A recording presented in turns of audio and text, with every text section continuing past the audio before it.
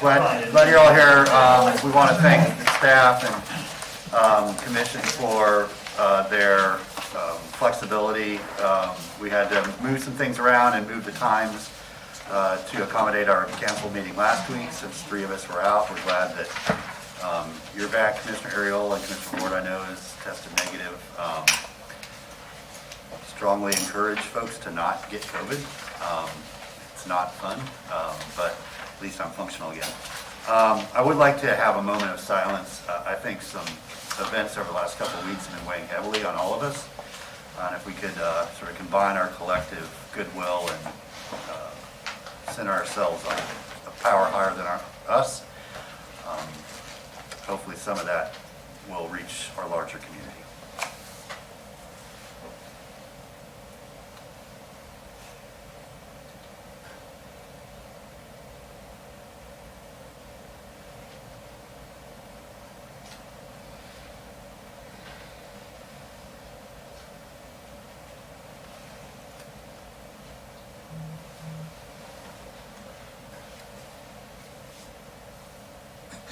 Thank you very much. All right, so first order of business today is adoption of the agenda. Go ahead, Commissioner Chestnut. All right, before the agenda is adopted, I have some comments I want to make. Sure. Mr. Mayor and fellow commissioners, I was deeply offended to learn through the grapevine that you removed my 2 items from today's agenda without even the courtesy of notification to me. Offended is not the appropriate word. I was deeply hurt that you would take such action in my absence, remove my items, but keep all of your items on the agenda, all of your items. It was very, very unkind. I'm deeply hurt for the people in East Gainesville that once again our priority, our issue is deferred. Langston Hughes said, "Dreams deferred is like a broken-winged bird that cannot fly." Such is the plight of the people in East Gainesville, my people and your people. Another issue kicked down the road. You may say it's not a big deal, but oh, it is. Because the message you're sending to East Gainesville is this: your dreams, your priorities are not important. To defer this to June 2nd, when I'm not even sure that meeting or any meeting in June will take place, as the mayor and Commissioner Hayes Santos will be touring Iraq. You might say that I should have been at the agenda review, and I would have, had I not been at my husband's hospital bedside since Sunday. But I didn't think it was necessary because surely my colleagues would honor the items I placed on the agenda. I didn't give it a second thought. My colleagues would honor my request. My 2 items were properly and legally advertised in the Gainesville Sun.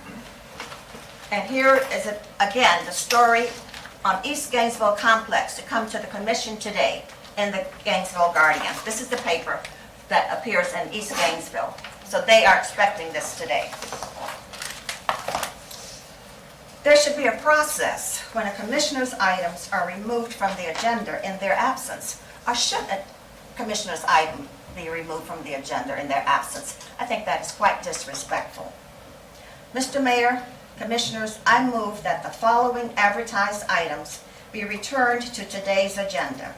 DP 7211223, 8th and Waldo Sports Complex Scope of Service Feasibility and Pro Forma Study, B.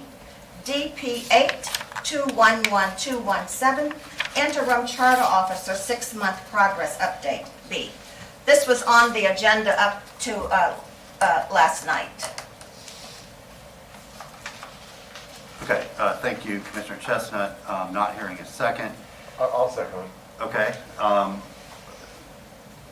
Hopefully staff is prepared to present those items. I want to sincerely apologize to you. I think you know me well enough, Commissioner, that nothing was done with any intent of offense. I was trying to do the best we could with the unfortunate circumstances we had before us, and especially with what happened last week. We will have a full complement of commissioners here on the 2nd. Commissioner Santos and I will not. We will be here for that meeting.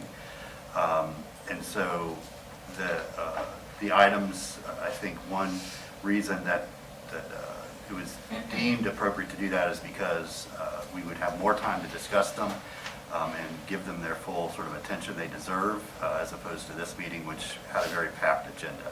And we didn't want any of the items to feel like we were forced to rush through them or give them less consideration than they deserve. I'm fine taking both of them up. I also,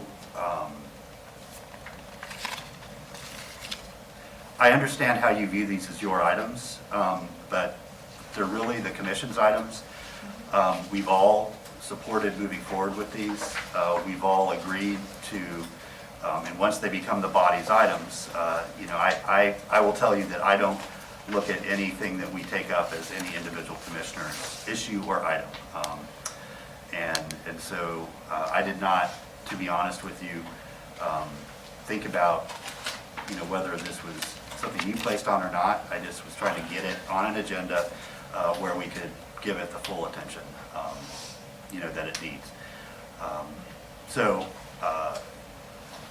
if the charter officers are prepared to present their 6-month updates, and if the 8th and Waldo presentation is prepared and ready, that's fine with me. That is the motion on the floor to do that. I will say that I will need to leave by 5:30. So if there's still items going on then, I will not be here for that.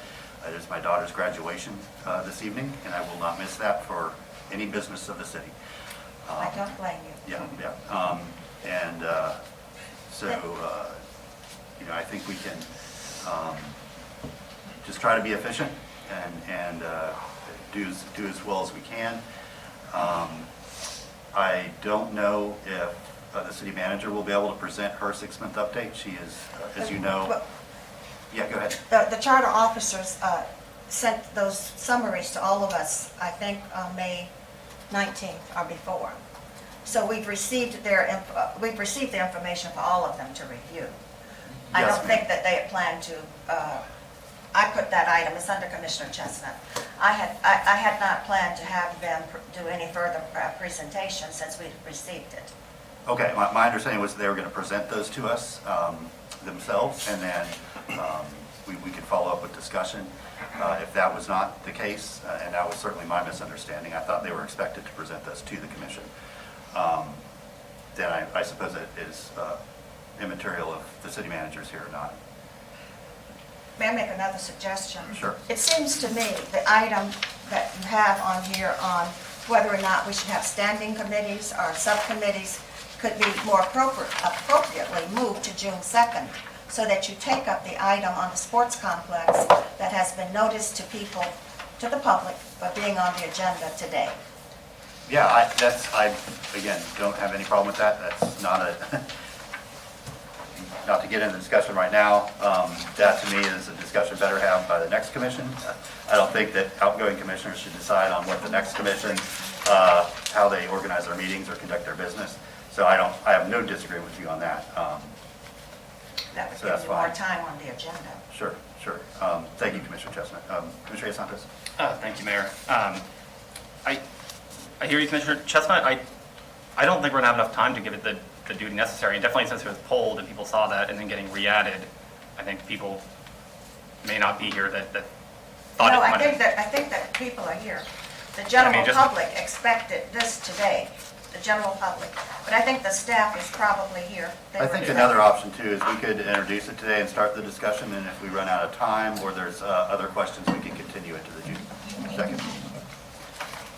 I mean, that would satisfy the concern that some people might not be here that are interested in that. Okay. I'm not going to vote because I'm not prepared for that item, as I thought it was removed from the agenda. Okay. Commissioner Ariola? Thank you, Mr. Mayor. I think we just all need to appreciate the fact that we had some pretty unusual circumstances. So the next agendas are all going to be packed full of items that had to get moved, whether it gets handled today, whether it gets handled on the 2nd or thereafter. Let's all just have patience with each other and and move forward as unified as we can. I'm happy to vote for the motion to get these items back on. I want to be respectful to the chair's time, so let's go ahead and move forward, and what we don't get to, we'll just move to other meetings. Thank you, Mr. Mayor. Mr. Sokka? So two things. I was going to ask that we remove the lien item. Staff has some other information that they wanted to review further, so I thought that would be a good idea. But second, my question is, and I know the manager is on, I don't know if she'll be able to talk, but as far as a Comaldo, again, before moving forward, I think we asked the question, we never got an answer. Can staff talk to it? Because not dissimilar from Commissioner Hayes. I am available. Okay, thank you, ma'am. Like not I am dissimilar. available. Good afternoon to everyone, and I do apologize for not being there, but I think you all realize what I'm dealing with. Yes, ma'am. But yes, as of yesterday afternoon, the item was on, and Roxy Gonzalez is available to speak to it if the item comes up today, so she is available. Thank you, ma'am. Yes. I think at this point, my ask would be, I'd have to re-find it in my email so that we have the appropriate materials to follow along. Because I know once it was taken off, I refocused on other things. So this was not something I reviewed again this morning as I prepare for the meeting. If it's going to be at the end of the agenda, I think I could catch up. But I do have that same worry of, we told people it would be, and then we canceled it, and that notice of canceling went out. It might not have been in the paper, but it does go out to people who follow our meetings through like the official channel. So some people might still have shown up, but that doesn't mean everyone showed up. I'm willing to compromise with starting the conversation and then continuing it if there has to be more conversation into the next meeting, but yeah, I have some hesitations. Okay, thank you. Commissioner Chestnut, are you willing to amend your motion to remove the lien reduction item? It sounds like staff has some more information they want to look at before they... Yes, I will. I We'll will just bring it amend- back up when staff lets us know that they're ready. All right. So that's last on the agenda. And then we'll add the H.M. Waldo and charter officer evaluation, or not evaluation, but 6-month update at the end of the agenda. Is that? Okay. Okay, all in favor of the motion, say aye. Wait, public comment? Public comments at the end of the agenda? No, I mean, public comment on the agenda. Oh, this is an administrative, yeah, so there's no public comment on it. Oh, that's so nice. That's, when we updated our process, we made that very clear. And that's been our standard. That's not the case for the city commission meetings. It is, yeah, it's been that way for months. No, Yes. on the agenda, people can speak up on the agenda. When there's consent items, yes. Because you have a chance to speak to consent items. That's not my understanding at all. No, it's, I'm letting, yeah, that's been our procedure for Well, what a months now. Nice surprise. Yeah, I'm sorry you're just finding out, but that has been our Yeah, procedure. I am too. I really Okay. am. I think it's indicative of the processes that have just gone down the tubes in this city. Commissioner Chestnut? Yes, Mr. Mayor, I also, in my motion, I'd like to defer subcommittee usage and municipal government to June 2nd. Okay. So that gives us 2 items that are deferred. Commissioner Ward without objection? Okay. All in favor of the motion, say aye. Aye. All opposed? No. No. Okay, the motion passes 4-2 with 8 Santos and Saco in dissent. So we will take up our next item, which is approval of the minutes. So moved. Second. Motion and second to approve the minutes for May 12th. Any comment? All in favor, say aye. Aye. All opposed? Motion passes unanimously. Okay, then our first discussion item today is the Gainesville for All update on the Empowerment Zone Family Learning Center. I believe that we have James Lawrence with us today to make a presentation, and we'll follow that up with some discussion. Mr. Lawrence, we're glad that you're able to be with us today. Good afternoon, everybody. Afternoon. To the mayor, and commissioners, and Madam City Manager. First of all, I just want to thank you all for giving me the opportunity to come before you to talk about a transformative project, a truly transformative project for this community. And because this project really is not just a Gainesville for All project, it's a community project, bringing the community together to deal with a worsening problem in our public education system. And because of that, I'd like to just take a second or two to acknowledge the presence of some very helpful individuals who have been on this journey with us now for quite some time. With us today are Jackie Hodges of the Early Learning Coalition of Alachua County. We have Ellie Chisholm, a member of our strategic planning team, and the former Head Start administrator, Joyce West, leader of our family support team. And last but not least, we have school board member and former president, Dr. Leonetta McNeely, who will have a few comments for you very shortly, if you will permit. You know, there are others too. I can go on and on with the people who are helping us with this project, but I do feel compelled to also mention Marion Ratson, former city attorney, who led negotiations for more than a year on behalf of Gainesville for All with the school district for our project. Also, Dr. Ed Block, a distinguished retired professor from the University of Florida, is leading our fundraising efforts.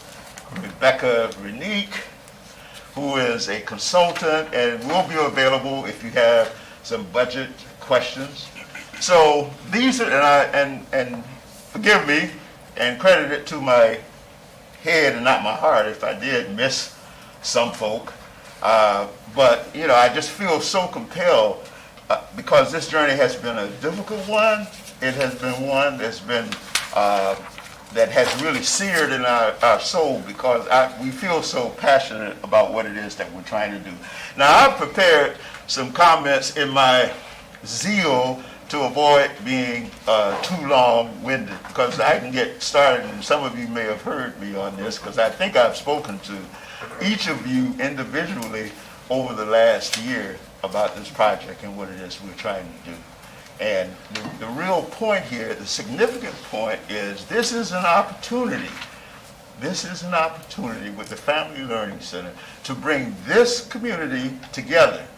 We're facilitators, Gainesville for All, to bring the community together to deal with the problem of the achievement gap that's worsening between black and white students in this county. It is one of the worst, if not the worst, in the state of Florida and in the country.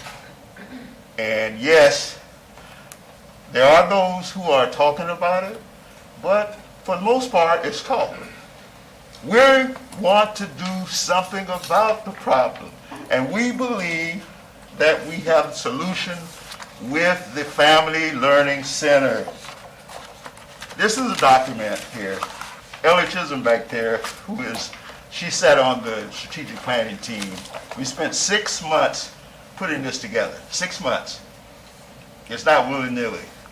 We had some top experts from throughout the community at UF and community activists to sit to put this document together. And this is our Bible for what it is that we want to do. And we believe that the community, and especially the institutions like the city government, needs to get behind us to make this work. It can't work in a piecemeal fashion. We need the help and the resources of all segments of the community, the schools, government, businesses. They all need to come together, and we are the vehicle for that to happen. So, I did allude to the fact that we won, and really this was quite a big deal after negotiations that went on.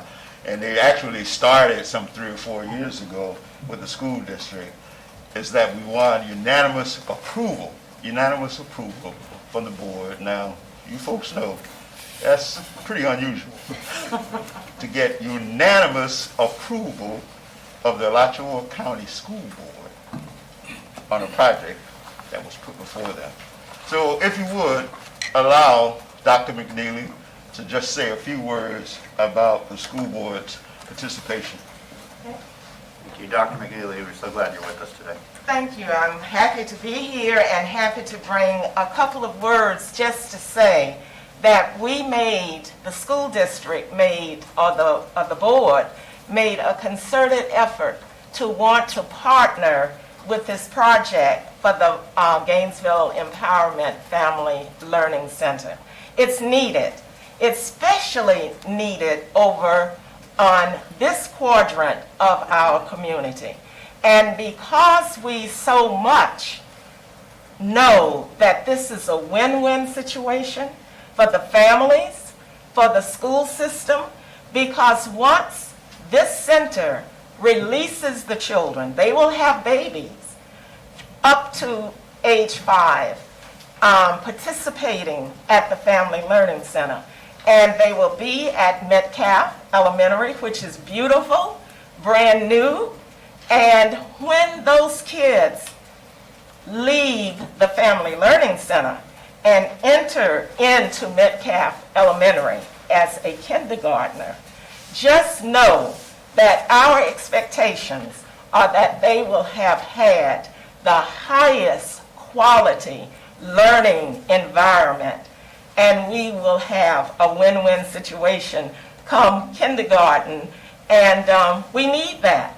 You heard James say that the gap between our white and black students are atrocious. Well, they are. I hate to even have to talk about that with folk, but it's the truth.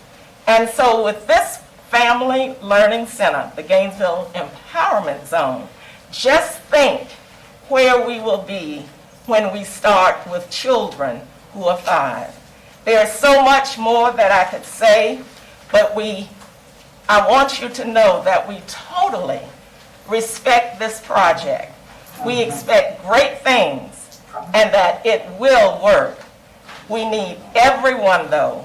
We cannot work in silos, and we need everyone sitting here in this room today to also govern and to see the importance of what this project means for our families and for the children of Alachua County. Thank you so much. Thank you, Dr. McNeely. Thank you, Dr. McNeely. She pretty much summed it up. And I could go on, but I think that we've had the conversations and I've given you details about how it would work. You should have seen copies of our strategic plan. And I can go through some more of the highlights, but I think it's probably best if you have questions. I don't want to prolong this. I know you have other items on the agenda, but this is certainly an important one, and it deserves your attention in a way that I don't believe anything quite like this has ever been before you, because what we're doing here has a great deal of difference from what's being done elsewhere. We're talking about the public school system and redesigning it. This is a demonstration project. We want to demonstrate it can be a template for change, at least in low-income neighborhoods like the one that we're in over at Metcalf. So with that, I guess you're wondering, well, what do you want, Lawrence? We want operation funding so that we can pay our teachers better than what some zookeepers are making who are taking care of kids. I mean, that's a travesty in itself. The mere fact that you can take care of animals and be better paid than what some teachers are making. We want to pay teachers what they deserve to make. We want to provide a top quality curriculum. We want to have top-notch playground equipment and furniture and all of those things that many of our kids are not getting right now. the very same kids. And we wonder, why is it that these kids are showing up, for kindergarten, and they don't have the skill sets that maybe their peers on the other side of town possess? So this is an opportunity here. It's an opportunity to really serve those kids and their needs and their parents. And that's why we're calling it a family learning center, because we're going to be working closely with the families as well. We're asking for $500,000. $500,000 to operate this facility, to help us with operations. Now, Jackie Hodges, who's sitting over there, she is signed on to help us with the bulk of our budget, the budget being some $1.2 million at full capacity of 67 kids. Now, we're going to have low ratios of student to teachers. Again, this is a demonstration project. We don't want to demonstrate cramming kids into a classroom. So that costs money. We want to show that it's a wise investment. And for this city that has all the problems that most urban communities have, it's a way forward. It's an investment for the future. So with that, I'll be more than glad to answer any questions that you might have. Thank you, Mr. Thank you Lawrence. for the opportunity. Thank you. Commissioner Chapman? Well, he actually answered my question. I heard the presentation, but I wasn't sure if there was an ask. So I got it, 500,000. And I'll be happy to place the motion on the floor. Okay. Yeah, I've got a couple questions, so if you want to But just... at the appropriate time, I'd like to place the motion Absolutely, I'll on the come back floor. to you for that, absolutely. Thank you, Commissioner Chapman. Commissioner Ward? Thank you, Mr. Mayor. So I love what you're working on, and I'm supportive. I would remind everybody that one of the things that we funded about a month ago that should work very well together with this is the grant for Head Start, which is headquartered in the shopping center a block away from Metcalf. So there should be some good synergy there, and I hope that y'all are working together on that. We will be. It's going to be important that synergy take place because we're investing a lot of money. That was for aqua funds. Yes, that was, I've been trying to look it up, but 400. 400 and change in there, yeah. A question that I would have is, the school board's participation is fairly apparent. Is Alachua County participating? And if so, at what level? Well, we currently have a proposal before the Children's Trust, and we have not heard back. As you know, they're in transition. They're stepping back and devising new strategies for moving forward, and we had anticipated getting assistance from them, but with the change that's occurring right now, it's hard to say when, but we do trust that the trust will be supportive of us as we go forward. So I'm glad, I do hope that the Children's Trust will do that, but the Alachua County Commission, I would like to see participate financially as well. Every child that's going to be helped, even if they live inside the city limits of the city of Gainesville, is also a resident of Alachua County. And I'm hopeful that our brothers and sisters across the street will make an effort to fund this as well. So that does not have a bearing on whether or not I'll support this. I do support it, but I hope that this is not only a city of Gainesville. Well, as we said, we're looking for all segments of the community, all segments. That includes the universities, Santa Fe College, it includes the county. For this to work, everybody has to get involved. It's a community project. It's a community project. I agree. Now that you mention it, is at what level are the University of Florida and Santa Fe participating? Well, for one thing, the Anita Zucker Center, they're going to be doing our analytics, tracking our students, helping us with the curricula. We've been in touch with the Lassinger Center. They do professional development. We're working with our staff.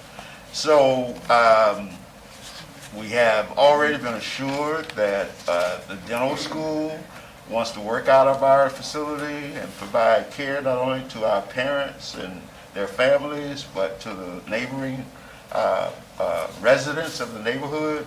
So, no, not from the big office, but various components of the university have been very, very supportive of us. And let me be clear, nor have we asked the president's office for any support, but I am real pleased that the university, many parts of the university have been extremely supportive, even to interns. You know, Gainesville for All, we have 3 UF interns right now. Sometimes it's hard to keep them busy.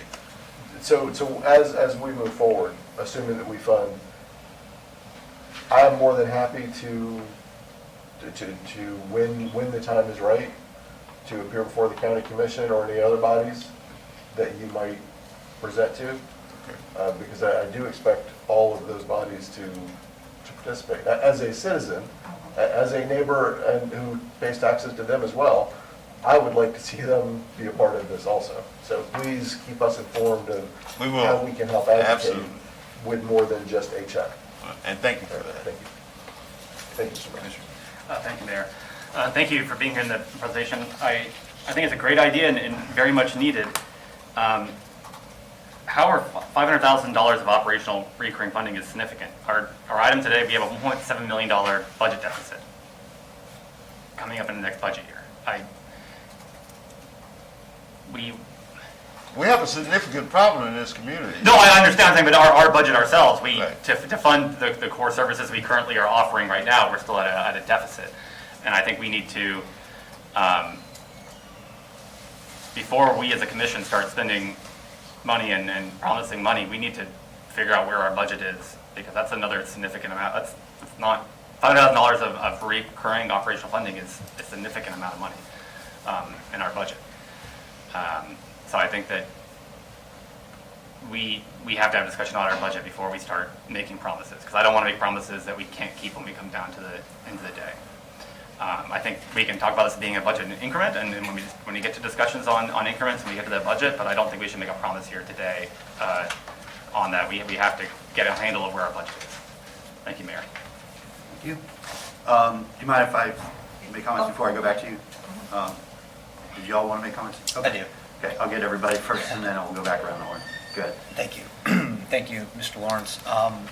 So this is a recurring ask, the $500,000. It's a recurring operational ask, correct?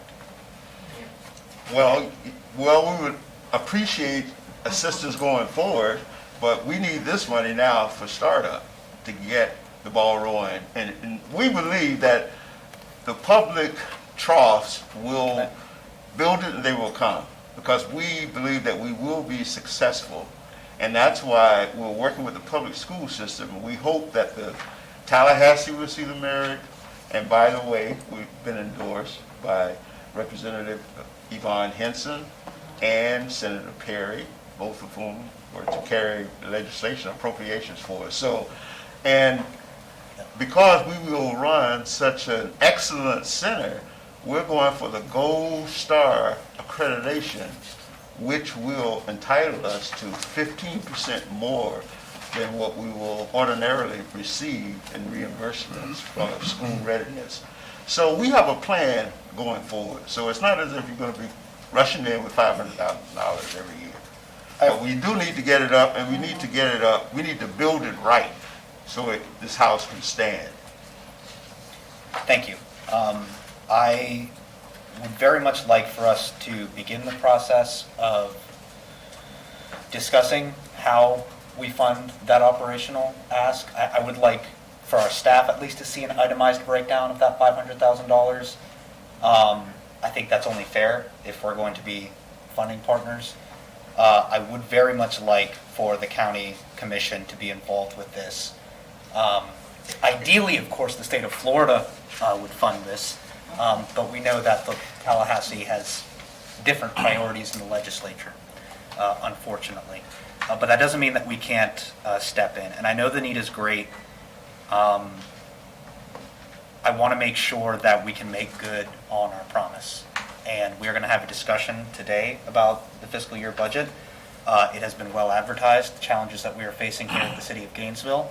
So I just want us to be very practical with how we move forward. So what I'd like for us to do today is I would like for us to authorize negotiations to begin between our staff. I would like for that to include a due diligence period where our staff is going to show us itemized breakdowns and really request of you all a little bit of good faith effort that we're trying to be good stewards of the public dollar here. Because it isn't every day, like you said, it isn't every day that asks like this come before the city commission. So I want us to be thorough with our process. I also want us, Well, yeah, well, I'll get to you, Madam Manager, in one moment. Thank you, sir. I also want us to, in that due diligence period, for us to be able to work with the county commission about getting a commitment from them as well. Because I think that's the best way for this to be successful is the more partners that we have. And it sounds like you've got a lot of partners working together. I would like for the city to be a member of that partnership. And part of our leadership is to ask that we bring in more government entities for that, because our charge is not education, but we do see the need and we do want to help. So that would be my ask, Mr. Mayor, is that we begin the process and the discussion today, really formalizing that between our staff, because up until now, it's really been, that hasn't been the case. Okay, thank you, Commissioner Zucco. Thank you, Mr. Mayor. And thank you for the, we've spoken before, and I do love the concept. My concern is not dissimilar from my colleagues in terms of operation or startup. And I love your plan. I do. But you keep using the words "we will be." So We want, we will be. what? And I'm not thinking about this as like a person. I'm thinking about this as like a steward of the city's money. That I'm not very far away from Commissioner Ariola on this, where I'd like a period of due diligence with our staff, just to see, because I don't think we have a copy of the strategic plan. It's not in our backup. Well, I sent them back in May of last year when we That's completed probably why I to can't find everybody. it. Okay, so I can look at that, but I'd rather have staff look at it as well with you guys, to see what exactly that funding would go towards. I agree with you, teachers should be paid more than a lot of other professions, because they're raising children for us. Right. My concern is that, and I agree, there is a problem. There is a great problem in our community. My concern is I would love the city to help sponsor. I hesitate at the city providing 20% of the funding in perpetuity as operational funds for 67 children. And I'm not saying those 67 children do not matter. I am saying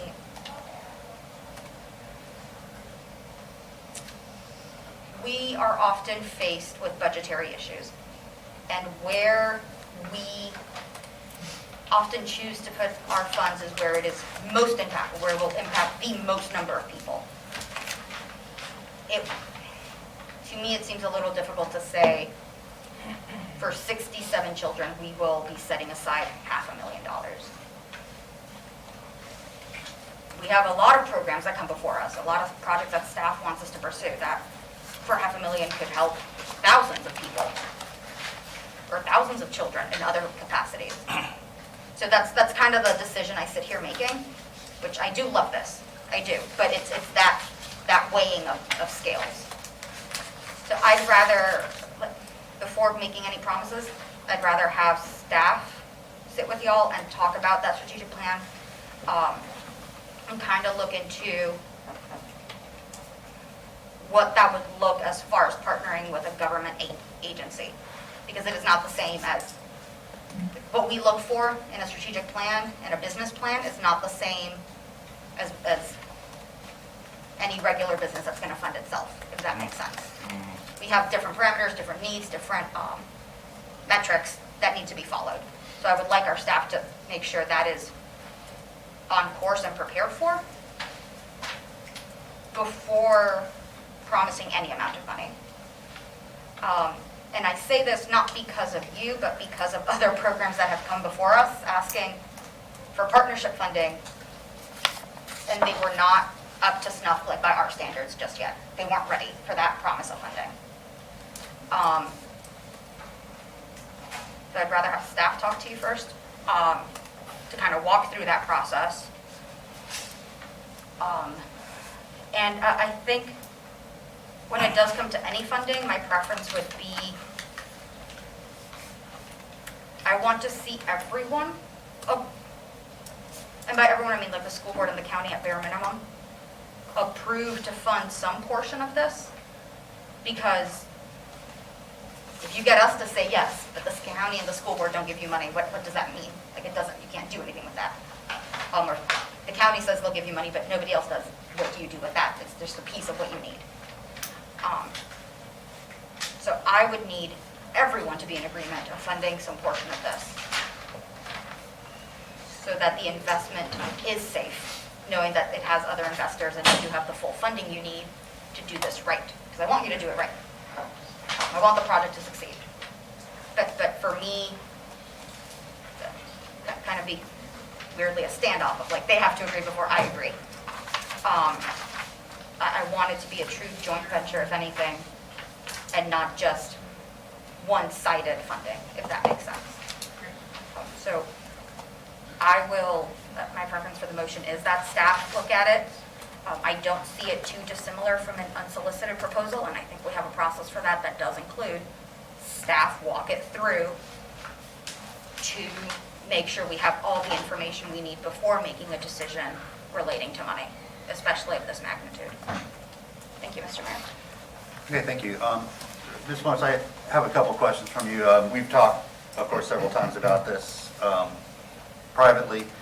Some of these I'm asking probably more for folks that are out there listening and learning about this for the first time. My first question is, what is the mechanism for determining eligibility for the families that will participate in this program? Well, we're using the very standard that's set by the Early Learning Coalition in providing reimbursements for school readiness and those programs and the poverty level. I have a very detailed budget, which I'll be more than glad to leave with everyone, which really outlines what our expenses are, where the money is coming from, and as I said earlier, the bulk of the money would come from the reimbursement levels from the state, the Early Learning Coalition. But if I could, I'd just like to go back to... Okay, I need to get answer to my question first. Okay. Before you go I back. thought I answered your question. I hope that I answered it. Yeah, how do we determine who gets admitted to this program? What is the eligibility requirement? Jackie?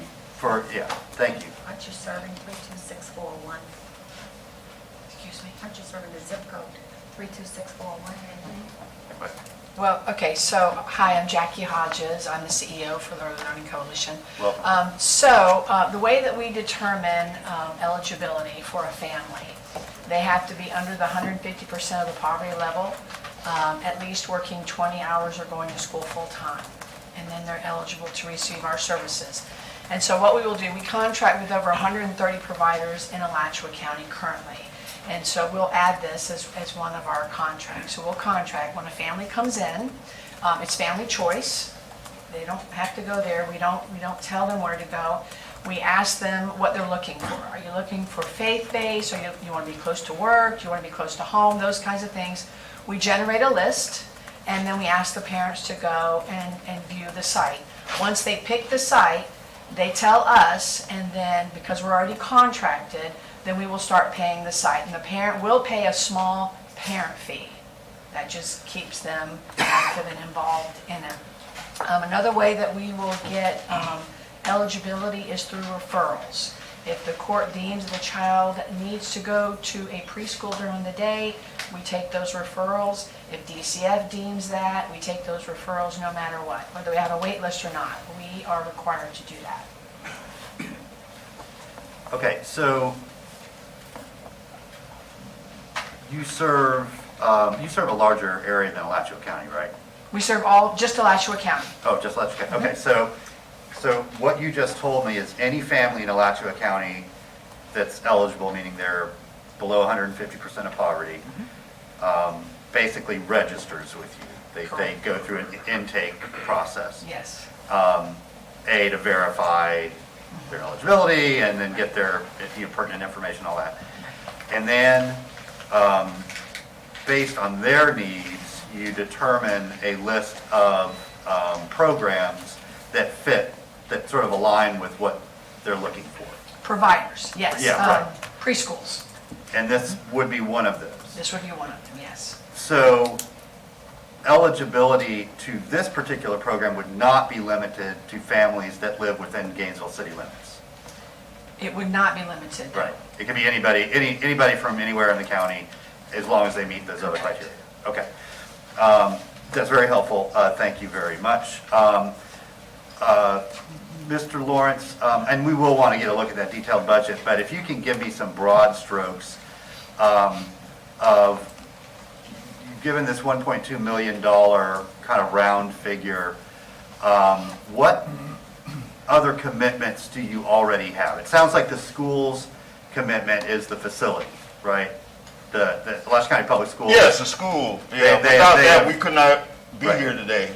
So what else beyond what Alachua County Public Schools has committed in terms of the physical space have you gotten in terms of first of dollars? all, we've raised about $200,000 in the last year, largely without a campaign, unsolicited. We had people who read my column, and they've heard about this effort, knocking on our doors. And one person gave us $40,000, another guy gave us $10,000 in each of the past 2 years. Last year, we won a grant from the Gannett Foundation. They gave us $27,000. We were the only nonprofit in the state of Florida. They liked what we were doing. They got behind us, the only nonprofit that received a reimbursement. So, and out west, the Insight.org in San Francisco gave us $50,000. They liked us so well as terms of what we were doing. It seems like we can do better outside of our community. Let people see the merit of what we're trying to do. This is not just a problem in Gainesville or Alachua County. It's a national problem. And here is an opportunity to show the state and the nation a way forward. It's a transformative project. And yes, it's a heavy lift, but we ought to be willing to try. What we're doing right now is not working. It's getting worse. And we sit around and we debate about, we make comparisons, and well, it's about the willingness as far as I'm concerned. There needs to be a willingness to move forward. Let's do something about this. Let's correct this. Let's make this right.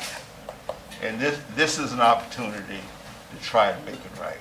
Great. Thank you, Mr. Lawrence. And so what I'm hearing from you is you have received $200,000 in one-time contributions to go towards the startup. I'm not so sure there'll be one time, Do you have commitments that they're recurring? No, we don't Okay. necessarily. So We've right. seen evidence of that. I just don't want to assume anything, right? So you have raised $200,000. You have it. It's yours to use Right, towards we have this. $200,000. You right. may be able to make some of that recurring, but Right. we don't know that yet. And let me say this, we have, which I did allude to, Dr. Ed Block is heading up a campaign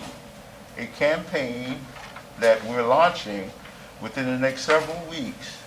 We're doing one-on-one conversations with leading members of this community who have shown an interest in this project. Yeah. So That's fantastic. So we whether can or get not updates on that as it goes. there will be recurring donations, we don't know. Yeah, right. Absolutely. Having worked in that area, I'm hopeful for you, but yeah, you can't count the money till it's until it's in the bank. Right. So you have $200,000 that's there to help you get this thing started up. You have the facility. That commitment's been made Right. From Alaska County Public Schools. Right.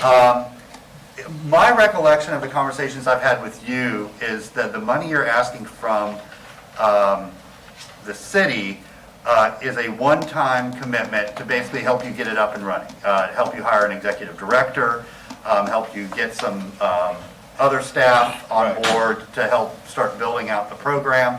But this ask is not for ongoing, you're asking for money right now to help get it started. The ask is not for recurring Help us funds get in on our future years. feet, yeah. But that's not to say that maybe down the road we might come back and ask you for assistance. But right now, what we need most is to help us. And by the way, we've already hired our first employee, our ED, Executive Director. Great, well, congratulations on that.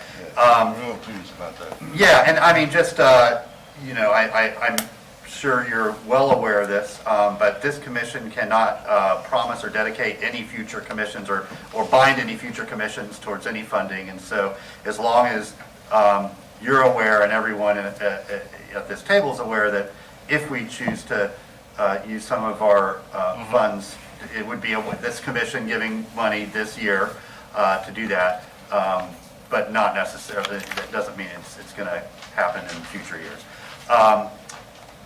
The plan, if I remember correctly, is that you want to start this coming fall. Is that correct? That's the plan. Right. We have some issues, and hopefully we will overcome those issues. Those issues revolve around situations like there are some modifications that we need on the building so that we can get approved for a license by DCF, and things are backed up, as you guys probably know, in terms of materials and even contractors. So we're currently talking with contractors to get them in. The good news is it looks as if we won't have to have large expenses or expenditures on such things as a sprinkler system, which is not in the building. The governing body for the building itself and for the school district is the Department of Environmental Health at UF. And they have tentatively said that we look pretty good, so we're prayerful that that will stand and we won't have to invest a ton of money in the building itself. So so that's pretty much the only thing that's kind of unclear as to how much money we're going to need.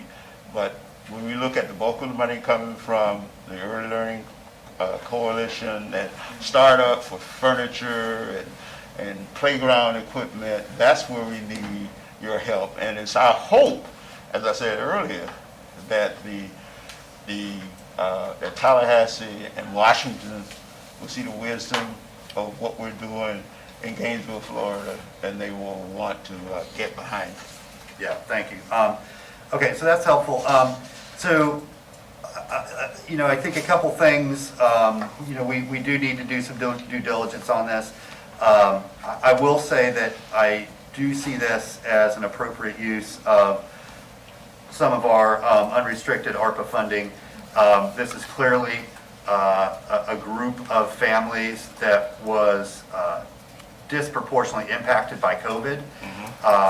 We know the incredibly grim outlook for families that are not prepared when their child enters kindergarten.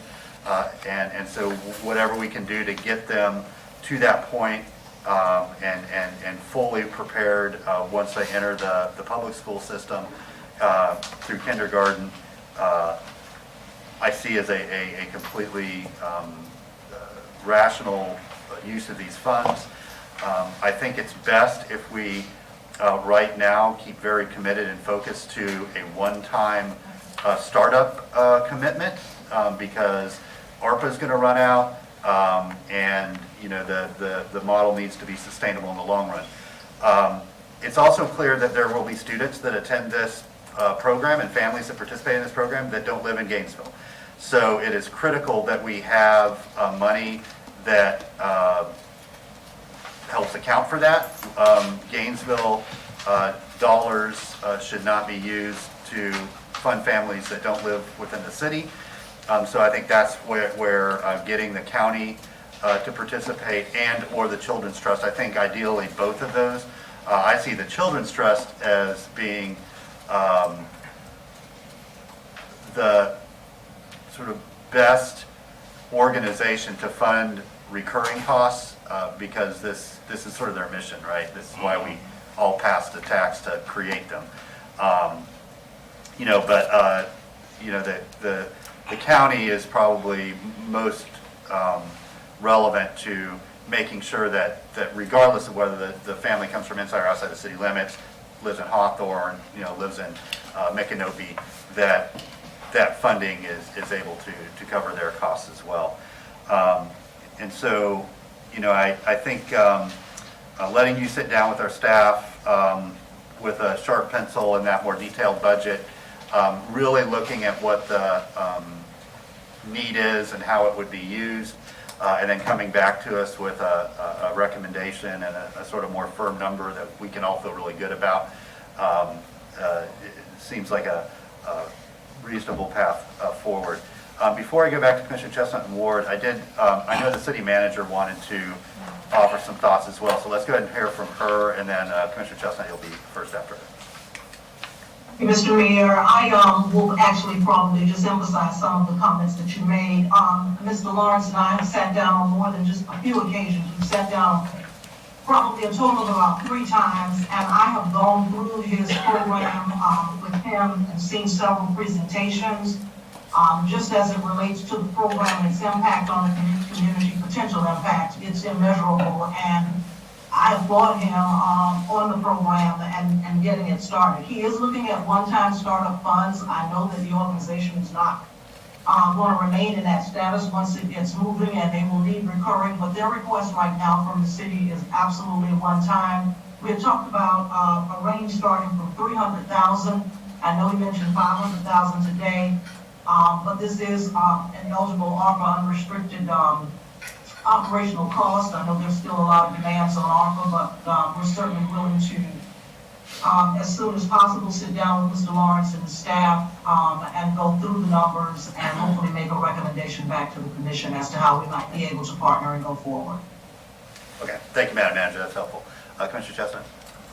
Thank you, Mr. Mayor. As you've said on many, many occasions, we have to get to the root cause of the problem. And this program reaches the root cause. We all know that the return on investment is greatest when you have a small pupil-teacher ratio, and that's what you're asking. I see the city investing in this because what we're doing is really preparing our future employees. Long-term, but that is the investment. And I would suggest that when you go to meet with public entities, that you bring the Perry Preschool longitudinal study that shows the return on dollars. Yes. Over 20 years. The reduction in crime, the importance of having that small pupil-teacher ratio.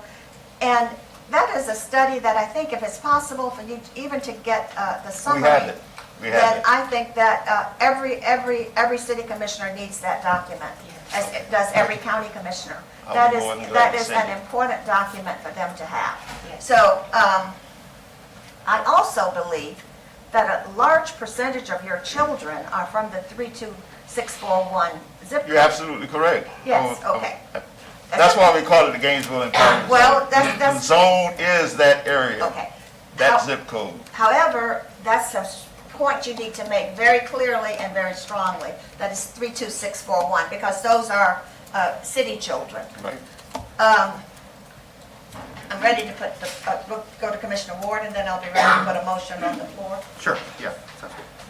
Thank you, Mr. Mayor. So, yeah, I just wanted to reiterate some of the things that have already been said, that I was thinking about this as ARP funding, not out of general revenue.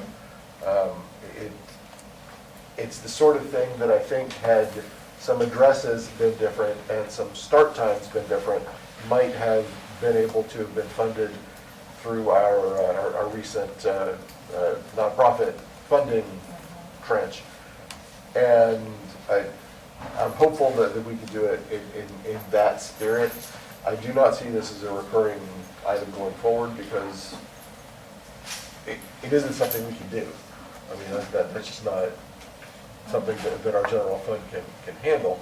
Now, that's not to say that you can come back and make other asks in the future of future commissions, but for what we're talking about here, I think this funding is best served from that perspective. It is extremely important to me that Alachua County come to the table as well, because even though they're people who are all going to have a Gainesville address, we're going to be serving some folks who don't have a city of Gainesville address.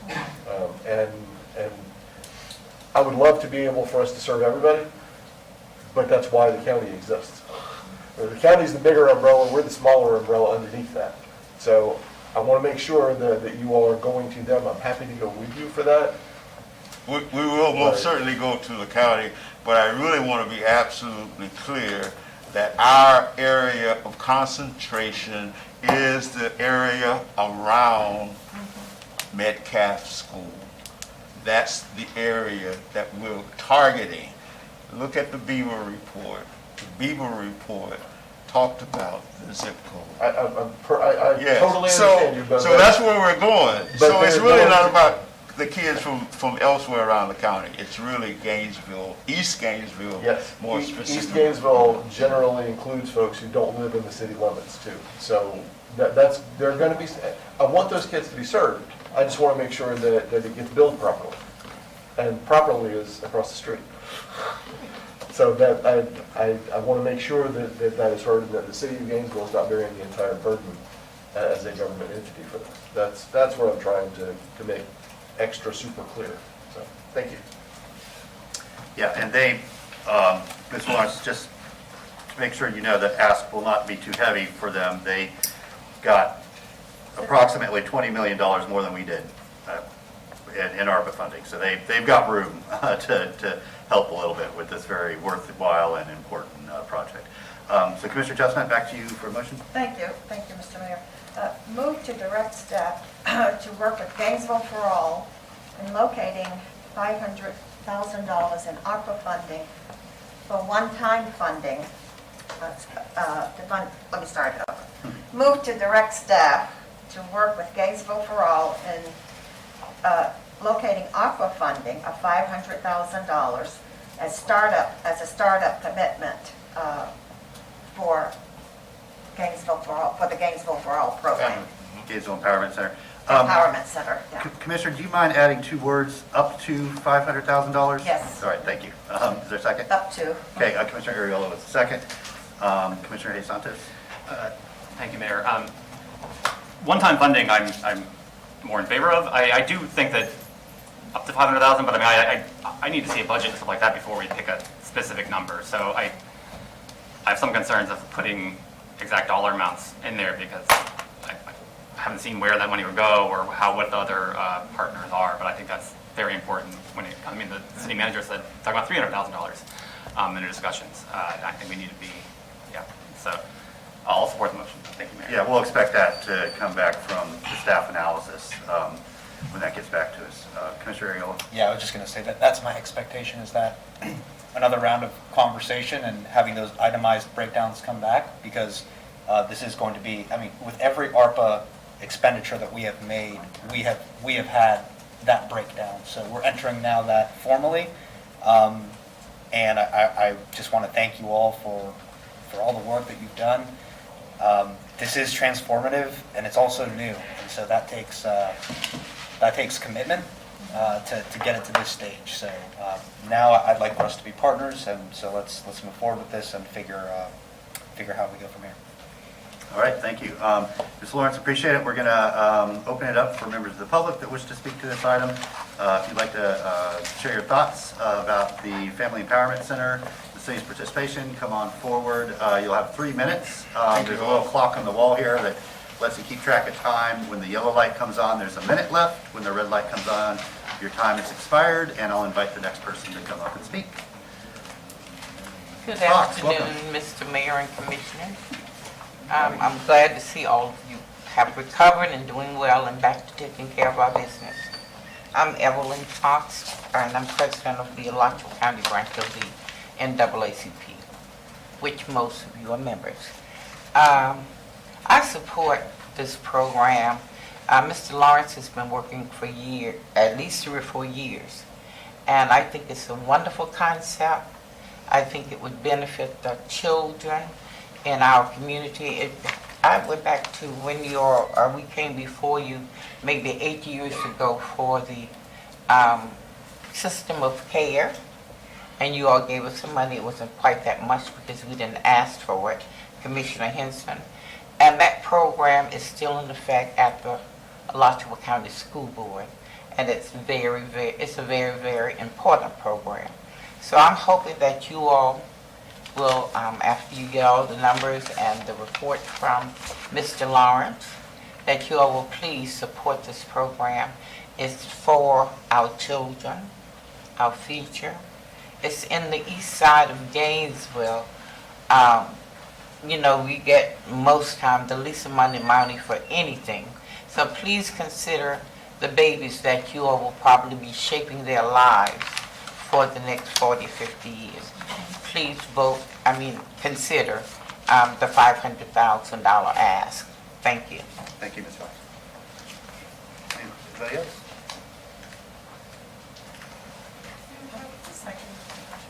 What's that?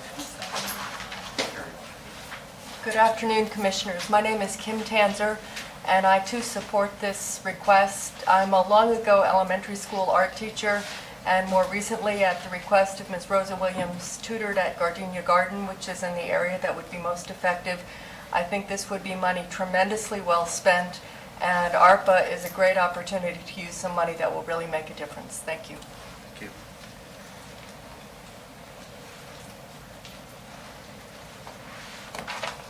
Good afternoon. My name is Ellie Chisholm, retired educator, preschool specialist, and state regional specialist for North Central Florida. I've had a lot of training all over the nation, and that's how we found out about the Perry Preschool Project. As regional specialists, we were required to visit Ypsilanti, Michigan, and also get some training there. And I think it's more than before COVID, I spoke to this subject on return on investment as it relates to the Perry Preschool Project results. And I sent that information to the commissioners at that time. And I just wanted to amen Commissioner Chestnut's comment about it. The return on investment is really, really, really worth the initial investment. They followed those children and families for over 40 years. And I think it was a total of 28 children, 128 children, 64 who received the services, and the 64 who did not.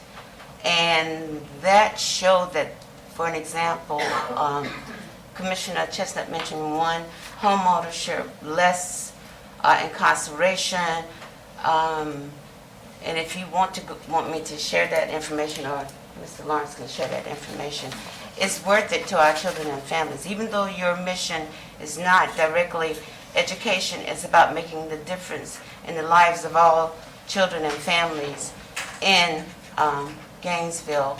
And even though it's only 67 children, we have the results from that Perry Preschool Project data that it does make a difference in terms of return on investment. Thank you. Thank you, Ms. Chisholm.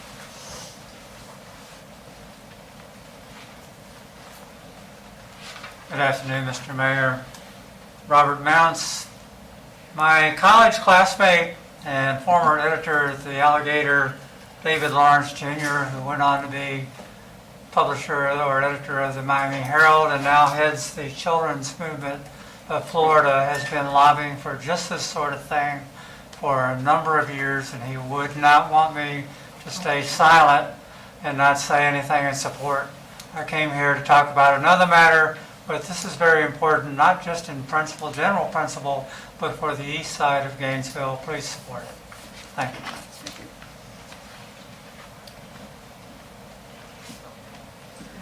So I just wanted to reassure y'all a little bit on how the Early Learning Coalition is going to be helping.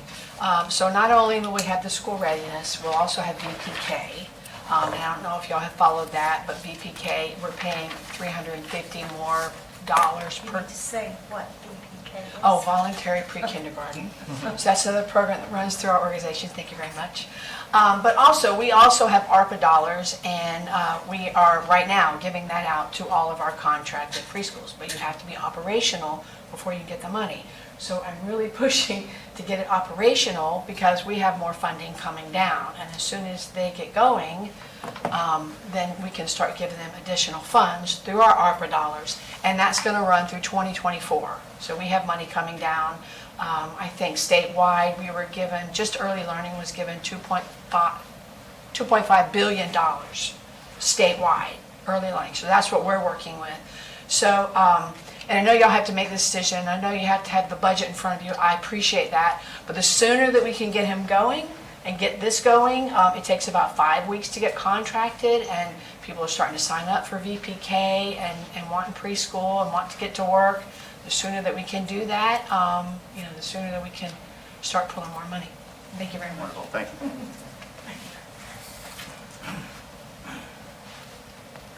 I have already spoken today, but I had to come back because each of you know the importance of early learning and the adjustment that must be made. So when Mr. Lawrence comes back to sit with staff, I hope you will not take a long time to make a decision, because children are needed now in our school, in this empowerment zone. I implore you to consider, take on what you know about early learning already. Know what you know and put it in action. Stop thinking and talking. I agree with Commissioner, sitting next to Chestnut Ward. But we do need to involve the county, and I have no problems in doing that and speaking for this project. But please know, do not sit and take forever. We want to start in August, and that's right around the corner. So we need your help now. We need it up to the $500,000. In fact, $500,001 would be more important. Thank you so much. Thank you. Anybody else? Okay, thank you, Ms. Lawrence. Please thank the working group, the committee, on our behalf. I know that this is, you put a lot of time, a lot of energy into this, done a lot of research. So thanks for everything you've done to get it to this point. Our staff will follow up with you directly and get some meetings set so you can have those discussions and it can get back before us as soon as possible. All right, so back to the commission. All in favor of the motion say aye. Aye. All opposed? That motion passes unanimously with Commissioner Duncan Walker absent. All right, thanks y'all, appreciate it. Up next, we have our affordable housing workshop dates, the recommendation that we approve. These are to replace the workshops that were canceled because of COVID. So one to be held on Wednesday, June 1st, and another on Saturday, June 4th, both at Bo Diddley Plaza. Commissioner Chestnut? I just wanted to talk about this, these workshops. Go ahead. Okay. I think that we're going to have additional workshops other than this, because I think what was promised to the public was that we would have workshops for public input on exclusionary and inclusionary housing. But I hope that this is just not a one-time event, but that we look at working with neighborhoods, taking meetings out to neighborhoods so that they truly understand exclusionary and inclusionary housing, because this will be, everybody's using the word transformational today, but this has the potential of being truly transformational for our city and making great changes to our city, but we need to make sure that our citizens understand that as we move forward. I think the city plan board also is feeling pressured that they have to come back now and accept this, accept the housing, accept the elements of the comp plan. I think that they're feeling great undue pressure. We need to slow this down and bring and educate people as we go along. So this is 2 workshops. I would like to see staff schedule other workshops at the neighborhood level so that people truly understand what it is we're trying to do. And it is no more than that was promised to them by you all earlier. Thank you, I appreciate that. And I'll add that to the motion. Sure, yeah, I think we could reach out to any neighborhood organization that wants to invite staff in to go over this and do it at their regular neighborhood meetings. It wouldn't be difficult at all to do. So that would, yeah, that would not be difficult. Commissioner Santos? Yeah, I move that we accept the dates. Okay, so schedule these 2, I want to add to that motion. sure? I move to direct staff to schedule workshops with neighborhood organizations and interested community organizations on exclusionary and inclusionary zoning and the elements of the comprehensive plan as currently constructed. Okay, accept the change or the addition? No, I don't think we need to, if people want to have workshops, they can reach out to our staff and we'll be happy. I mean, our staff will come out to neighborhood meetings at any time and talk about it. So if there are neighborhoods that are interested in it, but us having to, I guess, what do you mean by schedule neighborhood workshops? Well, schedule means that it is planned and that you have a calendar. I think this is no more than right. It is our duty. It is our duty to educate citizens. You all, before I got here, said to people that you would have workshops, that you would educate them on this topic. This is a tremendous. It has the potential to take single-family housing out completely. I think if people out in Dr. Harry Shaw's neighborhood, I can't think, Suburban Heights, had this type of education, they would have understood as well. They would have been better prepared to deal with the issue.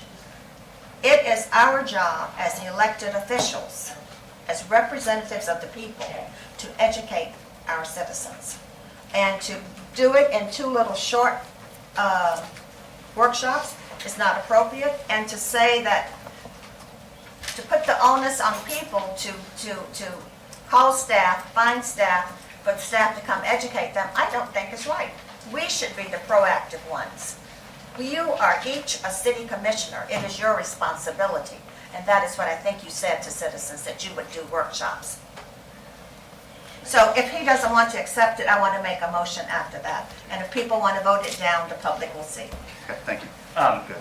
So we are having workshops. I mean, that's, This is 2. well, we had 1 already, so this is That's 3. I'm Three. asking for a series. Yeah, so to the point we had earlier about talking things to death, you brought up the thing about 8th and Waldo. Every day that we delay is a day that someone doesn't have a house. And that's important to me. We have been discussing and having workshops and discussing the things for years at this point. And I don't want us to talk to death. I'll amend a motion if neighborhoods want to have someone from staff to come and talk to them, then that is fine. That's the secondary is. I'll just make a separate motion. I'd like to add that to the motion if neighbors want to have some staff go out to their neighborhood meetings. Okay, so to approve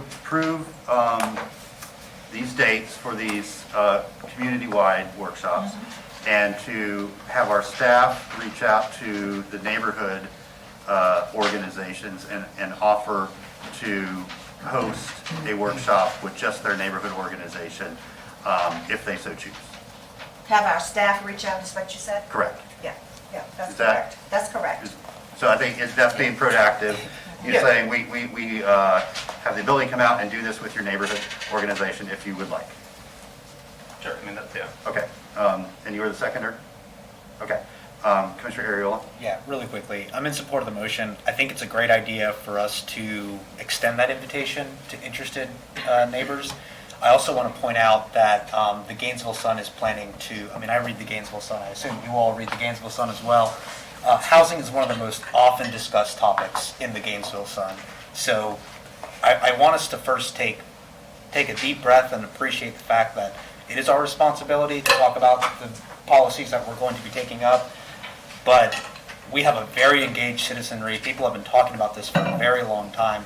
So let's do the right things. Let's pass this motion. Let's have the workshop. Let's invite the neighborhoods.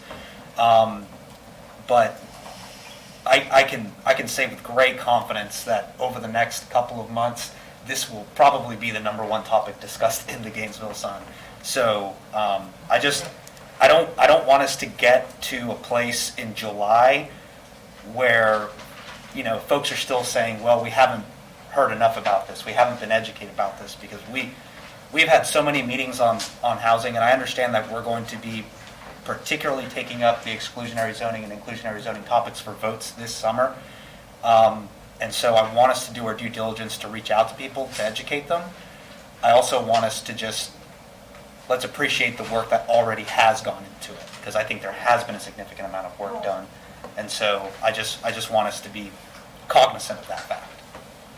Yeah. Commissioner, go ahead. Well, I think that for 3 years, this commission has discussed broadband. I don't think you have, and you've given time to that. I don't think you've given that much time to housing in terms of explaining this to the public. I don't think so. So that is why I'm looking at devoting time to housing, devoting time to be sure that people truly understand what is about to happen in their community. Thank you. I think we all agree that the more people know, the better that is for the process. We absolutely have been discussing this for years, and we've had hundreds of hours of meetings related to the comp plan, related to the housing element. There was lots of community outreach that went into the HRA report, where there was very small groups, medium groups, large groups that gave input to that product. So this is sort of the culmination of all of that community engagement. I'm always happy to do more, and so I think we're in agreement that let's do these 2 community meetings where folks can come out and show up and interact.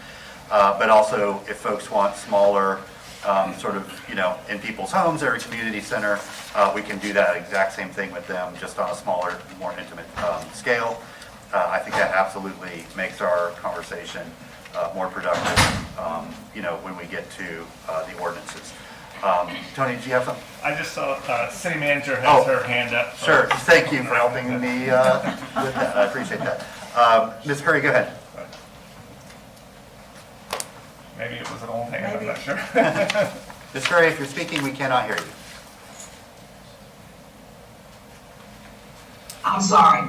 Workshops that you were talking about today being scheduled are commission-sanctioned workshops. I just want to make sure that we are aware that with our new senior housing strategies on board, we're going to be having those neighborhood conversations, discussions, workshops, focus groups, in addition to the workshops that the commission sanctions, that will be, notice commissioners attending, et cetera. But it is important for us to continue those workshops and those discussions beyond the 3 workshops that are scheduled. It's critically important because there's so much work to be done in the housing footprint, and the community has to be engaged because they will live with it. And so I just wanted to make sure that even though I know we have commission-sanctioned workshops like the 2 that are still pending, that we will continue working with Mr. Harris and Andrew and others to have workshops above and beyond the ones that are sanctioned by the commission.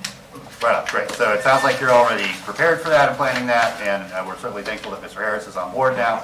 I know that Andrew, you're thankful that Mr. Harris is on board and taking some of the burden off your shoulders to help with that.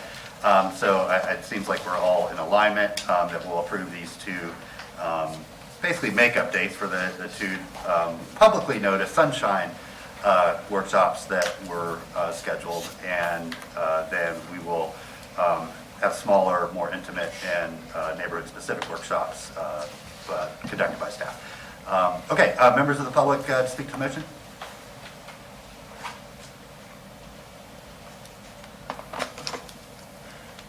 Thank you, Mr. Mayor.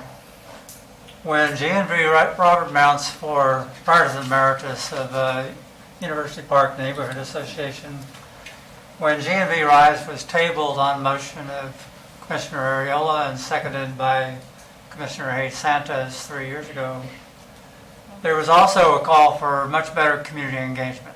There had been 4 workshops in that fall of, I think it was 2018, and they covered everything, every housing initiative. And you went there, Andrew Persons was there to explain the GNV Rise initiative, but everybody else was in the room talking about other housing initiatives. Commissioners dropped in, but there was no really direct opportunity to address commissioners with neighborhood concerns. In the years since, I'm not sure that the staff has gotten engagement right. They hired a 6-figure consultant, very nice lady, Ann Wolf, met with a lot of people, but there seems to be an avoidance by commission itself to directly hear from the public. What we have today is 1 workshop dedicated to the rezoning initiative. 1. And that's the one you're talking about to be rescheduled on June 1st. I might believe some of the statements about other workshops and engagement, except for the fact that I have in my hand the June 6th agenda of the Plan Board, in which all of the elements of this zoning proposal are again presented for the 3rd time, asking for their approval. On June 6th. And there's very little notice to the public about that. It just appeared on the schedule. It's draft. But you should cancel that meeting. They normally meet on the 4th Thursday of the month. Why are they rushing to have a special meeting? Is it at your direction on June 6th after the 1 workshop? That's unconscionable. Yes, my neighborhood association and UPNA wants to talk to their commissioner. The ideal thing would be have each commissioner in the 5 districts have a town hall and invite the neighborhood associations there to meet with them and get direct public impact. Thank you. Thank you.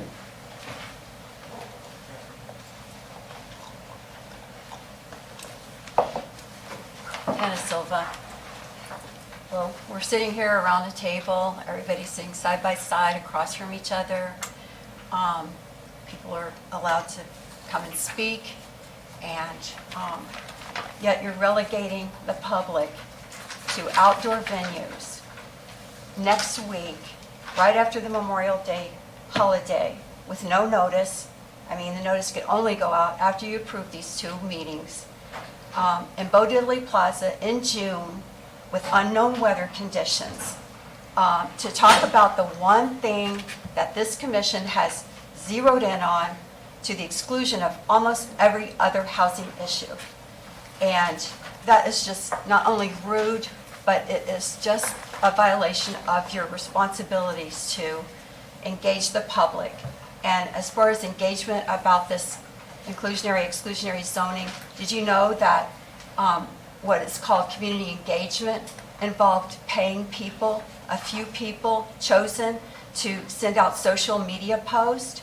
Did you bother to read any of the comments from Plan Board members in February saying, you know, this, you can't rezone the whole city without actual people, you know, conversations? This commission has not had a single housing meeting of the commission since July of 2018, the Housing Summit. It's ignored all of the other strategies that were supposed to be the beginning, that summit was supposed to be the beginning of discussing strategies and priorities for housing. You have not had a single meeting, not even since November of last year, when on consent, you approved having a special meeting about the then housing action plan. So to ask the public to, on no notice, to sit outside or walk outside around, I mean, have no idea how this is going to be put forth let's see, next Wednesday after the Memorial Day holiday, and then on Saturday in the morning in June outside. What is the point? It's obviously just a check the box exercise. If you've got, as Mr. Mouth said, you've got a plan board meeting on the whole, on these very detailed zoning issues. And that's all this commission has had. It's said zoning, zoning, zoning, zoning, zoning. And it's just, it's unbelievable that you would pass this, and I know you're going to by the people who are here. I know you're going to pass it and say, okay, well, public, here's your little, breadcrumbs that we're calling our primary issue. Thank you.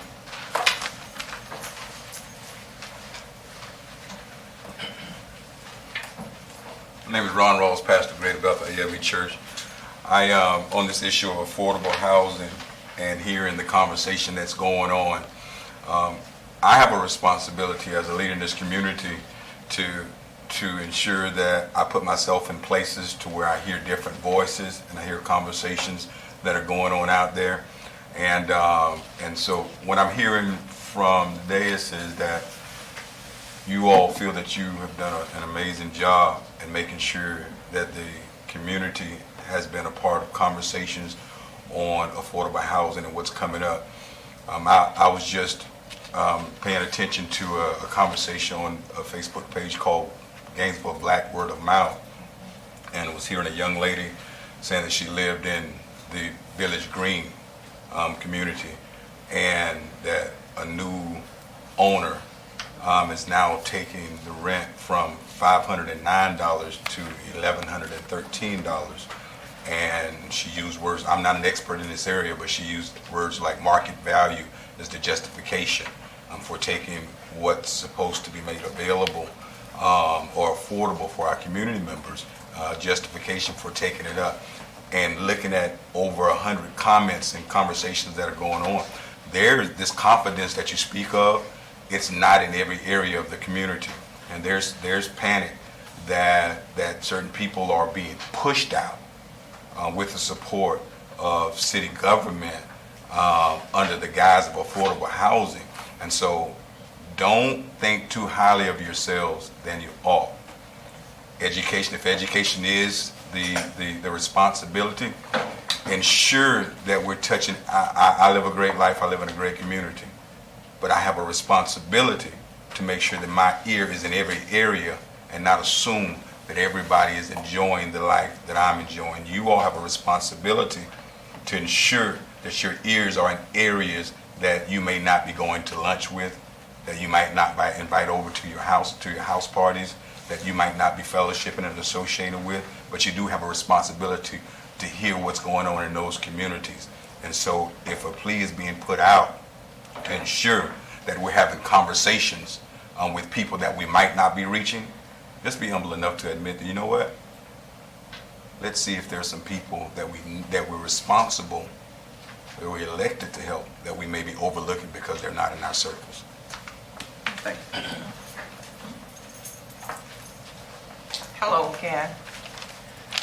When I saw this on the agenda about housing, I had to come.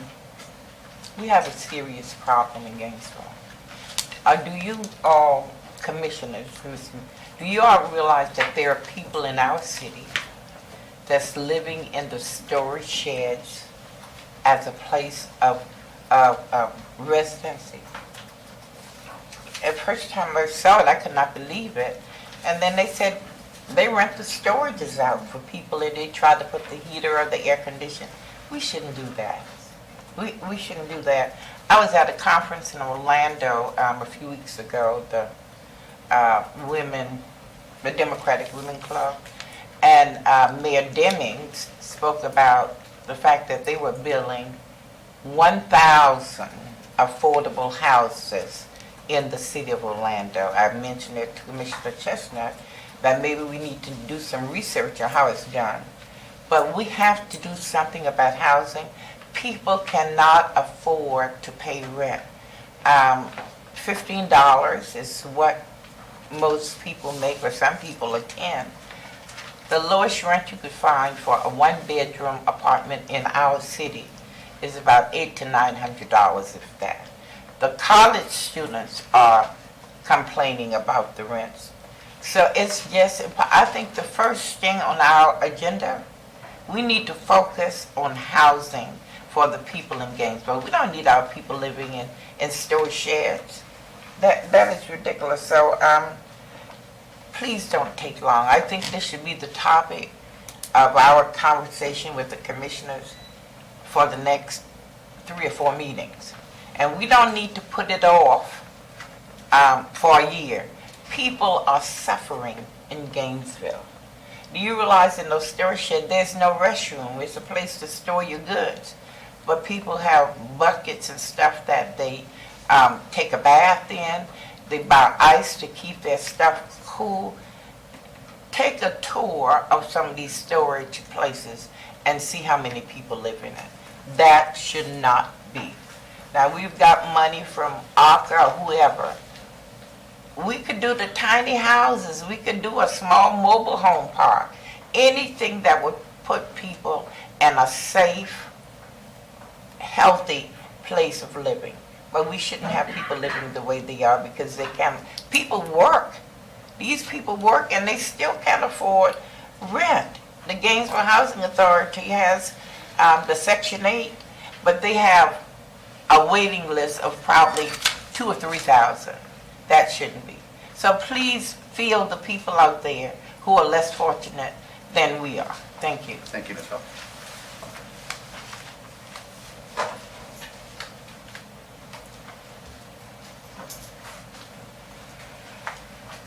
Kim Tanzer. As you know, I've been following the housing discussion closely since 2018, and I would say that there has been very little substantive discussions since that time that included the public. I know some of you speak among yourselves, but as Reverend Rawls said, you're not speaking with everyone, and we do not have the ability to speak with you because we always have our 3 minutes.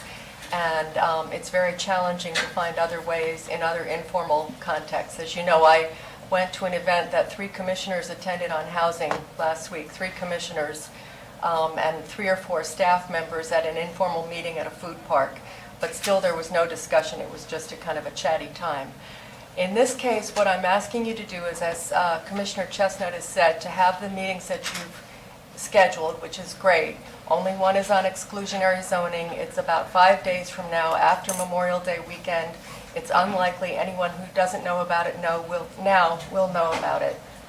But beyond that, I think it's important that all of you realize that I do read the Gainesville Sun, and this morning I saw that the city of Gainesville has publicly noticed changing single-family zoning land use to neighborhood residential on June 6th. So no matter what happens next Wednesday, for whoever can come, you're still pushing your plan board to amend the zoning the following Monday, 4 or 5 days after that. That is just undemocratic to me. I cannot believe that you're moving forward at this pace with something that will affect 40% of the people who live in this city. I hope you will reflect on your role as citizens, as people who work in a democracy, and as representatives of the people, as other people have said, and slow this down and listen to what we have to say. And I am happy to listen to what you have to say so that you can explain how this would make an impact in Gainesville, because I cannot see it and I've been trying. Thank you. Thank you. Anybody else? Sure, come on up. Just introduce yourself. You have 3 minutes. We have 1 minute left. A little yellow light will come on. Hi, I am Global Chief and Commander. I am sovereign, holder, and due course. Despot, D-E-S-P-O-T. I, Bubala, America, Vladimir, Pan, Cena, Cian, Cyan, Holly Quinn. Okay. I'm gonna read this one first, foremost. A man, Bill, home bomb invader, clean sweep. It has been seen that these calling themselves nobodies and call themselves the state, quote, quote, have been on a crusade to wipe out freedom, life, liberty. They migrate from place to place, space to space, seeking those they consider weak and not able to defend themselves. They have been hidden in plain sight, waiting to attack the free people, free society, schools, students, families. These actions are genocide. Life cannot continue on. All lives matters is saying, so I am giving a global mandate to end their domestic terrorism attacks against all peoples. Apprehend at all costs. They are hereby charged, penalized with treason, and are globally indicted, execute right away. All responding departments and agencies. These orders are non-negotiable. Direct order. I hereby grant authorization, power, and authority. These orders are urgent. Carry them out. Sovereign despot order in course. People love America, Vladimir Pan, Cian, Cyan, Harlequin. Signed into law May 26, 2022. Last. True reality. Family guided lines, which are laws, written only solely by me, deems treason for anyone that would ever try, that would challenge my law, fighting my law. First real 2 laws ever cause and effect. In other words, don't ever take life, that great holy grail. All life matters. Every life is precious. You tell why. Law. Kitchen. Thank you. Thank you. Anybody else wish to speak?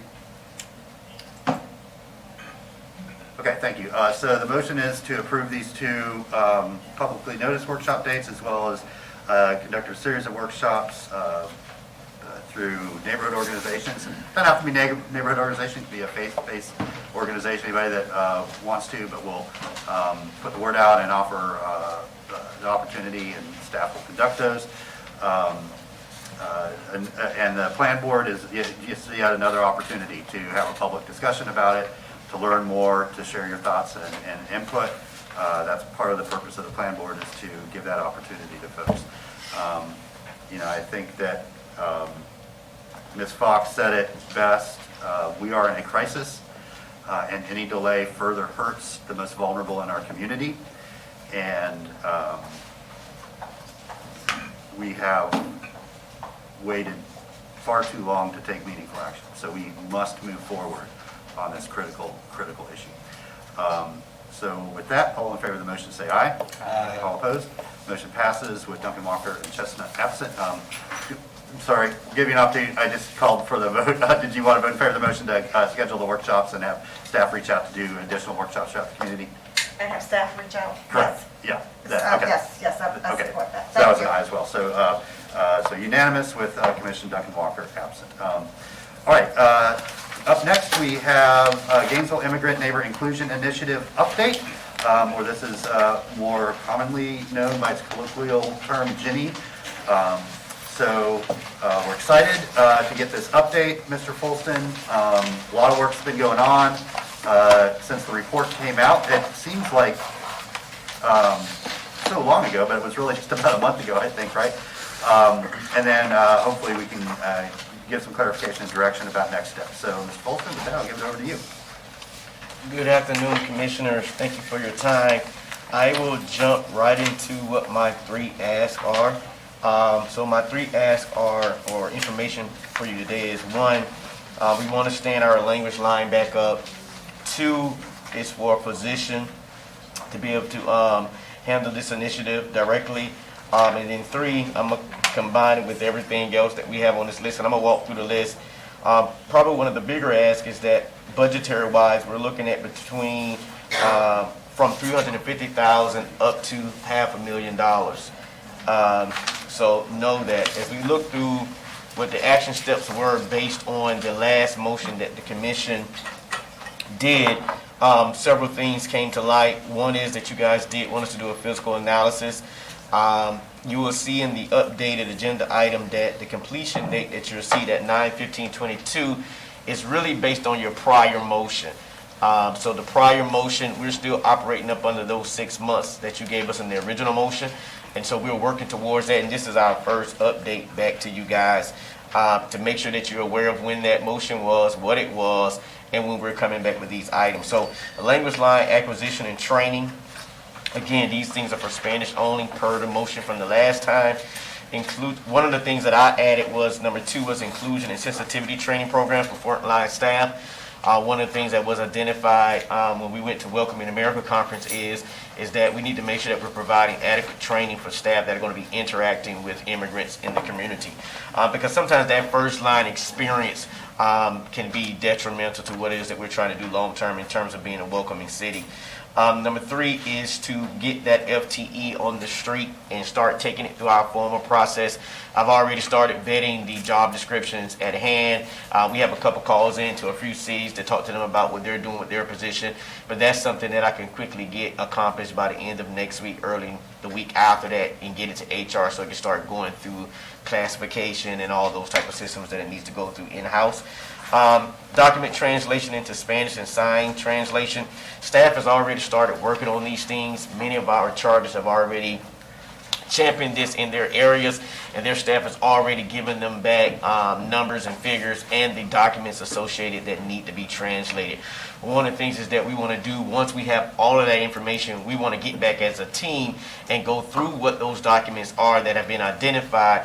A, to make sure that, hey, we have all of them, or B, to say, you know what, you have 25, let's start with 5 and do the additional 20 per se on an on-demand basis and see what the volume is there. That can help us potentially with our upfront costs with this initiative. Something else is you guys asked us to do that we'll be coming back later on in the year with, and that's the additional languages for years 2 and year 3. And then identifying that ongoing funding. Right now, a funding source could be ARPA, revenue replacement dollars, could be a potential funding for these initiatives. As well as we need to be, and we continue to provide or identify, I should say, potential collaborative agencies. One of which you guys mentioned at the last time you had this motion and discussion was reaching out to the county, reaching out to the school board to see where there's some possible synergies and working with them on something long-term or even on a short-term basis. Another thing that we're going to be doing is prioritizing when we come back later on in the year, each component based on the available funding. A lot of these things, the reason why I'm asking for this funding today, I want to go ahead and get started on it so we can get moving. So we're not waiting until September to then complete these things. Some of these things we want to go ahead and start working on these initiatives now and not having to wait on them.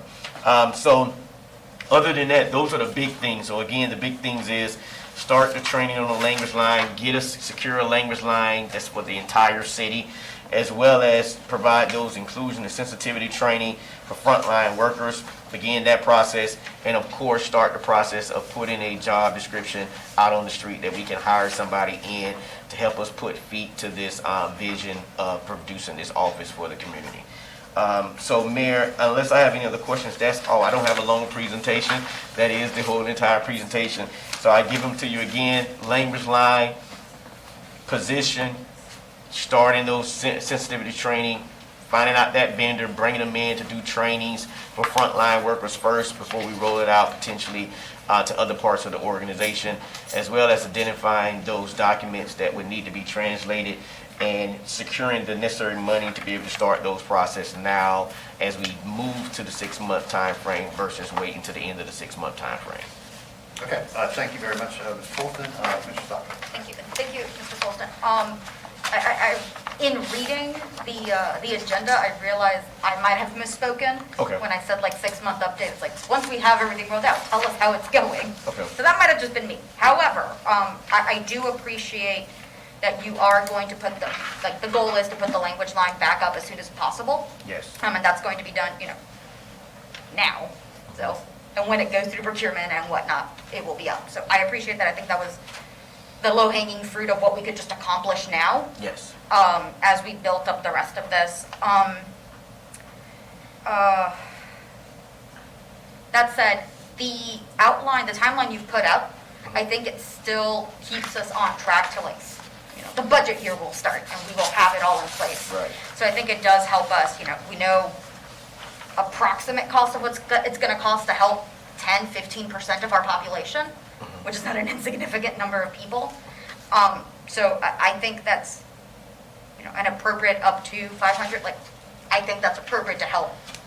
I don't know what 15% of 140,000 is, but several thousand people. So I'm fine with that. And I appreciate that you are vetting what the FTE would look like. The goal being you don't have to do it all, and that someone will be able to help along with this and kind of devote themselves fully to this training with the language line. And in my mind, I'm seeing that timeline of we get the language line through procurement, and by then maybe we'll have that FTE as well ready, so they're both ready to go out at the same time. Otherwise, I think this is being done really well. I appreciate how quickly y'all have turned it around. And it's a very long time coming, but I'm incredibly happy with the work that we are pumping out, so that a chunk of our city can be involved. And I know that you mentioned some of our departments do really well, already had some stuff going. And I was thinking about it's not just any one department that we want folks to access, it's everything. Right. And the one that came to mind was GFR does car seat safety lessons. They'll be this is how you actually do it. Here's a car seat, here's how you do it. So that's not being done in Spanish. So it's a lot of things like that aren't being offered equally, and that now we hopefully can, and offer all of those services, all of those benefits to everyone equally without discrimination, even if it's unintended discrimination. So I'm very happy with this. Would you need a motion for us to suggest the 500,000 as the earmark in the budget? Yes, I am. No one else? Okay. Is that the manager? And it's up to. Very important words. I love how we learn quickly. I mean, I will defer to the manager if you're okay with that. Yeah, Madam Manager, go ahead. Yeah, I'd just like to add, because when this item was discussed before, we were talking about the source of funding, and we do have about 2.7 million of ARPA unrestricted monies that have not been allocated. We have a lot earmarked, but about 2.7 that's clear and unallocated, and it's primarily on the unrestricted revenue replacement side. And that is the source of funds that would be open at this particular time with the 350 up to 500,000. I'm assuming that is through October 1, 2022, Mr. Folston. Yes, ma'am.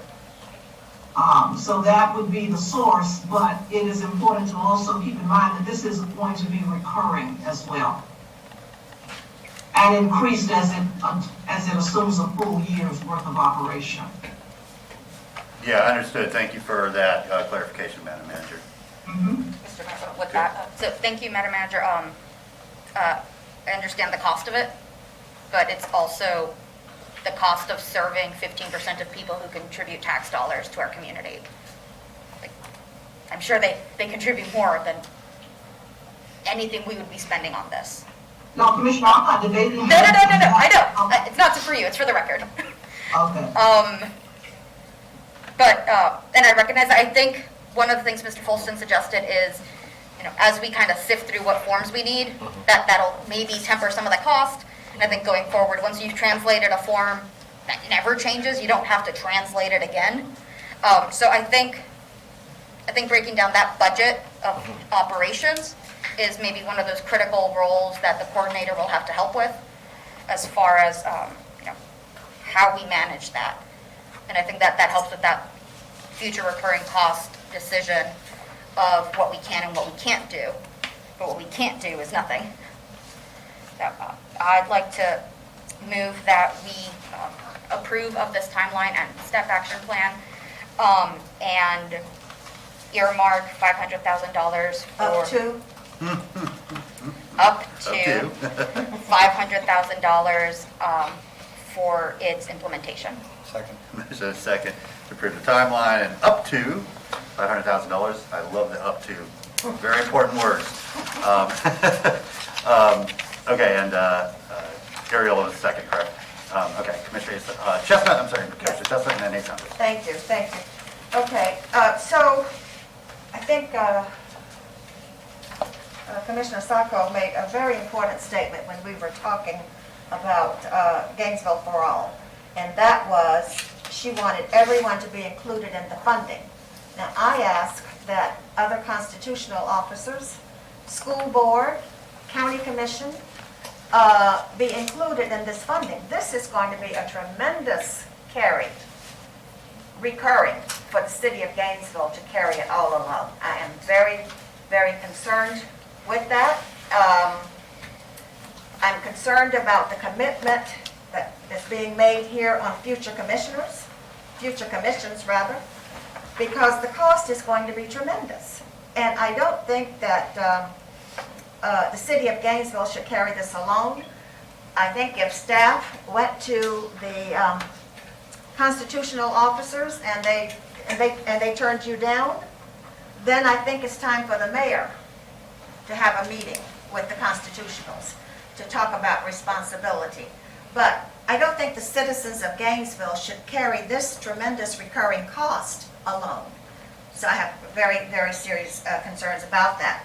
Now, so I want to be clear. So what we are funding now carries us through one fiscal year.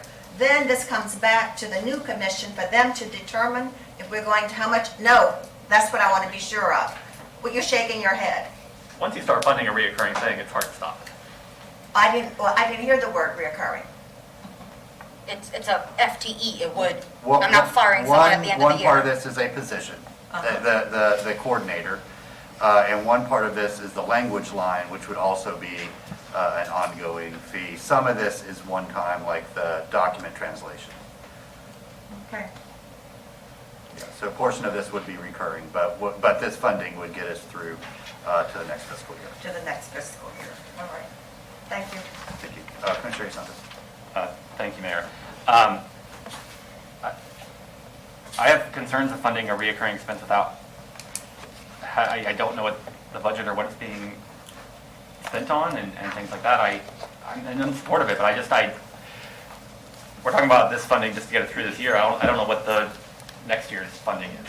And I know I'm recently, we're being in budget hawk, but we have to know kind of what the next year is before we start funding this year, because we're not going to fire people. And language and document translation is not a one-time expense. No. Things change, and it's constantly having to update them and things like that. I think we need it before we start moving forward on this. I think we need to know what the full year cost is, an actual budget breakdown.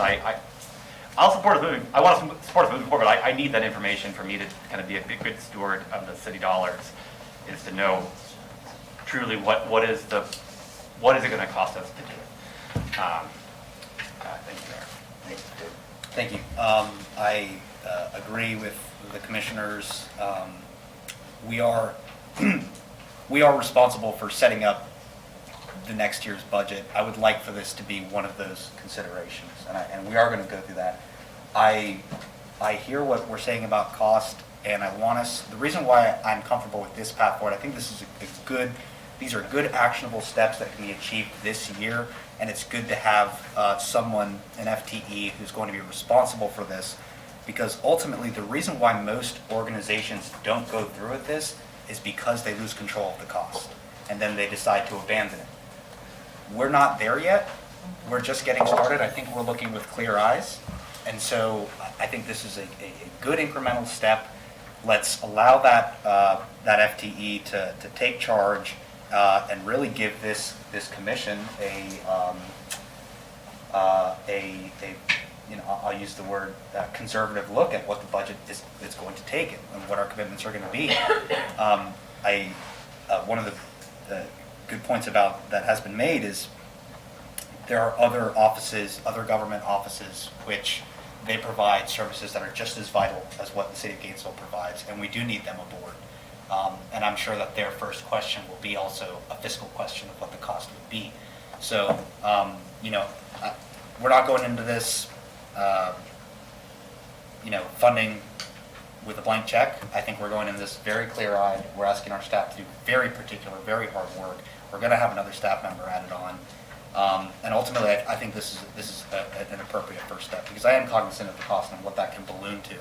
But as was stated before, if we're being responsible about it, the return is tenfold at the end of the day. So let's just keep eyes on that, and we'll be fine. Thank you. Thank you, Mr. Mayor. So, continuing on the track of involving the other elected officials and the other budgets in the county, I wonder if it's possible for us to include this on our next joint meeting with the county, because I want to hear from county commissioners publicly where they are on a willingness to be a part of this. I know individually, I'm sure that they would all be willing to do it, but we need to have that conversation. And I'd love to, if that's possible, to also invite the constitutional officers from the county as well, because the things that people are going to come to us with a need for, some of them are city functions specifically, utilities, public safety in some circumstances. But there are many, many things that they're going to come to us with a need and hope that we'll be able to connect them to constitutional officers, to property issues. All the property issues are not ours. They belong to the county. There are certainly language issues there. There are voting issues. And I know the supervisor of elections already does some of what we're talking about. People certainly have questions about their children's education, and there's not a darn thing we can do about helping them connect with the school board if the school board doesn't have these resources. If this goes forward not as a connected, holistic program that is partially funded by the other bodies, it's going to not succeed, is my fear. I'm supporting this, but I need to know going forward that the constitutional officers and the school board and the BOCC are aware and willing to be a part of this too, because the very worst thing we could do is to have somebody call us in need and have us tell them, sorry, we don't do that. That's not the result we want. That is a massive failure. So that's what I want us to avoid. So I would love for us to publicly have this discussion with at least the county commission, and preferably the county commission and the school board and the constitutional officers. I know that's a huge lift, I get it. But I think if we don't do that, we're going to be very disappointed in where we end up. So, thank you. Thank you. And in a moment, I'll invite Robin Louie up, because she's been, I think, intimately involved in this, is underselling it. You've been living and breathing this for more than a year. And Chief Inspector Kernick as well, he kind of came on a little bit later, but have been immersed in this effort. And I want to go back to the why for this, because sometimes as we get down to the this phase of very discrete steps, we get lost of or afoul of the why. 15% of the people who live in our city and we call our neighbors were not born in the United States. They were born somewhere else, and they came here. They chose to come here. Some out of duress, some escaping extreme violence and unlivable conditions, some because they had lots of opportunity and this is where they chose to end up. And so they're our neighbors, and they're entitled to every benefit our city offers, regardless of where they came from or how long they've been here. And in order to receive those benefits and to be able to equally contribute to our community, which makes us a better place, a better community, they need to be able to interact and access and engage regardless of their native language or their English speaking capacity. Over time, this will help us become a much stronger organization because we will have more diverse voices, more diverse views. We will be hearing from more people that have more rich life experiences and cultural experiences. And it will not only help us serve them better, but we will become a stronger and more vibrant organization. So that's the why. I get and I agree that we need to scrutinize new elements to our budget. There are many, many things I would cut from our budget to make sure this can happen. Because what we're talking about is being inclusive of an entire group of people who right now is excluded from fully participating in our city. So if that means taking another position from somewhere else, then fine, let's bring that recommendation. I will likely support adding it as an increment, but it needs to happen. Now, the point of the other groups, that's really what I hope, Robin, you can speak to. We're the starting point. We got the grant to do this work, and we did it, and it was hard work, and we got this really phenomenal report with a set of recommendations, which is awesome, because we know what we need to do. I mean, it was very clear and identified what we need to do as a city organization to serve our entire community.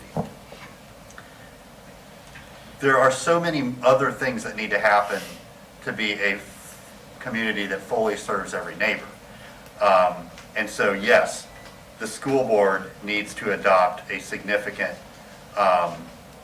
commitment to this. So parents can interact with their children's teachers and administrators effectively and make sure that their kids are able to learn and are making progress, in alignment with their gifts and abilities. Certainly, whether it's the health department or the court system or the sheriff's department, they all need to be available to offer full access. So the city, in the end, needs to be responsible for what we do as a city, whether it's RTS or GRU or our parks, after and out of school programs. We do not need to be doing what the court system should be doing or the sheriff should be doing or the schools. That's not the ask here. It's not. But we can set an example of, look how more inclusive and welcoming our neighbors are with the city because of these efforts and actions that we've taken. And we can sort of be a model for how all those others do it. So we can meet with them, we can put it on a joint meeting. It's really, Robin, another thing I'll ask you to do is just remind me who participated in the Jenny Oversight Committee and where they kind of came from, who they represented throughout the community. Because it was much larger than the city, but ultimately it was us who got the grant and us who is, once again, showing community leadership in implementing these recommendations before any of the other groups. So I'm ready to move on. I'm ready. I support the recommendations, both in the timeline and the funding increment out of ARPA funds, unrestricted ARPA funds, to get these people hired and these processes implemented. And then, I think we can ask the manager to come back with two options. One, what positions and funding would we eliminate in order to make sure that we incorporate this fully, or what would the increment be, and what would that cost us? So I'll go back to Commissioner Chestnut, then Commissioner Sacco, and then Ms. Louie, if you wouldn't mind being prepared to come up and kind of speak to some of those elements that I referred to, I think that'd be really helpful. Commissioner, go ahead. Thank you. Well, your comments are comforting because comforted to hear you say that we would not take on the responsibility of doing what the sheriff should do, or what the property appraiser should do, or the tax collector. But I think that when this first came out, I asked that a conversation be had with them, and I'd like to know the status of that. Where are we with those conversations? Yeah, I think probably Ms. Louie can give us an update on the nature of this. Then that is one. Then the second thing is, so I'm very hesitant to proceed with this recurring without knowing the full picture, the full cost. I think we're saying 300 to 500, up to 500,000 today. But what is the cost next year and the year after? What is projected? I want to see that cost. Thank you. Yeah, I agree, and I know the manager is listening, and so I think when we talk about our budget discussions, that we can get that information back. I certainly would expect it. Thank you. Commissioner Saga? Thank you, Mr. Mayor. Thank you all for your comments. I'm not going to be polite about this. Someone asked us to fund $500,000 for, and I quote, state-of-the-art playgrounds and other things. And we were all ready to jump on board for that and then help fund them in the future when we hadn't seen a financial plan for that. But 15% of the people, and I know they can't vote for you, but 15% of the people who work in this city do not have access to this city. And if that is going to cost up to $500,000, that is the least, the absolute minimum. That's not even a return on investment. That is what they are owed as a bare minimum for the taxes they put into this city, for what they contribute to this community, for what they get for cleaning your food, cleaning your houses, growing your food, raising your children. And to say that people like me need to prove a return on investment and that the cost might be too high, I mean, just tell me to get on a boat and go home. Because that's what I'm hearing, that people like me, like my family, like people I worked for who I saw struggle because they couldn't contact someone at GRU, at GPD. And if we're going to talk about where this first started, this conversation started because a 17-year-old was brutalized by a grown man having a relationship with her, and no one thought to get her an interpreter. That's why we started this conversation. And that was 4 years ago.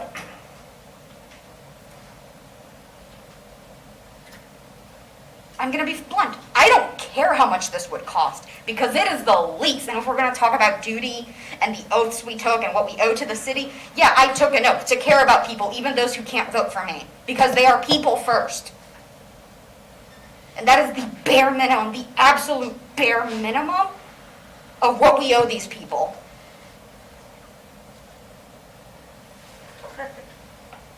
Madam, Sure, yeah. a point of clarification. $500,000 for a playground, I'm not sure. You said someone said that? More than twice. Mr. Lawrence said, we're going to have nice playgrounds, nice furniture. That's why we need money. He said that. He did say that, and you can look at the record. Do not tell me what I didn't hear and what was not said, because you have already turned my words around twice. Let's please just try to stick to this. That was one of the asks for that $2.5 million project. One of the asks was to have nice furniture and to have great state-of-the-art playgrounds. That was an actual ask. I think what needs to be clear for the record and for the minutes is that Mr. Lawrence's ask was for an educational program. Education to educate children, Head Start children. That's what he asked for. Now, And we've approved that, We've Commissioners. approved it, yes. We've moved on. We're on this topic, which is an important topic and deserves its own attention. And I'd like to keep us focused on that and keep us positive. We can be constructively critical about funding or future recurring costs or any of that. That's part of our job. But let's try to also keep focused on our issue before us. Commissioner? Thank you, Mayor. My understanding of the GM4All is we did not approve any actual funding. It said to come back with what it is. It's one time versus reoccurring. That's a big thing for me. I support us doing something. I don't know what the cost is next year. I don't know what the budget, and we do have to have know what the reoccurring cost is. Even if it comes from ARPA dollars, we did some other reoccurring funding out of that, including the homeless outreach and some GBD funding out of that. And there's going to be 2 years from now, a bomb that's going to hit the budget when those dollars, or a year from now, or 2 years from now, when the budget hits the dollars. I just want to see a budget. That's all I want to see is what is it going to cost next year in a reoccurring fashion. That's all I'm asking. I'd like to support it. Once I see that, I most likely will move forward and support it, but I can't in conscience move forward on a project where I don't know what the reoccurring cost is in the next year's budget. Thank you, Mayor. Okay, thank you.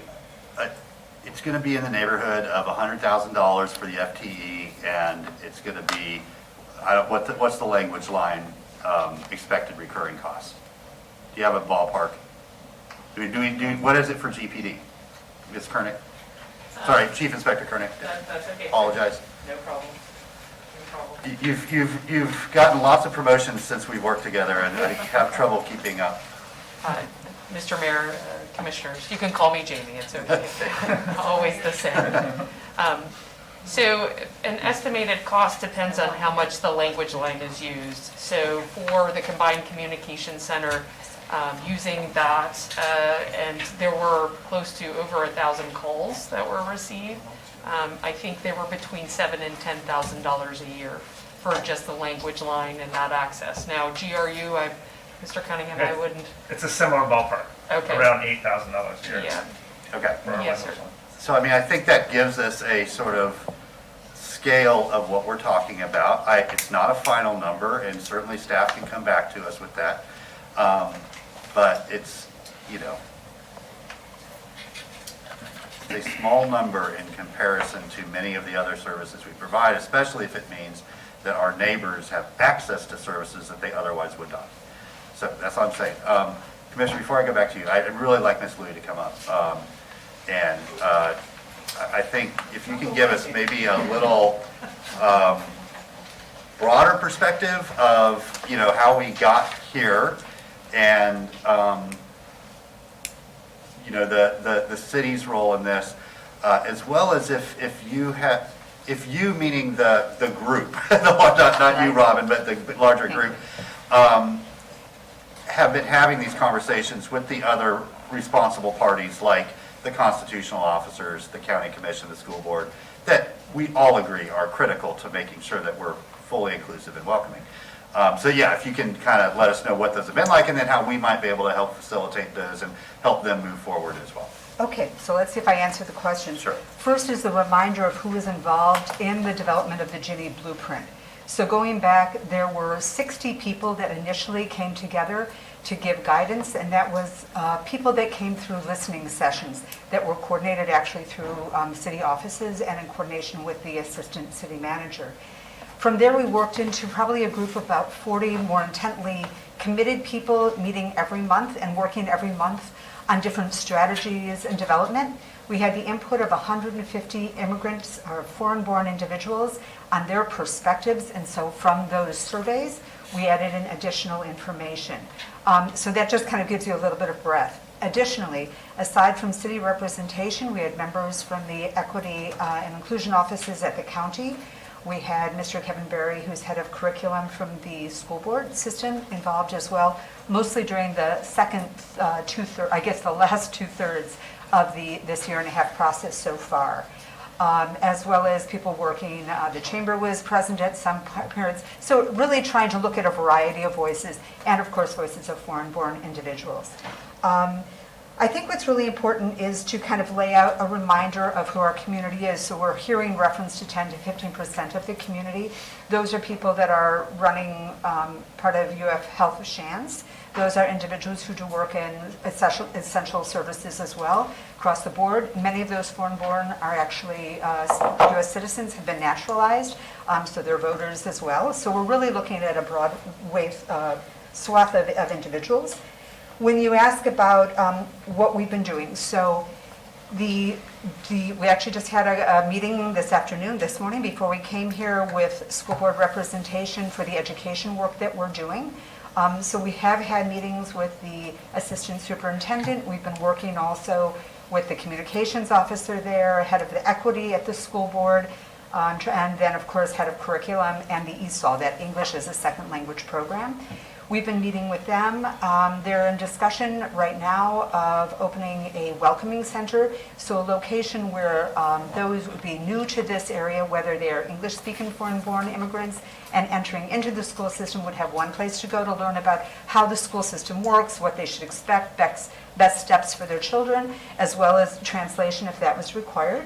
And so we're looking at that, reminding them, of course, the importance of having a language line available, and that is one of the biggest pushes that we have with them that is under consideration. I think actually this cost that you just mentioned will be passing on.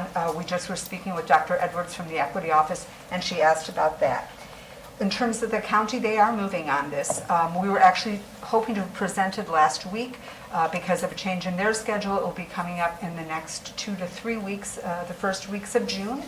And our understanding is that they're ready to go ahead and discuss. Of course, it's going before the commission, a 3-year pilot program, very similar to what you all have done, the hiring of a liaison, further investigation of language access, changing of signage, and so forth.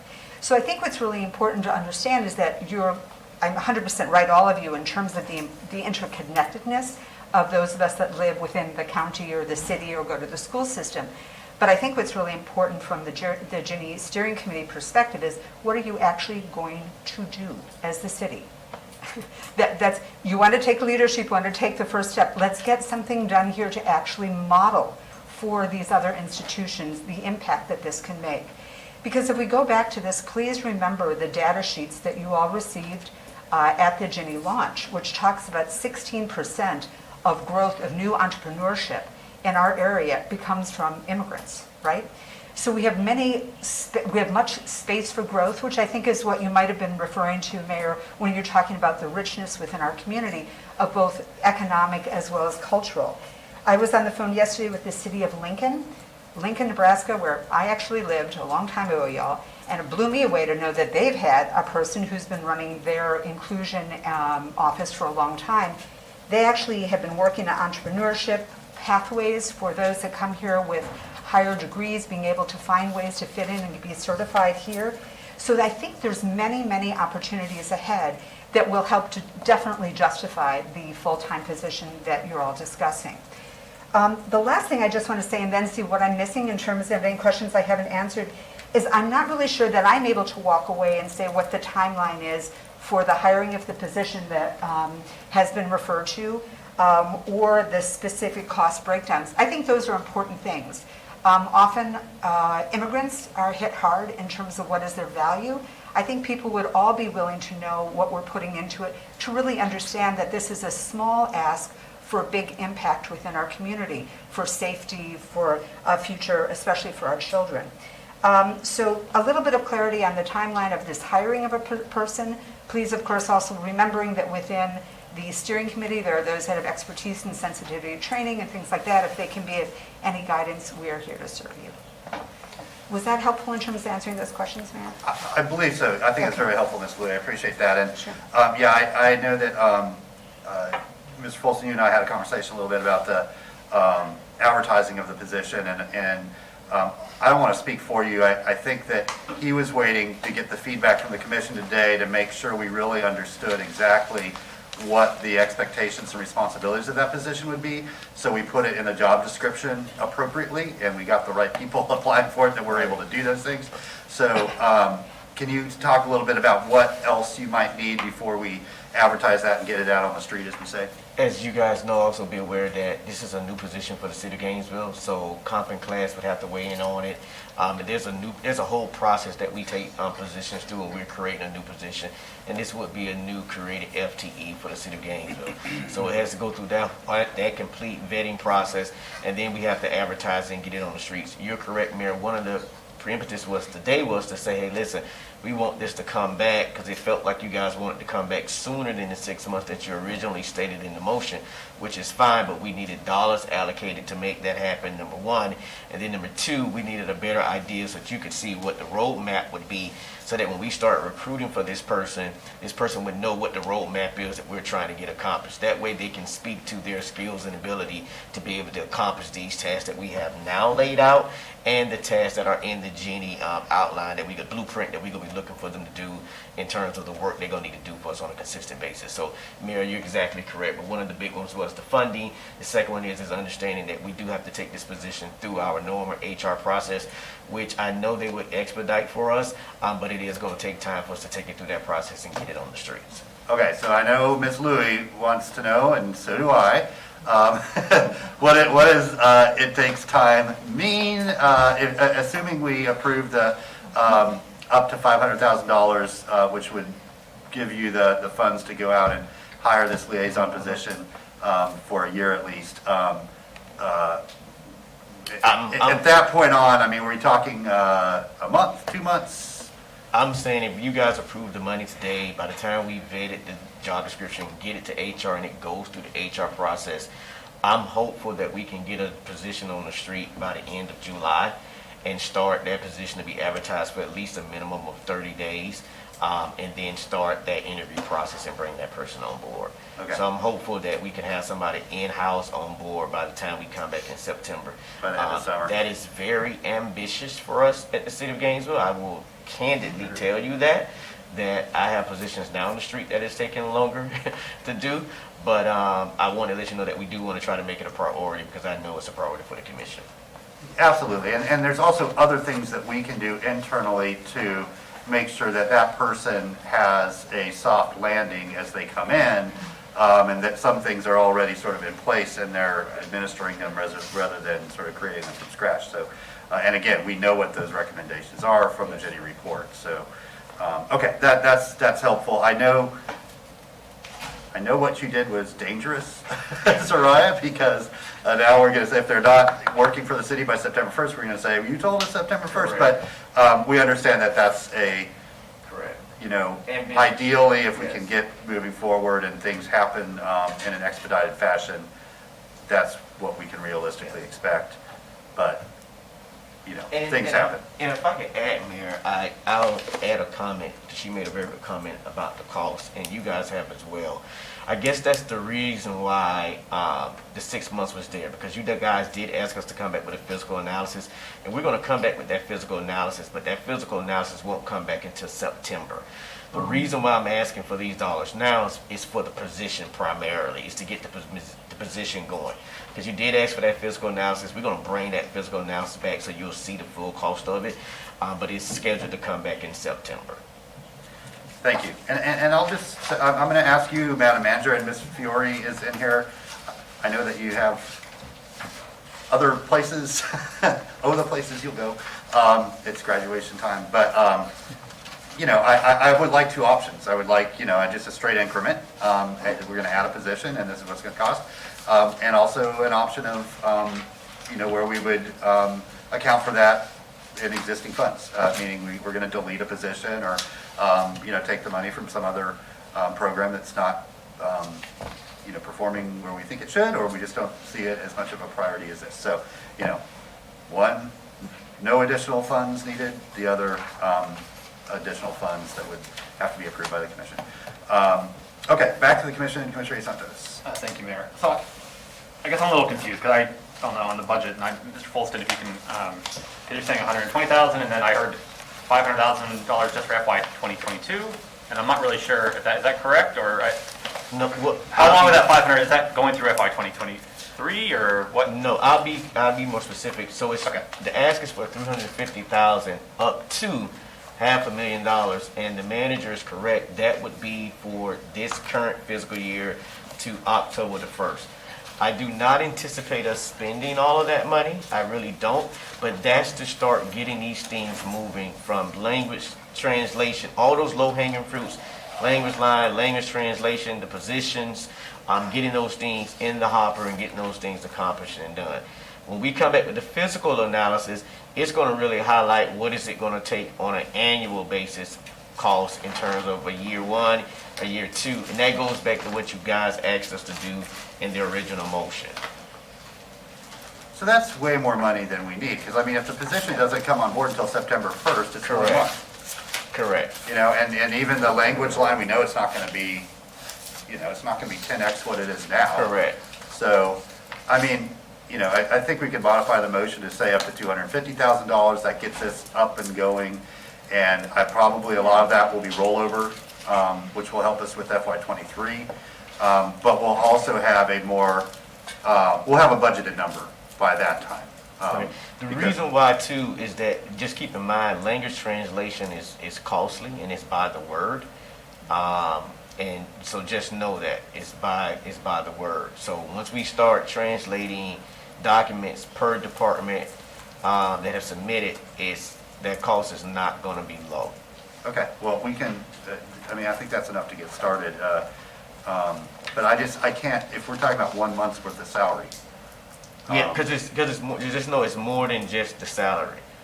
So just know that, and we're talking. I understand, Mr. Folsom, but still, if it's 1 month, if it's 1/12 of an annual salary, Nope, I'm fine. If you guys want 200, we'll make it work. I mean, 250, I think, gets us all those things we need between now and October 1st, right? And then we can approve an actual budget item that's, you know, outside of ARPA and all that for FY '23. I mean, that just seems to me like at least it gets us started and it's plenty. But that wasn't my motion. Okay, I Like, my understand that. motion was to earmark it, like, have a space in the budget, because you will come back with money that it costs, and we will need to have it set aside in the budget. Okay, but we don't know what that amount is yet. So, I mean, that will be part of our budget approval. You know, which to me is separate from there's two things to me. And I know it's not your motion, so we can see if it passes or not, but there's the get it up and running money that we want to unencumber right now. You know, and that gets us language line access, that gets us document translation started, and it puts some money aside for some position of the liaison position. And I'm happy to add that, so long as we don't lose sight that the second part. Right, that there is going to be a budget increment or budget fiscal analysis that comes back that will be part of our budget approval for next year. Yes. That will be the more recurring, sort of permanent funding portion. And as I asked, without objection, that we can look at both an increment and a reallocation of existing funds for that. So is that? I'm happy to add the current funding to get us to the end of the year. To get us started. Okay. Everybody clear on that? Go ahead. Is it 250,000 or I just don't see how we can spend $500,000. We can't. We shouldn't budget that high because it takes away from spending that money on other things. Right? We're missing a piece here.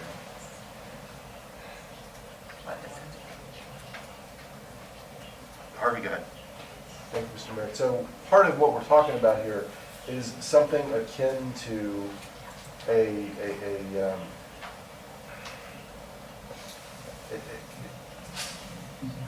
it's not recurring. It's money that needs to be spent up front, whether that happens by the end of this year or into next year. The language translation, let's be clear, is not going to be cheap. The document translation, I should say. That is going to cost us some money, and that's almost like a capital expense. It's a not just a one-time thing, but the bulk of it is a one-time expense that is not going to be completed this summer. It's going to take a while to do that. So that's part of the overall larger piece of money, I think. And tell me, Mr. Folsom, if I'm incorrect here, but it sounds like part of this is akin to a capital expense. It's going to have to be spent to translate the documents in the first place. It gets cheaper after that because there will be some document translation that needs to be redone, and there will be an ongoing expense of an FTE. But that initial document translation is a significant expense that is not recurring. And we'll go through procurement for that, right? We're not going to do it. We're not going to ask somebody internally, right? So we'll get a number for that. We'll put an RFP out, and we'll get a bunch of responses, and we'll rank them, and we'll choose one, and then we'll know the number, right? But I think that's what we were talking about with the $250,000 to $500,000 is to include that piece of money that isn't recurring, the need that isn't recurring. Is that Yes, accurate? because if we're looking for it to be done in a quickly manner, I want you guys to be thinking about it now. So, because we've already got a lot of our departments have already submitted what their forms are. So that conversation can happen more quickly, and we'll be right back here to ask you for this money. But I want you to be thinking about it now, because we do need to be thinking about where is it going to come from, and go ahead and get that allocated so we can get this process moving. Okay. So I don't mind waiting, but I'm just telling you No, we're not. Okay. That's what we're saying. If it's 500,000 and that rolls over into next fiscal year to help with the document translation, fine. I mean, I think the point is we're not going to, up to, yes, but we're not going to expend all that between now and October 1st. Right. I mean, I think none of us expect that. But if that is set aside from ARPA unrestricted funds to continue that process into next fiscal year, that's fine. I think I have sufficiently overly complicated this when I was trying to simplify it, but I'm good at that sometimes. Okay, so the motion is to set aside up to $500,000 from ARPA unrestricted funds to take care of these three priorities, instituting the language line, starting with the document translation, and hiring the liaison. Was part of the motion also to engage in some conversations and outreach with the other responsible parties? I assume that was standing direction from our first meeting. So if you don't mind adding the motion, because that just kind of allows me and staff maybe to be a little more deliberate about it. I can say the commission has directed me to do this. So yeah, we'll start having those other conversations about, I think make it, how do we collaborate and partner with the constitutional officers, the school system, and the county to advance these goals as well. And Mayor, just two things I would like to add, just so it's clear in the motion. One is training on the language line, and then the other one for us to consult out with trainings for our forward-facing people in terms of how to be sensitive to immigrants as they're interacting with that population. Okay, without objection, that's part of the mission as well. Okay, and that includes these timelines that we see in here. That was a difficult but incredibly important and I think ultimately productive conversation we had. So we'll invite members of the public to come up and share their thoughts if they'd like to at this time.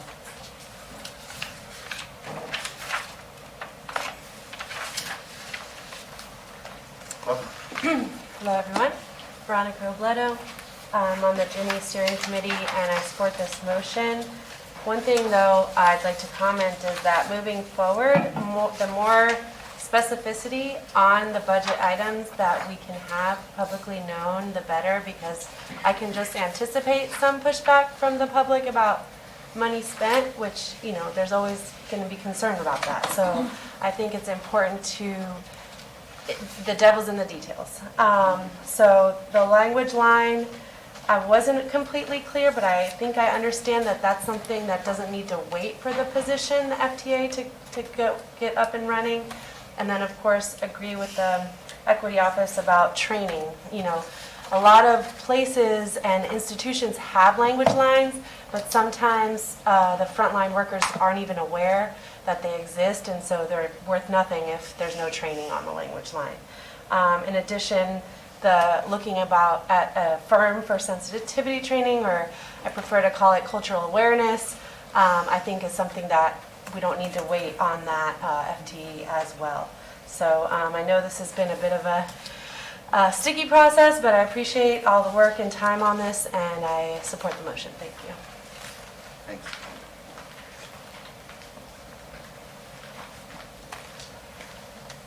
Robin Louie, now speaking in another position here. I just really want to say that from the steering committee, I think what's really important is that we recognize that inclusion and safety is about engagement.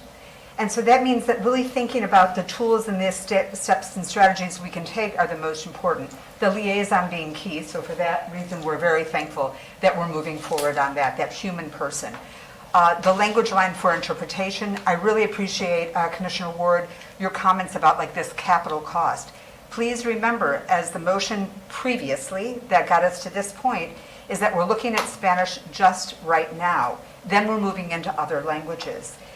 In confrontation with Chief Inspector, it cost only $600 to translate 10 pages into 4 different languages, if I have it, $600 altogether. And that was even Vietnamese, and some of those that are more costly. The rarer the language or the less use of it, sometimes the cost is up. We're looking right now at Spanish, and you're right, if we really invest in that and work with the charters to identify what are the most important materials, it'll be easier in our next step, and we'll have a better idea of what the cost will be. So we think that that's really important. The other is that it's a smaller piece that was within the original motion, and that is about ambassadors. And it's important to not put that too far to the end of engaging individuals who are from immigrant communities that are going to be that support system for the liaison that will be hired. Because the liaison is not the person who should be checking off if Mary took the language line training. I assume that would go through personnel. That person should be ready to hit the streets, engage with the community, to be able to come back to you all in September or October, right? And give guidance about what the needs are, what are the languages we may be moving into, and so forth. So making sure that we're creating a support system for that liaison is something that is important to the Ginny Steering Committee. And thank you. We're very excited and we're pleased that we're all moving forward. Thank you, especially for all your leadership throughout this process. It's been invaluable. Anybody else? Okay, back to the commission. Go ahead. Just one clarification. This money could be used for 2023 as well, correct? And rollover? ARPA unrestricted money, yeah, so it's not specific to this fiscal year. Yeah, because I mean, that's I've worked in translations a lot, and that's the pricing that kind of, I don't see how we spend all this money, so that's why. This year, yeah. Yes, this year, yeah. So. Okay, all in favor of the motion, say aye. Aye. All opposed? Motion passes unanimously with Duncan Walker absent. Thank you, everybody. All right, up next we have General Government FY23 budget presentation. And Madam Manager, did you want to say anything before Ms. Fiore takes it over? Yes, thank you, Mr. Mayor, members of the commission. Ms. Fiore is there, and she is going to provide some insight and just a refresher on the budget cycle process, some review of some uncertainties that we still have not mastered at this point in time. In particular, the property appraisals new information provided hopefully June 1st to tell us about the role. She'll give an overview of the general fund revenues and expenditures, some possible numbers that will either, increase where we are right now, and next steps in the budget calendar. So with that, Ms. Fiore will talk about those things, focusing really on the budget plan that was approved by the commission in October of 2022, things that have occurred during the fiscal year that has impacted on that plan. She'll talk about where we are from that point. We did have budget hearings, Mr. Mayor and Commissioners, with many of our departments, and some of the increments that have been discussed during those meetings have been rolled in to the estimate that you will hear about later. In particular, our police department, that budget has some concerns that has caused me to want to just basically go back and build that budget from scratch, so I know exactly where we're starting from with the salary and fringe budget and their operating budget, so we're more on top of recurring costs in the police department. So that is one departmental number that is not fully fleshed out here, but it will be when we come back to the commission. When you hear Ms. Fiore's presentation, we are clearly not in balance because we don't have updated revenue figures for property tax We don't have the updated figures from the county relative to state revenue sharing, and I'm sure that once we get those numbers, we'll probably be in much better shape. But this is just the beginning of our budget discussions, and with that, Ms. Fiore has a presentation. All right, great. Ms. Fiore, welcome. Well, thank you. Karen Fiore, Budget Manager. So I'm going to say next slide, unfortunately, throughout this presentation because I don't have a clicker. So that's going to be annoying. So today, our first budget meeting for the fiscal year 2023 budget cycle, and we're going to review our budget cycle for the general government side, what our process looks like, review the uncertainties that we are still facing very early on in the budget cycle. We're going to the overview of the general fund revenues and expenditures. This presentation is based on general fund, not your other funds. Possible levers that we can use to balance our budget if needed, and the next steps in the budget cycle. Next slide. Looking at the budget process and the cycle. Next slide. So fiscal year for the general government starts on October 1st through September 30th, and our general fund is our main primary funding source. And here you'll see where all your basic city services will flow through, your daily programs and activities. Enterprise funds, like your building fund, your solid waste, and your stormwater funds, those are funds set up where we charge the external ratepayers. The internal service funds, such as your employee health service fund and your fleet management fund, those are funds that are set up where we charge the internal users, the departments, for their services. Both enterprise funds and internal service funds will be discussed during the July meeting. Again, we're going to focus just on the general fund. Next slide. So just looking at the overview on the process. A budget is a full year. However, we like to say we do our budget kickoff in the beginning and middle of January. During that budget kickoff process, we work with our departments and we say to them, here are your baseline budgets. Tell us what else you need for your core services. Tell us any type of increments that you know perhaps maybe a commission wants you to look further into. Are there programs or activities that you're doing currently that we can take off the table? As well as we ask them to start thinking about any capital needs. That's considered our capital planning at that time. We gather all that information from all our departments around March, and then we start to sit with the city manager to start formulating our budget. So that's in your preview stage. During the months of April and May, the city manager is working with all her departments and she's talking to them about what's in their baselines and really focusing on those core service needs. Are they completely budgeted to cover all those needs? What's missing? What can we take off the table? And then we wait for that June 1st number. I can't stress how important that first June 1st number that we get from the property appraiser with the preliminary taxable value. That will really determine what our revenues for property tax will look like for the upcoming year. Currently, your budget has about 2.5% increase over 22's budget, but we're hoping that that number, that June number, is more aggressive and we can add to the revenues. In July, we are adjusting our budget, so we'll have our June 1st numbers. Then we wait for our numbers coming from the state, what their projections on the revenues will be. And we'll build that into the budget. Hopefully it will be greater revenues at that point in time. And we'll come to the commission in about mid-July, where we'll ask you to adopt the preliminary millage rate that will be needed to balance your budget for fiscal year 23. You'll also be adopting the preliminary fire assessment. And then we have another meeting scheduled in August if needed, where we can again fine-tune the budget based on what the commissioner's needs are. And then you have your two final readings in September to adopt the budget. Next slide. So what are the general fund uncertainties? Next slide. So as mentioned, early in the budget process, we really need that June 1st number and the July estimates from the state. What other factors that we're unsure about? So fuel, that is an expense throughout the city that we're having a hard time this year in fiscal year 22. We weren't expecting that, so we're over budget there. We have increased our baseline budget for fuel on general government side. Will it be enough? We're still watching what the fuel rates are going to be. Inflation, as that continues, you heard a presentation from Mark Benton from GRU yesterday on how inflation is impacting all capital projects. Well, that you see as well on the general government side. Not only just your capital, but Think about your pool chemicals, that increase there alone has a huge spike due to inflation. This is an employee market. What are we going to do to be able to fill all of our vacancies within the city?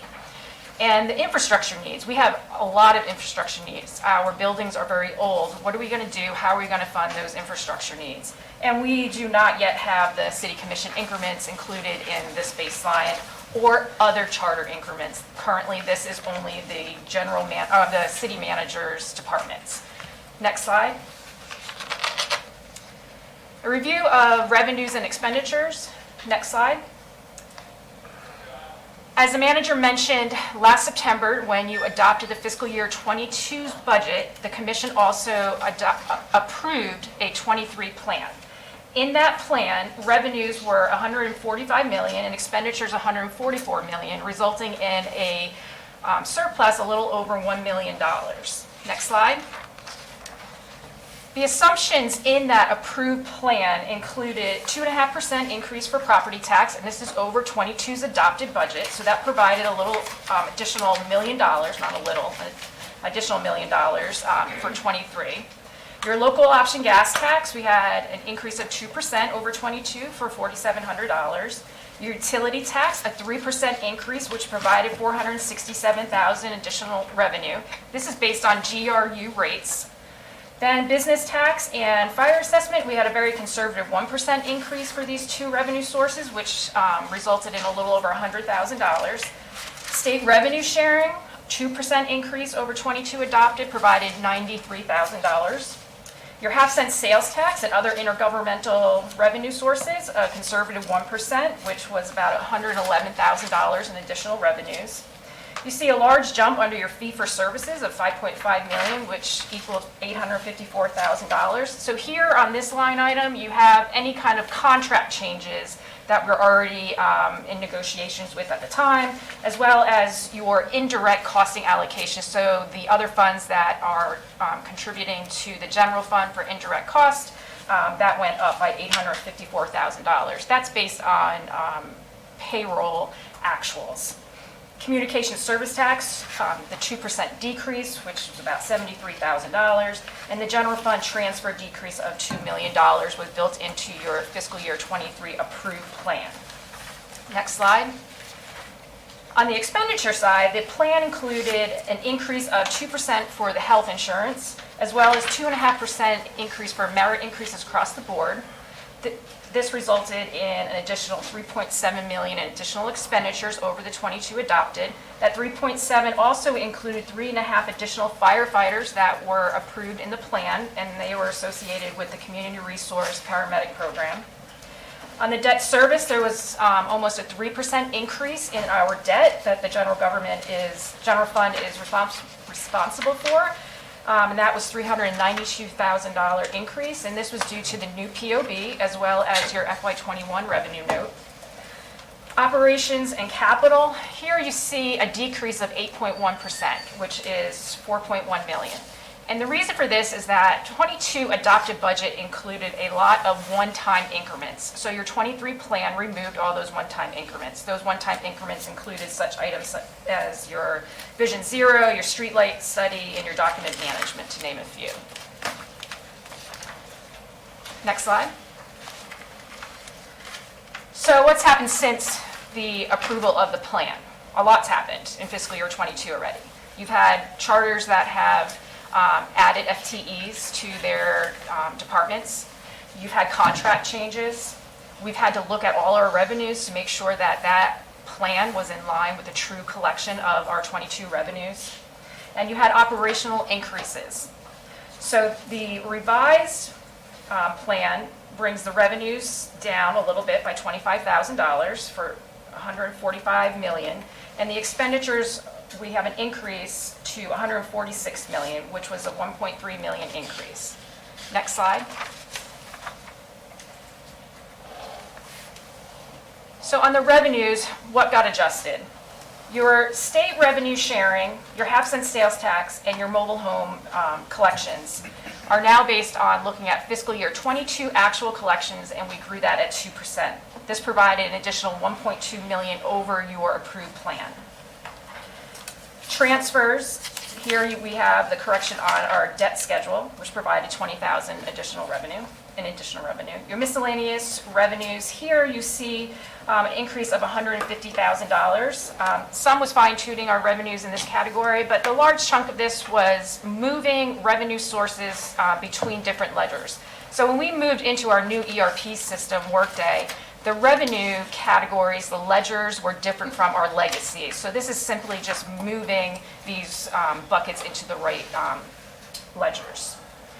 Hazmat gross receipts, looking at this revenue source, fiscal year 21 collection was very low, and 22 has not come in very strong either, so we reduced our budget here by $40,000. The utility tax, still based on GRU's rates, however, looking at fiscal year 22 collections, we're reducing this by about $75,000. Other charges for services, this category has the ledger adjustment, like I mentioned earlier, and you also have contract adjustments here.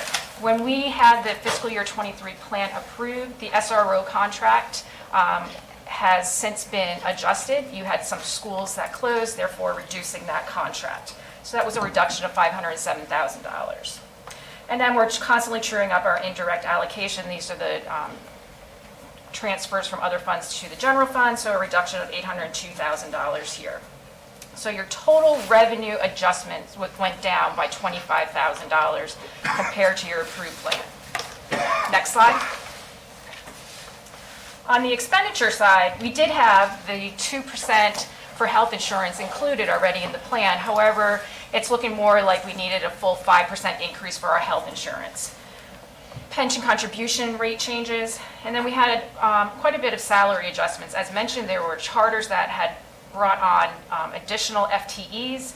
Vacancies were higher than what we had in our budget, so greater than our budget. So that had an impact. As well as, I already said that, hiring over the budget, sorry about that. So the total adjustment there was $905,000 additional expenditures. On the operations side, we had the fuel increase, so we increased our fuel by $381,000. Remember, we're just talking about the general fund here. Increased in operation adjustment of $242,000. So some of the adjustments you see here are the split services between GRU and GG for the governmental affairs and community relationship position. So that had additional operating expenditures that we are now responsible for on the general government side, as well as you have a few months of service from GRU where they're helping out our financial service department, as well as the external auditors helping out on our financial service audit, department built in there. And then we had a reduction in our fleet variable and fixed by $230,000. And that's based on the fleet schedule that we get from our fleet department. So that total adjustment was an additional $393,000. And then we had a debt adjustment of $56,000. So total additional expenditures over the baseline was $1.3 million. Next slide. So looking more closely at the revenues, next slide. If you look at by category, you'll see that property tax is our largest revenue stream. This is 30% of the total revenues within the general fund. Your second highest revenue source would be your general fund transfer, which comes in about 23%. And if you don't mind, I just want to explain a couple of numbers in the second to last column there. You will see under charges for services, a reduction of $1.1 million. So here, and I've already mentioned this, but I just want to point it out on this chart, this was your SRO contract adjustment as well as your indirect, so those both went down. If you look under your miscellaneous revenue, you see that the change went up by $1.5 million. So here what you're seeing is that adjustment between the revenue ledgers. So we historically had our insurance tax revenue would sit up in intergovernmental. It is now sitting in miscellaneous revenue. So that's why you're seeing that large bump there. And then if you went back up to intergovernmental, one might say, well, then why am I not seeing such a large jump there? And the reason is the state revenue sharing increase and the half-cent sales tax. So that is why you're not seeing that large decrease there, because we had additional revenue we added, as mentioned in the earlier slides. Next slide. So this slide is general revenue trend since 2014. There's a couple things to note here. Between 14 And 16, it was rather flat. And then you see a slight bump in fiscal year 17's revenues.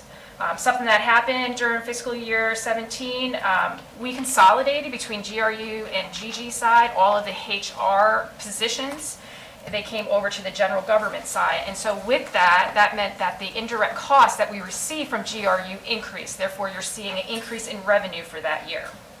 Fiscal year 18, the jump you're seeing there were two items. We increased our fire assessment that year as well as our millage rate.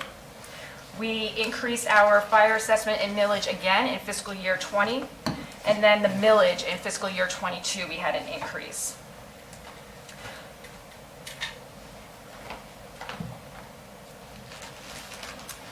I'm just looking through my notes to make sure I'm not missing anything. Nope, next slide. Looking at the millage rate history, the two red bars in the beginning there in 14 and 15, those represent years that we actually adopted the rollback rate. In fiscal year 19, that dark bar represents the year that we actually adopted below the rollback rate. So you see the increase in the millage starting in 18, 20, and 22, and the 23 proposed budget remains at 5.5 mils. Next slide. This slide shows you millage rate across the county. You can see that Gainesville is the third lowest. We were the second until we had our millage increase last year to 5.5, and Hawthorne and Archer both still being the highest, and that's due to the municipal service taxing unit for law enforcement that they have, which is over 3.5 mils. Next slide. Looking at property tax revenue by itself, you can see that we were flat for fiscal years 14 through 17. Your bump for when we did the millage in 18. We adopted below the rollback rate in 19. There was not much growth there. And then 20, you had your increase for fiscal year 20. So even though it was COVID that year, having the fire assessment increase plus the millage rate really helped the general fund that year. Fiscal year 20 increase in millage brought in additional 5.8 million. And then if the additional increase in fiscal year 22's budget is projected to bring in an additional 4.3 million. Your 23 proposed budget has an increase of 2.5% over your 22 adopted budget. Next slide. This shows you your utility tax. Not much growth from fiscal year 14 through 17. The rates did not change much. And then you see a little bit of adjustment starting in fiscal year 18. So what happened here, in mid-18, GRU was able to get the base electric rates increase, as well as they purchased the biomass. And this resulted in an additional 2.7 million in revenue for the general government side for fiscal year 19. Fiscal year 20, you see a drop there. One might say this was due to COVID. Our budget was 14 million, so we were 1.2 million short on the utility side tax for fiscal year 20. 22, GRU's rates, they were approved for 3% electric, 5% water, and 2% gas. You see those reflected as well in our adopted 22 budget. And the same for 23 budget. The only difference is gas goes down by 1%. Next slide. Communication service tax. This tax year over year is going down. And the reason here, there's two factors. Landlines are going away at a rapid rate, as well as we have a large student population. When you have students, usually the parents are still paying for those bills. Wherever those parents are living is where the tax is being collected. Therefore, we're not able to collect those taxes. So it's been typically about a 2% decrease year over year. You'll see a little bit of a weirdness happening between fiscal year 2020 and 21 and 22. So 20 we had COVID, so it was more of a drop that year. But then 21, we were extremely conservative on our budget for 21, thinking about COVID, not knowing what was going to happen. So we actually reduced our budget by more like 5%. That's what you're seeing there in the adopted, but the true collection was greater. So then we bumped back up for 22 based on state projections as well as what we were seeing. And then we're bumping it back down 2%, which is $73,000 for fiscal year 23's budget. Next slide. Your fire assessment. The fire assessment here started in 2010, and the idea was to cover 50% of the cost of fire services. And however, that rate stayed the same for many years, which ended up falling below that 50% mark. And to address this, in fiscal year 18, we increased the fire factor protection unit from 78 to 101. And then we increased it again in fiscal year 20 to 133 FFPUs. And that has remained the same rate and is continued in the 23 proposed budget. Next slide. Your state revenue sharing, you can see we had a steady incline for many years, 14 through 19, and then fiscal year 20, looks like you could say that it was due to COVID. However, this actual revenue source was strong during COVID. This is statewide revenue, not just local to Alachua County. Our budget for fiscal year 20 was $2.8 million. You can see actual collection for 20 came in at 3.6. The other factor for fiscal year 20 is we started to budget over $1 million of this revenue in our GERB of 1994 debt fund, and that was to continue to pay off that debt. So our budgeted number went down. So we only had $2.8 million as a budget in the general fund, and again, we exceeded that budget at $3.6 million. So we can't completely say that COVID had a very large impact on this revenue source. 21 adopted, though, when we did our adopted for 21, we were still in the COVID heat of everything, so we were very conservative. The state projections were very conservative on this revenue source. So that's why you're seeing an extremely conservative budget for 21. However, collections were very strong. When we did our 22 budget, the state realized the collections were strong. We were seeing strong collections, so that's why you see that large bump in fiscal year 22. And now looking at our revenues currently, as I mentioned, reviewing 22 actual collections, and we grew that at 2%. We have an additional bump in 23 proposed budget up to $5.3 million. And hopefully the state projections will be in line with what we have here. Next slide. Your half-cent sales tax, this is actually tax collected here within the county. Again, we had a nice growth between 14 and 19. And here you can definitely say that we had an impact of COVID for fiscal year 20. Our budget was $8 million. We only collected 7.6. There was a hit of $467,000. Very conservative for our 21 budget cycle. Same as the state revenue sharing, but collection was extremely strong in this revenue stream. So state projections for 22 were very high, as well as our projections, and we continued looking at 22 and grew them at 2% for fiscal year 23. Next slide. Utility transfer, this is your GFT. This slide shows you that the formula changed in fiscal year 15, where we had a 1.5% growth factor for each year between 15 and 19.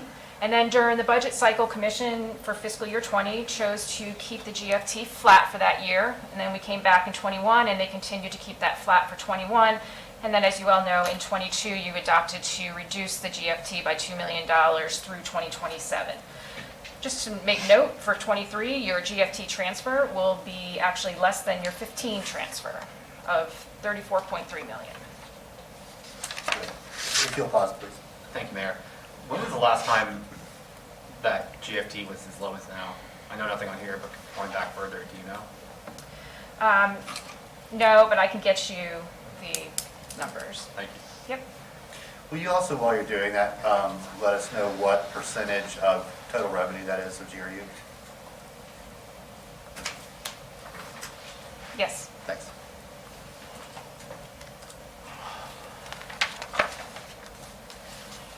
Next slide. So I mentioned earlier that we're in the adjustment stage of the budget cycle. So the manager's been sitting with all her departments. We were talking about those core services. We're still working with GPD on those core services. But as a result of those meetings, there's been additional expenditures added to the baseline. Next slide. So an additional $1.3 million in expenditures were identified, which brings the current deficit to $1.7 million. Again, I can't stress we're still working with GPD to see that these numbers may be adjusted once we finish with their analysis. but currently we're showing 1.7 million deficit. Still waiting for that June 1st number in the state projections, so this may actually go away. Again, we're very conservative on our revenue projections for property tax. However, what we have included in these core services, next slide, you'll see, I'll outline these on the next few slides. It's important to note that these next few slides, these are not in any type of priority order. These are simply in alphabetical order based on the department name. And these do not include any of your other charters. These are the city manager's departments only. So starting with the city manager's department, here, $22,000 in core services. Of that, $19,000 was due to tuition reimbursement. So when you have a small department that have employees that utilize this benefit for tuition reimbursement, that's a really large hit for the small department, so this will provide them with that additional budget needed. Under your communications department, $8,200 was added in core service, most of that $7,000 for sponsorships. The remaining of this page and the next slide are for financial service department, and this was the recommendation from the GRU group that is helping with general government's financial service department. Here we're adding 7 new positions and a total of $578,000 for operating, salary, and one-time expenditures for these positions. These positions include 3 account senior positions. These positions will work directly with the accounting department. 1 analyst for report writing. This position will be a writer for the entire department using our new Workday system. And 3 account clerk 2 positions, 1 for billing, 1 for accounts payable, and 1 for the payroll division. I'm not going to read each of these increments. They're very similar. It's the position, startup costs, and some operating for each of those positions. Next slide. There is an error on this slide. That last increment for financial services, that position should not be a procurement specialist. That should be your report writer position.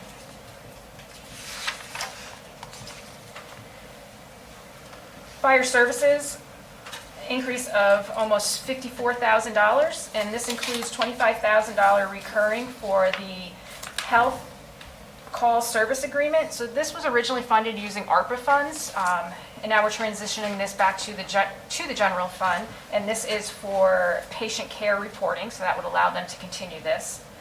$18,000 for the increase in the GRU Ethernet contract, and then $10,000 for required training for the district chiefs. Under the Parks Division, here we have a $147,000 increase, which includes 2 FTEs. $30,000 of this was a transition of the Boulder Springs facility operating from GRU over to general government that was approved by commission early in May. And the 2 positions will be to support Sweetwater Wetlands Park, a very active park that is requiring additional staffing. Public Works, $735,000 recurring. This too was approved on 5/5 by commission, and here's the transfer of the lighting asset from general government over to GRU. $430,000 of this is due to the rate increase, and $300,000 is the actual asset transfer. Strategy Planning and Innovation has a $110,000 placeholder, and this is to address Workday additional implementation costs. We're still working on what this true number may look like, but this is a placeholder at this point. And then $7,000 for the continued use of the UF research tool for the Florida Lambda rail use. My glasses keep fogging up, sorry. Sustainable development. This is tied to the rental housing program that was approved to come in-house by commission earlier in May. So here what you have is actually $420,000 that was released in budget. And the reason for that is the contract. So we removed the contract, which is $687,000 budget, and then we're adding $266,000 for the positions and some operating. And that will fund 5 positions for housing rental inspection, again, bringing that in-house per commission direction. Your transportation and mobility, $103,000, which includes 1.5 FTEs. The first FTE is for a GIS system specialist, and this was approved during the GPC meeting on 2/24 for the department to bring forward during the budget process. And the other position is a part-time program coordinator for micromobility. This position has a revenue stream in the general fund to cover these expenditures. So total 1.3 million in additional expenditures for a total of 15.5 additional FTEs. Yeah, thanks. If you don't mind pausing for a second, Ms. Fiore. Ms. Curry, we had a brief conversation about the Workday implementation and some concerns you had about the sort of magnitude of that number. It seems to me like 110,000 is probably not in the ballpark of what you're thinking we might need. Do you have a more current estimate there? You're absolutely correct, Mr. Mayor. We're still actually working with the steering committee, but I guess just some brief historical, that system, ERP system, was about $8 to $9 million to implement. And the issues that we have identified is going to require a third party, and the cost could be anywhere from $2 to $2.5, $3 million to actually fix Workday. It is a critical system that impacts our HR and finance system. It has other support systems attached to it, but primarily HR and finance. It is a challenge as we speak, particularly in finance as it relates to just closing out 21. But to fix Workday, we're in the range of $2.5 to $3 million. So the 110 was very early on. That number will definitely change. Okay, thanks. And that's mainly about data migration? Yes, it is. That's a big part of it. Yeah, okay, thank you. I didn't want anybody at the table to come back and get some sticker shock at a later time. Better to rip the Band-Aid off early. And the investment, Mr. Mayor, is far too much for us to scrap it. Workday works in other jurisdictions. It's just there was some kinks with the implementation of it. And unfortunately, we're too far in to scrap and start with something new. We have to fix it. Yeah, and I mean, you said this, but this is one time. It's not as if it's going to be a recurring increase of $2 million. It's just we've got to get everything migrated and get the system sort of fully operational, and then it will serve us well. Absolutely. Thank you. Thank you. Thanks, Mr. Fiore. Next slide. So here it breaks down between recurring and one-time expenditures. So 1.1 million will be recurring and 218,000 one-time. And it's important to see this because one-time expenditures can be funded with other sources. Next slide. So looking at the expenditures more closely, the expense by category, you can see that the personnel services for the general fund is our largest expense at $86 million, which is 58% of the total general fund budget. Next slide. This slide shows you general fund by department. And I'm going to spend a little bit of time on this slide because you see a lot of zeros on this slide, and I want to be able to explain what's happening here. So the first department there, your capital asset plan and economic resilience. So this department rolled under the sustainable development department, and this was part of the 22 reorg. Most of these movements between departments are due to the 22 reorg. The city manager bump in budget included transitioning existing FTEs from communications department as well as our housing department over to the city manager's office, as well as some additional FTEs that she added in fiscal year 22, and the operating costs associated with the governmental affairs and community outreach position. Your communication center, this is our combined communication budget. That historically in our old ERP was its own standing department. That is now rolled under as a program under your non-departmental department. Communication and engagement, as mentioned, 2 of those FTEs rolled under the city manager's office. Facility management is completely rolled under your public works now. Budget and, financial services.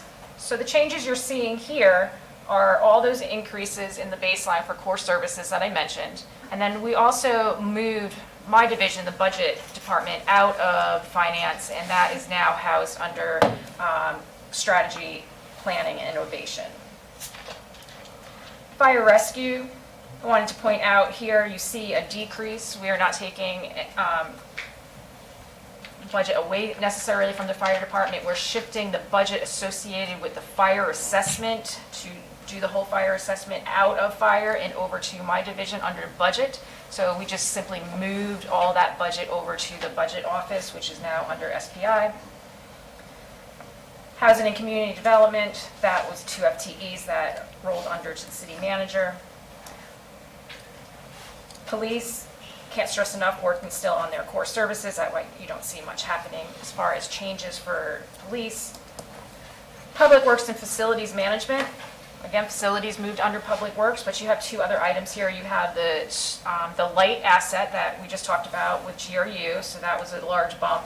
And then you also have the Alachua County streetlight contract that was historically budgeted under non-departmental, has moved out under Public Works, and they're the ones that administer that contract, so that's why you're finding it under there now. So that was just over $1 million transition there. Strategy, planning, and innovation, you see a large change by $4.2 million. As mentioned, budget is now under SPI, as well as the technology and innovation department was rolled under SPI. Sustainable development, you have the changes in your rental housing program, as well as CAPER that rolled under sustainable development. As mentioned, technology department rolled under SPI, and under non-departmental, the shift for the communication department, as well as the Alachua County streetlight. Next slide. Looking at expenditures by function, here you can see that public safety is our largest expenditure, which it should be. Here it is 43%, $63 million of the general fund budget. Next slide. This slide shows you each function by percentage. Historically, public safety, we would always report on it being closer to the 50% mark. A couple things have happened that changed this, where it's pulling away from the 50% mark. Last year, under the previous city manager, he moved the GPD IT division that was budgeted under GPD, that was moved under technology. So there was a few $1 million that moved from GPD that went over to technology, which is now under SPI. And also, we have not finished the core services for GPD. So once we're finished with the core services, I would expect that that may bump up slightly. But right now, it's at 43% based on this budget. Next slide. Looking at expenditures as a whole, kind of the same story as we talked about our revenues. 14 through 16 was pretty flat. And then you had some things happen in fiscal year 17. I mentioned the HR was consolidated completely under general government. So you had that additional expenditures now showing up in fiscal year 17, as well as your SAFER grant ended, where it was 9, I believe, firefighters came over to the general government. They rolled off of that grant, and then the general government had to absorb those expenditures. In fiscal year 18, your large jump there, this was a year that we were starting to really try to implement our strategic goals, added some positions that year.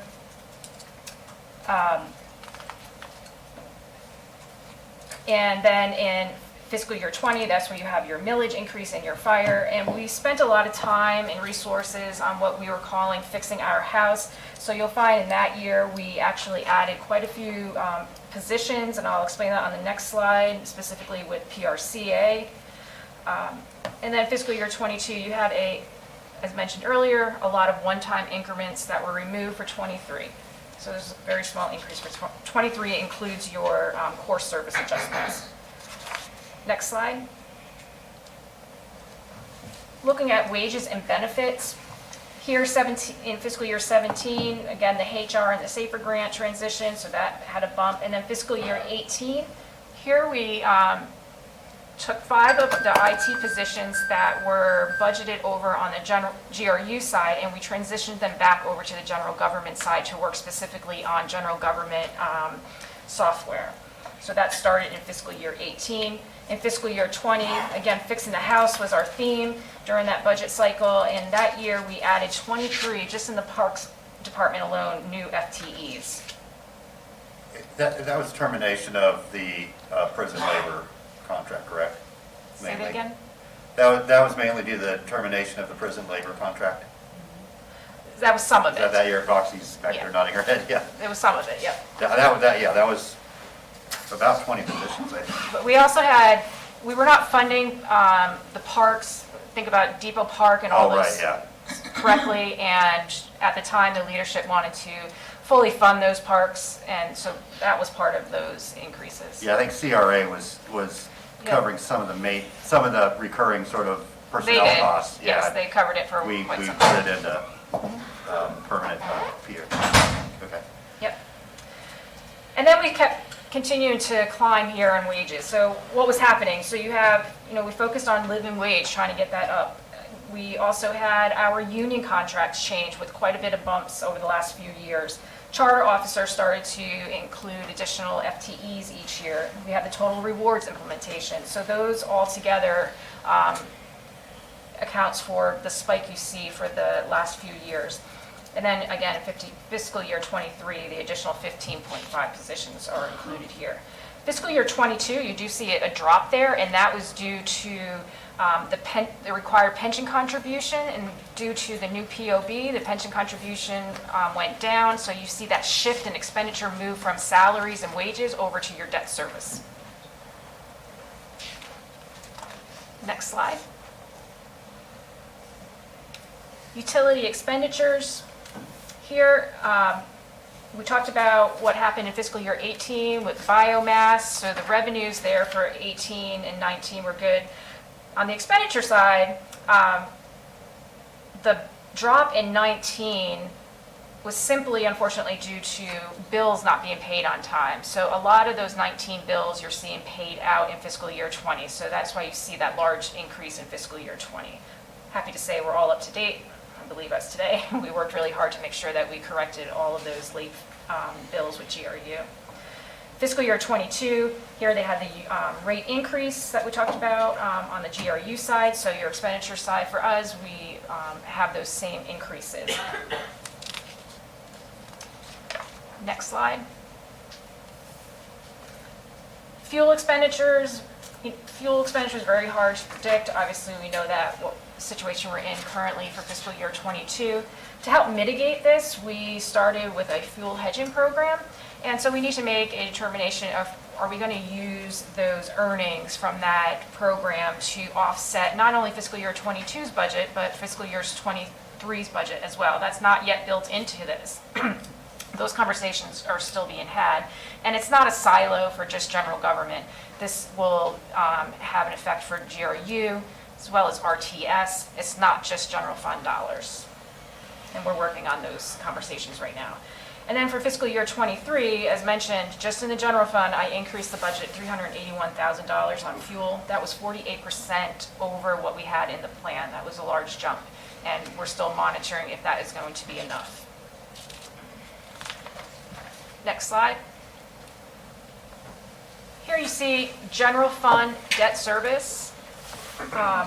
Things to make note of on this slide, fiscal year 22, you see that large jump, and this was the shift for debt, because now you had your new POB, so your debt increased, as well as the new 21 revenue note, so your debt increased for that.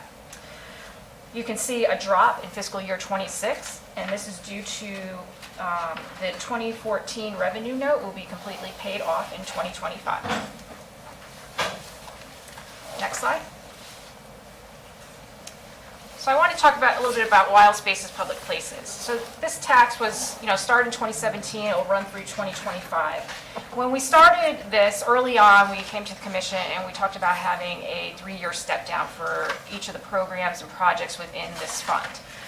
Unfortunately, prior management did not roll these expenditures into the general fund. So I wanted you to be able to see over these next couple pages, these 4 slides, I'm not going to read them, it's showing you just the impact that each program,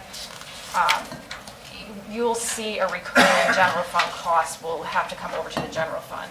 And if you go to, 4 slides in at the end there, fiscal year '23, the estimate is $271,000 that should be transitioned based on that step-down plan that we discussed earlier around 2018 into the general fund. That's not yet built into your '23 proposed budget.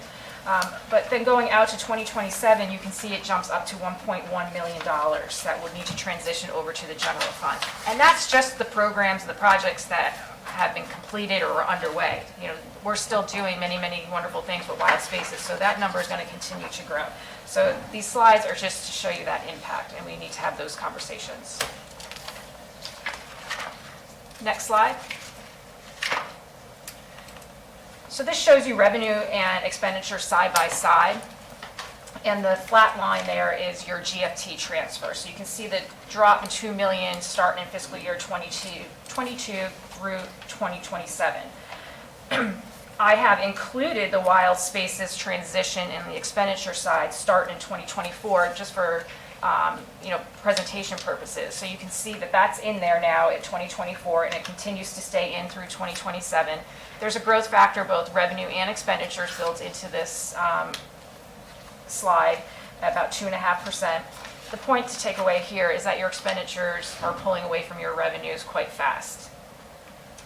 Ms. Ferry, if you please pause for a question. Sure. Commissioner Saka. Thank you, Mr. Mayor. Ms. Fury, I have a question. If you could go to 2 slides before this, when we're still kind of listing the step down of costs that are budgeted in.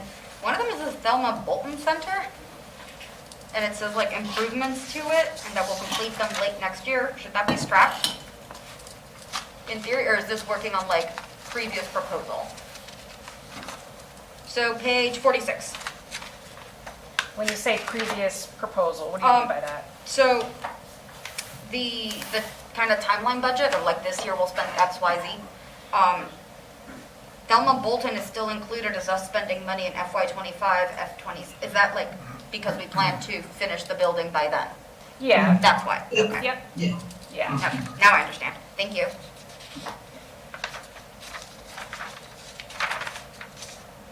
So if you go to the next slide. So you've seen this slide already, talking about the uncertainties, stressing that June 1st and state projections.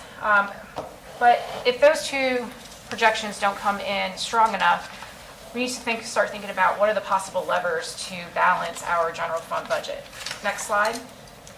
So some of those possible levers, which we used some of it already today, would be the use of the ARPA revenue loss source. That would be a good source for one-time expenditures, not recurring, as we talked about earlier today. Your fuel hedging funds, do we use the revenue sitting in that fund to help mitigate the additional expenditures for all of our funds? Use of fund balance, we talk about when we use fund balance, again, one-time expenditures, not recurring. Do we have to reduce those core service increases that you just saw put into the baseline?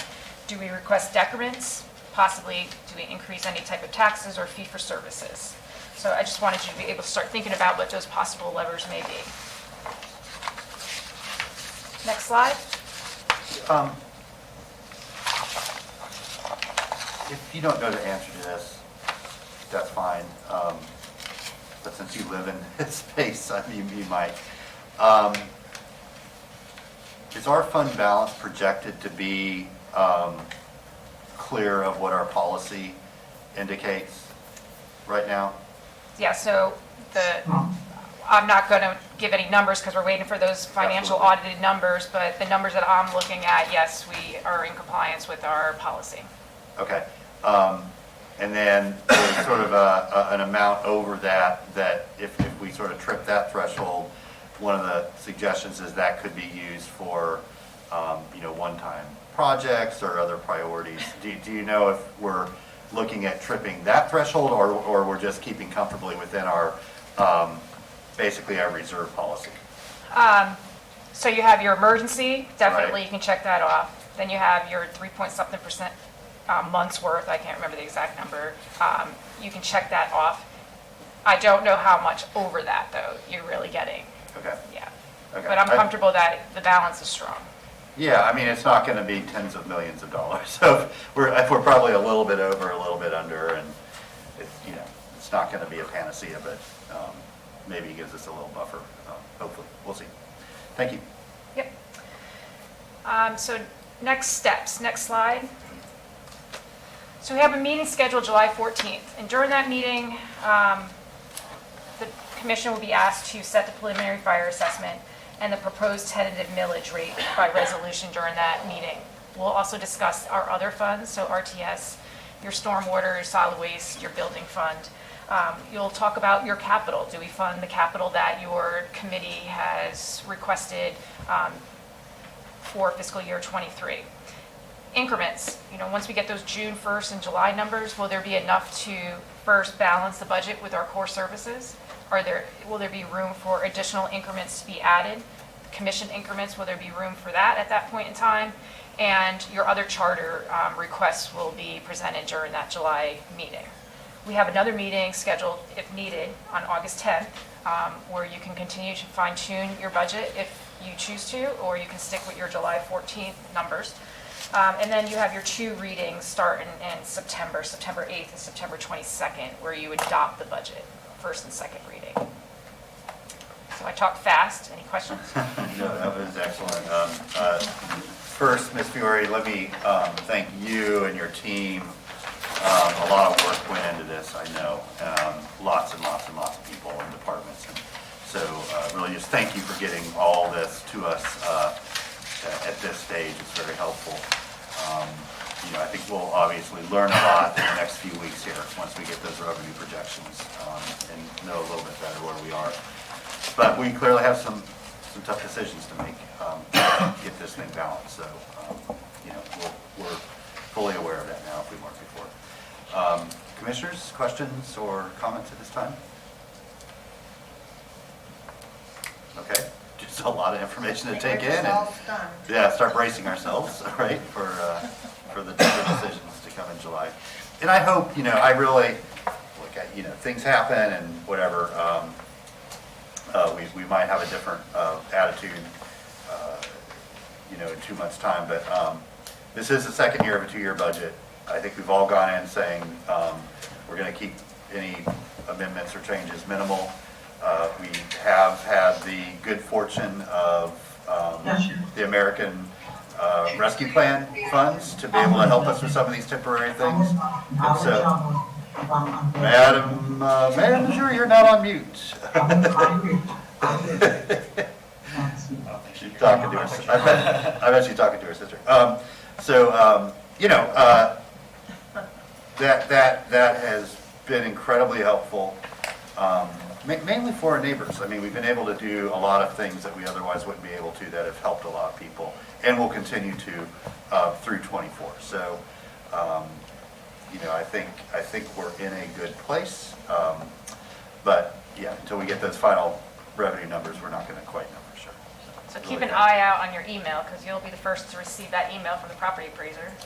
Yes. So make sure you forward that to me. Yes, we'll do, absolutely. Okay, we'd love to invite any members of the public up that wish to speak. There's no action being taken right now, but if you have anything you want to share, happy to hear from you. Okay, well, thank you then, Ms. Fiore, appreciate your time. And we will then move on to the next item, which is the municipal general obligation housing bond.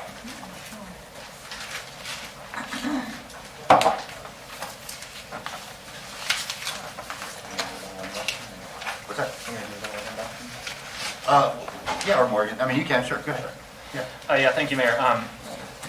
So I think this research was originally done by Commissioner Johnson when she was working on it. And the thought is for us to consider doing a general obligation bond, and general obligation bond it goes to our property taxes, or she'll explain what they are. But I just think that looking at in the forward, we have a wild space of public places, but that infrastructure portion of the tax is split up into a lot of different things, from fire stations and roads and all these different things. I think having a dedicated source of funding that goes towards affordable housing means there's no fights, we know we're gonna be able to have that money to spend on it, and we can make with $50 million or even $30 million, we can make a significant impact in creating housing. And as we'll see in the thing, cities all over the country do general obligation bonds, something we don't do often here, but and they also do multiple taxes on the same ballot as well. Thank you, Mayor. Thank you. Morgan, welcome. Yes, hi, Mayor and Commissioners. I'm Morgan Spicer, the Interim Policy Oversight Administrator, and so I'll be discussing some of the research that we conducted. I will note, like Commissioner Hayes Santos mentioned, this research was originally done for Commissioner Johnson, so first report was mid-2019, the follow-up was early 2020, so the reports don't have updates beyond that. I do have a couple updates for you, but the reports are from earlier in 2020. You can go to the next slide, please. And of course, as always, this is just reminding you how we got here in the process. Phase 1 resulted in our reports, and then we're currently in Phase 2, which is GPC consideration. Next slide, please.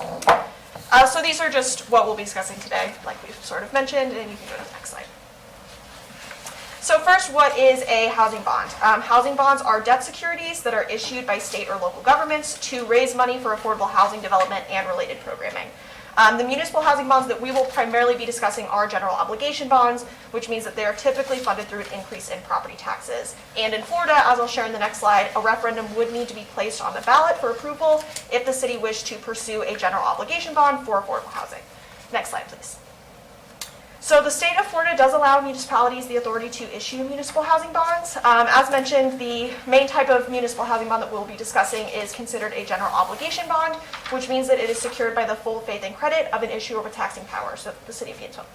Article 7, Section 12 of the Florida Constitution provides that municipalities may issue general obligation bonds payable from property taxes and maturing more than 12 months from issuance to finance or refinance capital projects when approved by a vote of the electors. So this means that this type of general obligation bond, if approved by voters, is then funded through property taxes, generally resulting in a property tax increase. Due to the capital project requirement, municipalities can use these bonds to create new affordable housing or refurbish existing affordable housing, but this money can't be used to fund general government services. I did want to note that Florida municipalities are also allowed to issue revenue bonds to finance or refinance housing and related facilities without voter approval. Revenue bonds are debt obligations payable from specific sources of revenue that do not permit the bondholders to compel taxation for the payment of debt service. And so instead, payment obligations on a revenue bond are repaid by the revenue that the project brings in. But like was mentioned, we're specifically mostly talking about general obligation bonds. We're going to share one example of a revenue bond, but mostly we'll be talking about general obligation bonds today. Next slide, please.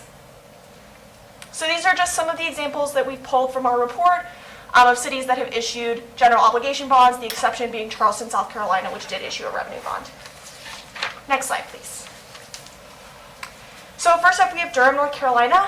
In November of 2019, the voters in Durham passed a housing bond issue, which authorized the city to issue up to $95 million in bonds to fund affordable housing development projects. This required an estimated additional property tax of $16 per $100,000 in assessed property value for 20 years. The city has estimated that the average additional property tax required to repay these bonds will be about $37 a year, and revenue from this bond issue goes to the Durham Affordable Housing Bond Investment Plan. Their specific goals are to build 1,600 new affordable housing units and preserve 800 affordable rental units, move 1,700 homeless individuals into permanent housing, provide 400 affordable homeownership opportunities for first-time home buyers, and help 3,000 low-income renters remain in or improve their apartments. And Durham did create an Affordable Housing Implementation Committee to oversee this. They did begin allocating funding in July of 2021, specifically working on an outdated public housing complex and replacing it with mixed-use housing. San Francisco also passed a housing bond in 2019. They established a $600 million housing bond, and they estimate that 2,800 units of affordable housing would be constructed within 4 years of the beginning of that funding allocation. The bond is issued through a property tax increase, and based on the city controller's estimates of the cost to fund the bond, the highest estimated annual property tax increase for the owner of a $600,000 home would be about $103. And then San Francisco did release a report at the end of 2021 detailing the status of their projects, and they did include the development of several low and middle income housing developments, with the largest allocation being for the redevelopment of the city's largest public housing community, Sunnydale, into mixed-use development. Next slide, please. Emeryville, California passed a $50 million bond to provide affordable housing in 2018, and they focused on the building of affordable housing, preventing the displacements of vulnerable populations, and helping low and middle income households purchase homes and stay in their community. This bond will be repaid with an increase to the property tax equating to 49 cents per $1,000 assessed value. Chapel Hill, North Carolina approved a $10 million bond in 2018 to build and preserve more than 700 affordable apartments and homes. The bond will be repaid with an increase to the property tax equating to 10 cents per $1,000 assessed property value. They recently allocated about $5 million of that funding for the development of 275 affordable housing units, and then they're currently accepting applications to use the rest of the funding. Next slide, please. Charlotte, North Carolina approved a $50 million bond in 2018 to support an affordable housing trust fund with the goals of expanding rental housing, to support low-income housing tax credits, funding strategic land buys, creating mixed income housing, establishing a fund and tax relief program to preserve existing housing, and then also ensuring that publicly funded developments would set aside 20% of their units for families earning 30% of the area median income or less. In the last few months, the City Council did approve the allocation of about $10 million from the bond issuance to be used to finance several affordable housing projects with the goal of creating about 600 new units. Austin, Texas approved a $250 million bond in 2018, where $100 million would go to the Austin Housing Finance Corporation to buy land for affordable housing development. About $49 million will go to rental housing assistance. About $28 million will go to build houses for residents below a specified area median income. And then about $28 million will go to a home repair program. The bond will be repaid with an increase to the property tax, equating to 20 cents per $1,000 assessed value. And there also have recently been discussions in Austin to place an additional $500 million bond on the 2022 ballot. And then Charleston, South Carolina is that unique example that I talked about, and that their bond was not funded through an increase in property taxes. Instead, their bond was a revenue bond to create affordable housing through new construction or rehabilitation, but it was going to be repaid with rent revenue from those new homes rather than a property tax increase. This funding source did result in the issuance of the bond being delayed for several years, as they needed constructed, rent-generating units to pay the debt service, but couldn't build them without the debt. Applications for this bond funding have been sent out and received by the City of Charleston, but there have not been significant updates as to the results of that application process. Next slide, please. So Miami is an example of a Florida city that issued a housing bond. In 2017, voters approved the Miami Forever Bond, of which $100 million was designated for affordable housing. The bond will be repaid with proceeds from the property tax, but at the same time that this Miami Forever Bond was placed on the ballot, they also lowered the overall property tax rate in the city. So there was no net increase in property taxes after this referendum passed. The city created a bond oversight board to oversee the allocation of funding, and in 2019, they officially designated $7 million to go towards a couple of affordable housing projects in the city. And then they also released an affordable housing master plan in 2020, which outlined how the remaining $90 million allocated from this bond will be administered by a quasi-independent financial corporation to help leverage the funds. In Los Angeles in 2016, they approved a $1.2 billion bond to provide permanent supportive housing for the chronically homeless, in addition to emergency shelters and affordable housing for low-income households. They projected that the bond funding would produce about 1,000 units per year for 10 years, excuse me. And the bond will be repaid with an increase to the property tax, equating to about 10 cents per $1,000 assessed value. However, despite being approved in 2016, the first project funded by this bond didn't open until January of 2020, and as of 2022, about 14% of the proposed projects have been built, and the city has sold about half of the bonds issued. And then our last example is Portland, Oregon, which approved a $258 million bond in 2016 to create 1,300 units of affordable housing by 2023. The bond will be repaid with an increase to the property tax, equating to 42 cents per $1,000 assessed property value. However, this bond has had a little bit of controversy. A report by the Portland City Auditor in December of 2019 stated that Portland leaders had not delivered on promises made to voters regarding the affordable housing, and that they had lacked kind of consistent monitoring of the commitments that they had laid out. And so in response to this, the city did establish some volunteer oversight committees. And since this time, 2 apartment buildings that were funded through the housing bond have opened, and 6 more are set to open through 2022. Next slide, please.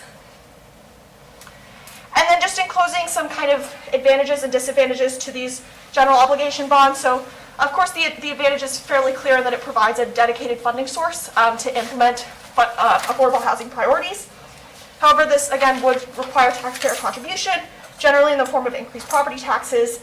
And as you can see, some cities have had difficulty allocating funding from the housing bond towards projects, and so while the housing bond provides the source of funding, the municipality would still need to have established goals and strategies to make sure that this housing bond is successful, the work is successful. And then next slide. And then just closing out with the phases of the policy process, which I don't think need repeated, but I'm happy to if anyone wants me to. All right, thank you, Ms. Vice, I appreciate that update. Back to Commissioner Santos and then Commissioner Chestnut. Thank you, Mayor, and thank you for discussing this, or presenting it. One thing, the general obligation bonds show up as like a separate line item. So people, I think that's my understanding of how they've kind of worked in the past, I believe, of how they on the property tax bill. If we did $50 million, it could result in, if we financed that to build more homes and kind of did mortgages and kind of leveraged it the best way we could, we could build up close to 1,250 homes. That would be able to cut the GHA waiting list in half and be a significant impact to creating affordable housing in our community. I know there's been some concerns of where kind of our audited books are and things like that. We don't actually go out for a bond issuance until after the voters approve it, and then we start that whole process. So it would be next year before we would have to have everything in line and actually go out for bond issuance if the voters approved it. I know there's been other concerns I've heard about. We have the wild spaces, public places, infrastructure sales tax, and how this might interfere with that. Our city voters in the past, and every time the city has supported an initiative in my lifetime, the city voters have voted for it. It may have lost countywide, but in the city voters understand the need to fund city priorities. And I strongly believe that our city voters will pass both of them if this was placed on the ballot. And on ballots across the country, there are multiple general obligation bonds and sales taxes, multiple things on there. It's not kind of it's very common to have multiple things on there in terms of bond issuances and things like that, so it's in that sense. I hope that we can move forward. My thoughts are that we would ask our senior housing strategists to work on like a framework. There's lots of other cities that kind of they allocate money. Certain may go towards 30% AMI or 50% AMI. And the thing is, to hit those low numbers of 30%, 50% AMI, we have to subsidize it. We have to put government dollars in. And while we can hope that the state will do something, the state's not going to.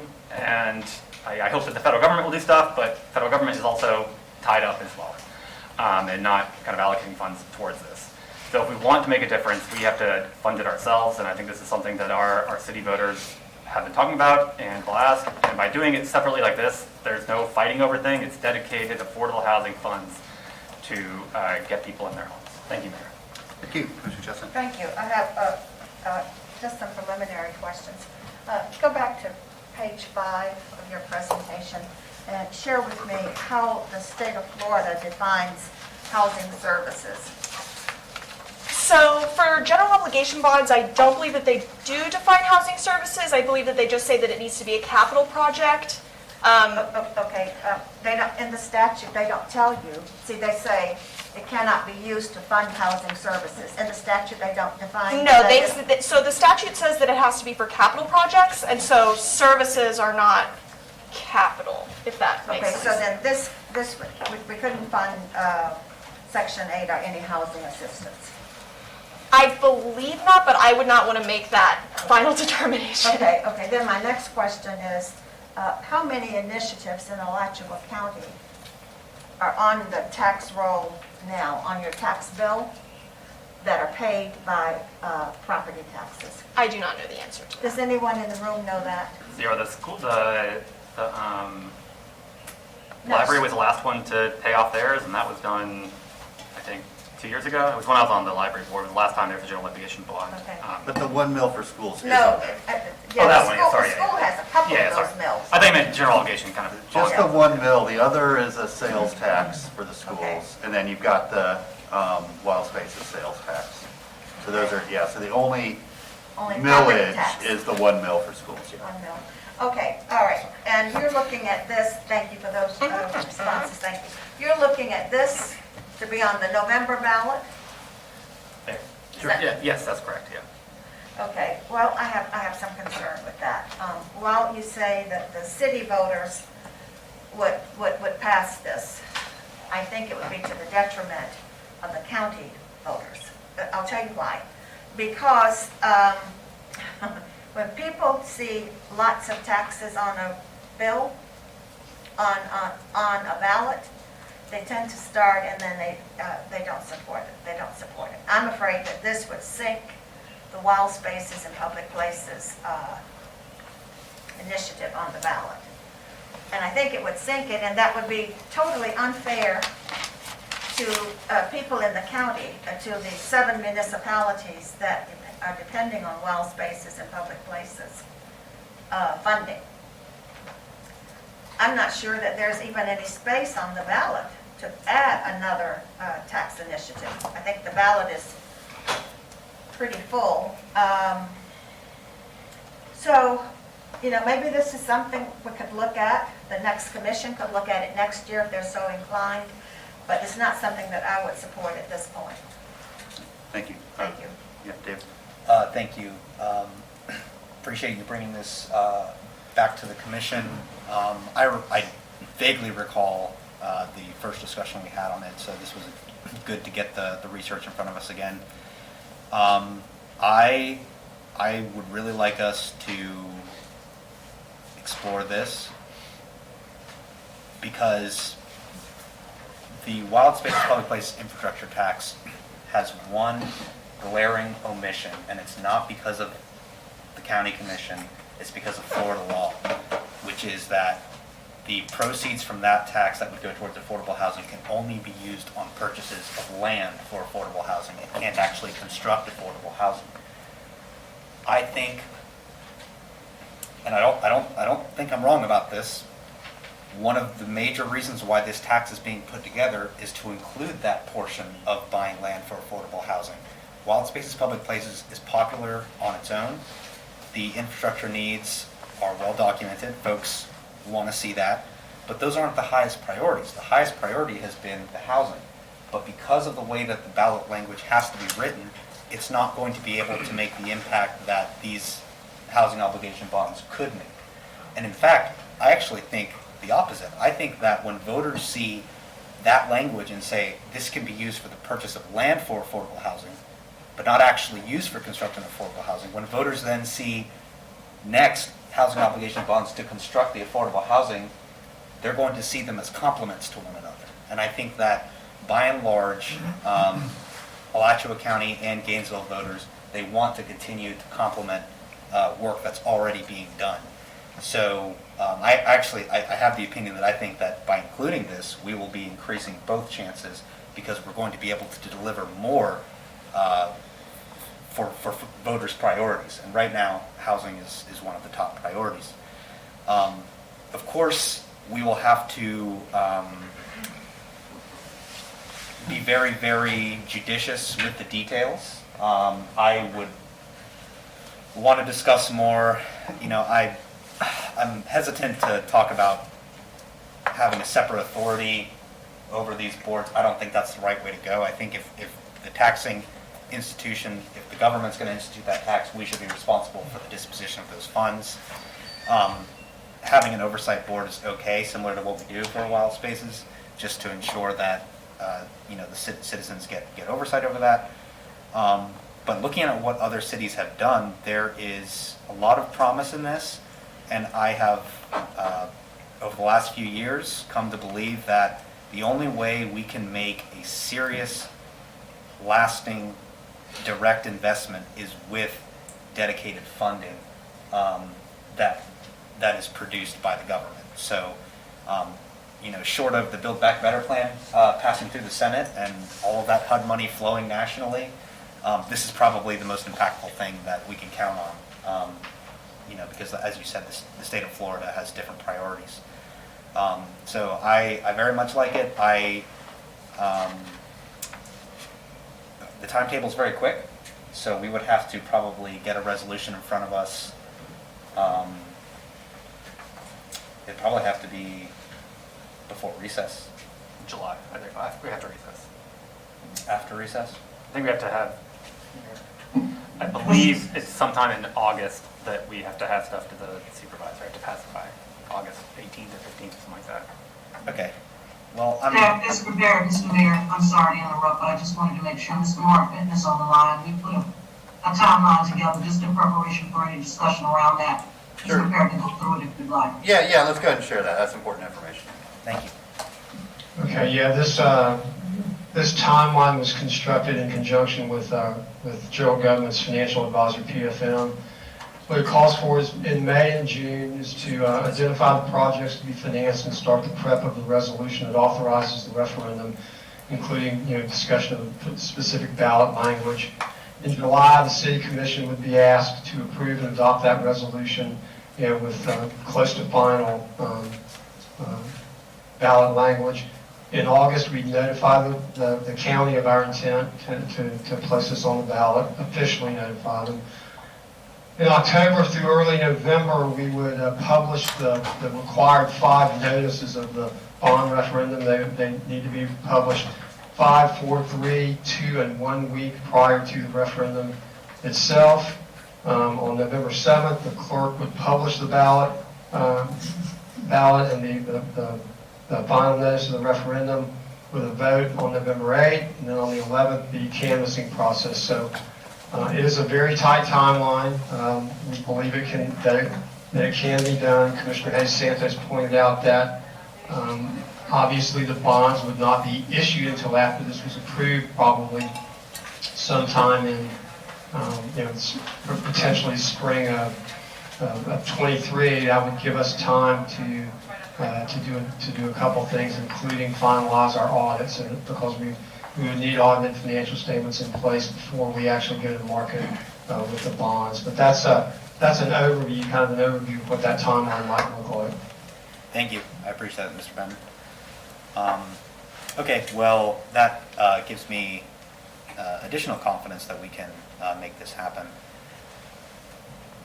So, yeah, I'd like for us to get into the details on this. I think this is a really, really great idea. Thank you. Thank you. Commissioner Ward. Thank you, Mr. Mayor. So there are multiple conversations to be had. The first is it something useful? Is it something that would help people who live in our city? Yes, absolutely it would. Second conversation is a timeline issue, a political timeline issue. Y'all know ballots go out in about 4 months, right? For November. Is there a campaign prepared for this? I don't think there is. I mean, the Gainesville voters tend to support taxes on ourselves, but we do that because good cases have been made for them. Many months out, and education has happened. This is, hey, great idea, let's do it. I think the timing on this just isn't going to work for November. And because of that, I think it will have a negative impact on the other tax that is already in motion. In theory, given plenty of time to work on this, it could work beautifully and help a lot of people. But as a last minute, let's shove it in the door, I think it's a train wreck, frankly. I mean, politically, we don't have a plan for how to get this done that I can see. Logistically, legally, yes, I understand how it works. But I'm very skeptical that this can get done politically in any kind of reasonable way. The other issue that I have, question that I have, is how do we spend the money? And that's the big case to the voters, knowing that it's possible to get it spent. Yes, everybody knows that we need lots of housing units built. How we get the money is a fairly obvious process. The need is obvious, but how that money gets spent, particularly in the environment that we can see for the next couple of years here, where it's hard to buy building materials, much less get people on site to swing hammers. I don't know how we explain that how that's actually going to work. And not knowing that, at this point, just a short time from when ballots go out, means that it's going to be really hard to answer that question when voters ask it. I don't know the details of this, and that means it's really hard for any of us to go into the community and knock on doors and say, you should spend $75, $100, $150 on your tax bill to do this. Because we can't answer the questions about how it's specifically going to work. Not how we collect the money, but how we spend the money. And I think that puts us in a really difficult position. 6 months ago, this might have been a really good conversation to have. Today, I don't know how we do it. Thank you, Mr. Mayor. Thank you, Mr. Mayor. So I really like the idea, and I'd be interested in doing it. I do have one question. Either Ms. Spicer, question, you might have like better answers on it. For the places that have done this and have built out housing, or I guess even older cases, once the funding to build is spent, how do these locations maintain those properties? Because what I'm thinking is U.S. government in the 70s saying, yeah, let's build housing, and never maintained it. So how have these places kind of figured that out? These are all relatively new. I mean, the latest one was 2016, so I don't really know that any of them have handled that problem yet that I've come across. I'm happy to look into it, but I don't have an answer from any of the case studies that I looked at. If you could, and my concern is in the statute, because it says create, and I want to interpret that as like you can purchase and then make it affordable, as opposed to purely building. I want to believe that. But then also, where is the money to, maintain 1,200 units is not an insignificant amount of money to maintain. And if we can't use a tax or a bond or anything, that comes out of the general fund. So I don't know if there are older bonds that cities have done, like I'm not happy so to look recent, into it. to see like what happened after. Thank you. So I am concerned about putting it in November. I'm concerned because, while I love the idea, we don't have much of a plan. So the amount of money, the research of how much it would cost the individual taxpayer, essentially to build that campaign of, not even a campaign to sell it, a campaign of just knowing the facts. We don't have that yet, to my knowledge, because staff hasn't produced that yet. So if somebody just asked me, well, how much is this going to cost me? I wouldn't even have an idea. I wouldn't know. I see Mr. Harris. Yeah, Mr. Harris, you want to add to the conversation? Yeah, from a practitioner standpoint, oftentimes to sustain these projects, it relies on the rental income. So if you're funding a multifamily development, oftentimes this money is seed money to be leveraged and then for sustainability through the rent revenues. Got it. I don't know why I didn't think of it. Okay, thank you, sir. Oh, no problem. So that answers that. But the other concern is, like, I still wouldn't know how to even answer questions. Nobody here would. What I would really love to do is work on it with y'all and then continue work, and we could have something ready by January to then prepare to put in 22 would be my preference. I know that this is important to you. 24. 24. What is time? Time is relevant. All relevant, relative. That. What is English? Like work out what we want to see done and have it ready for the next commission. And I know that's hard because we can't like obligate anyone to do anything. But I don't think anyone who's currently running is anti-housing. In so many words, I will. But that does lead me to my other concern. My other concern, and it is a concern we have seen time and again, where would you propose we put this?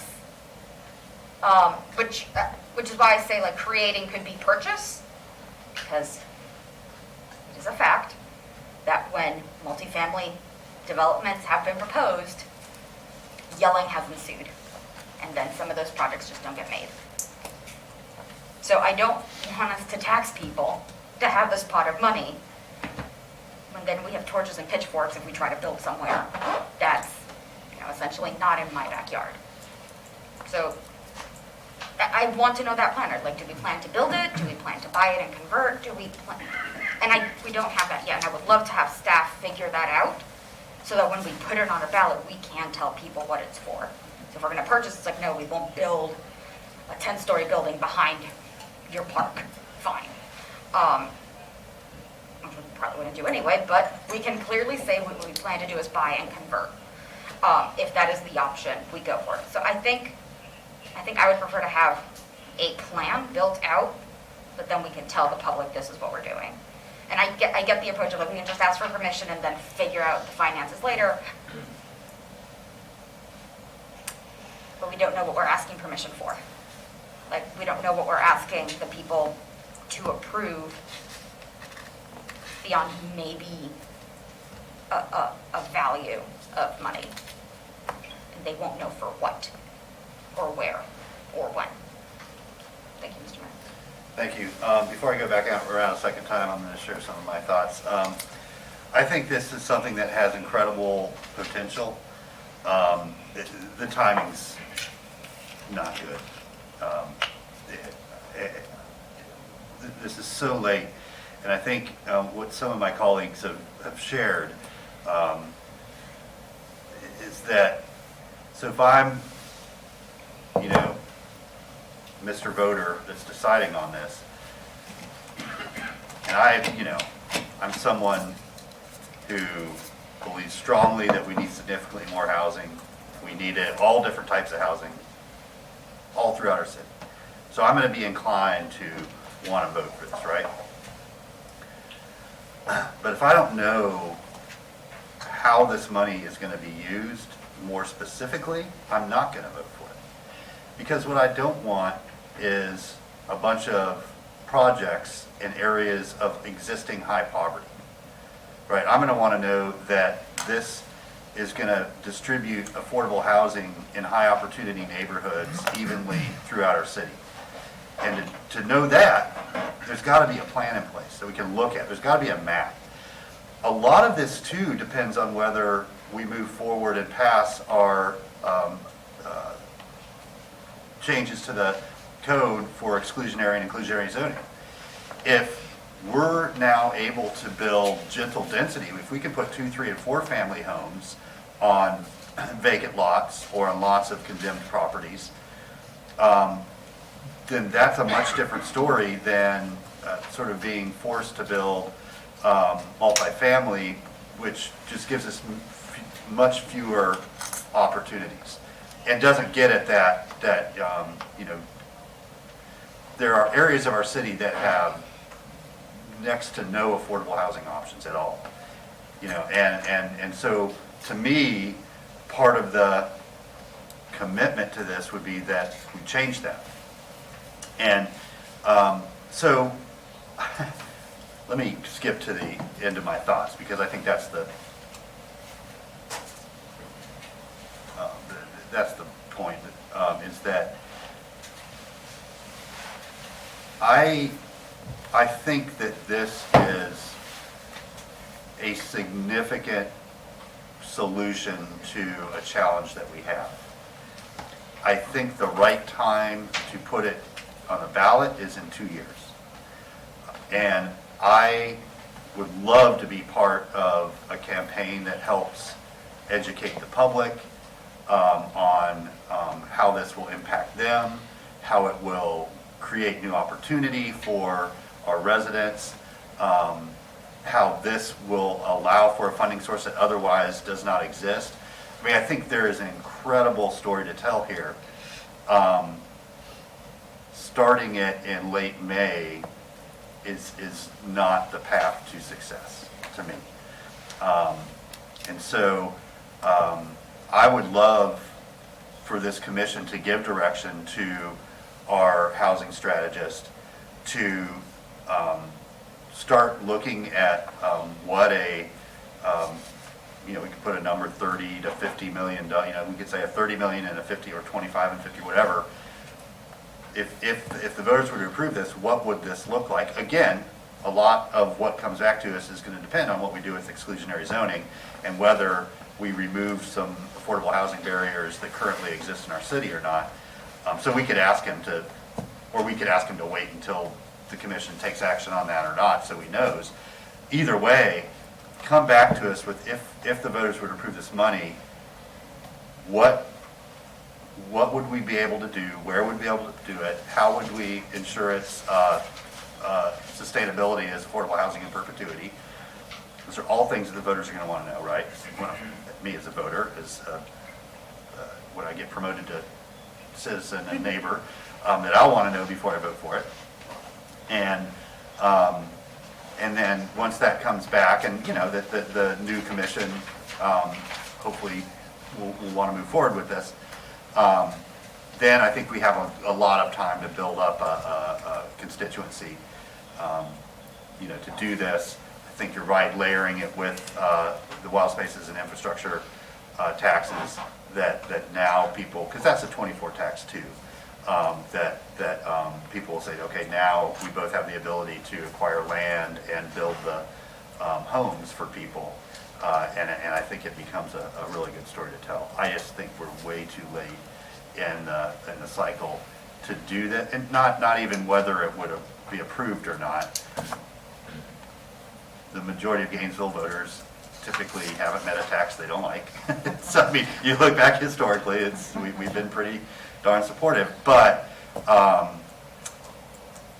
for all of those examples, it's been a 12 to 18 month lead time to get it before people vote on it, and it's we just don't have, and we're not going to have that by November. We're not going to have some sort of well-vetted development proposal of how this money would be spent if it was approved, and that's the part that I just can't in good conscience move forward with until we have. So again, I would love if we asked Mr. Harris to say if we were to have this funding source, what would it look like, and start some community conversations to see what would people be willing to support, where would they be willing to support it, and all those things, and then sort of work on it over the next 2 years. We'll go back to Commissioner Chestnut and then Commissioner Santos. Thank you. I too think that this is late in the game. I think when Commissioner Ward was talking about the education component, generally people, because you can't spend public dollars to promote educate about a tax, they form a PAC. I don't know if we even have time to get a PAC together to raise money to educate people. However, it's an excellent opportunity to educate people as we do those multiple affordable housing, have those conversations with the neighborhoods. I think slowly, if this is something you want to do, slowly you have to build and educate people as you go along. So if staff follows through on the proposal from this morning in reaching out to the neighborhood associations, our neighborhood organizations, this could be a topic that is discussed and you begin to build and educate and build the momentum. But I just don't see doing this in November, and I just don't see putting the rest of the county at risk for wild spaces failing. Thank you. Good. Thank you, Mayor. So first, there will be a campaign behind it. Secondly, so that's what actually my request is, for the staff to come back with the framework, how it would be spent and things like that. That's what's needed as the next step. It's not to move forward on it, just to bring that back and see what it would look like. As for like maps and where these things are, these types of bonds don't do that because of the nature of real estate and just it's changing. I was just talking to your so usually they're just like, this is in this bucket we're going to spend so many $1 million in preservation, and this is what the uses of that are, and then so many million will go into, we're focusing on 30% AMI or whatever they might be, all these different buckets, and you have those buckets, and then when you when it passes, then you can actually go down and start spending that money, because you can't, unless you have that money, you can't really spend it in real estate and in construction. So that's where it's not, you don't usually see very hyper-specific frameworks. It's usually kind of broad things and buckets, and then as they move forward, the commissions at those times then pick projects which move forward. And some of it's like, I mean,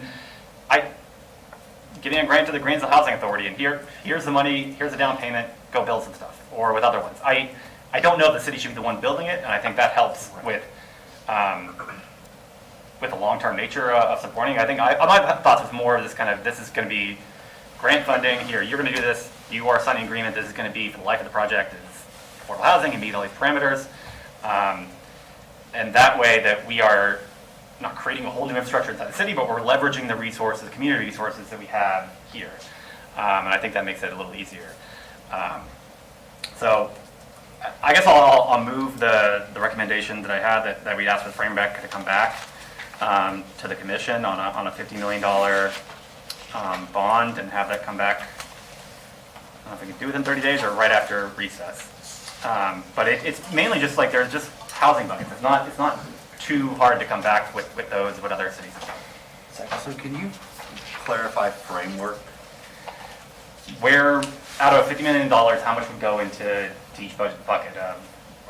Proposal for how much would go into preservation, how much would go into building housing and things like that. What are the different buckets, and how much of that money would go into each one?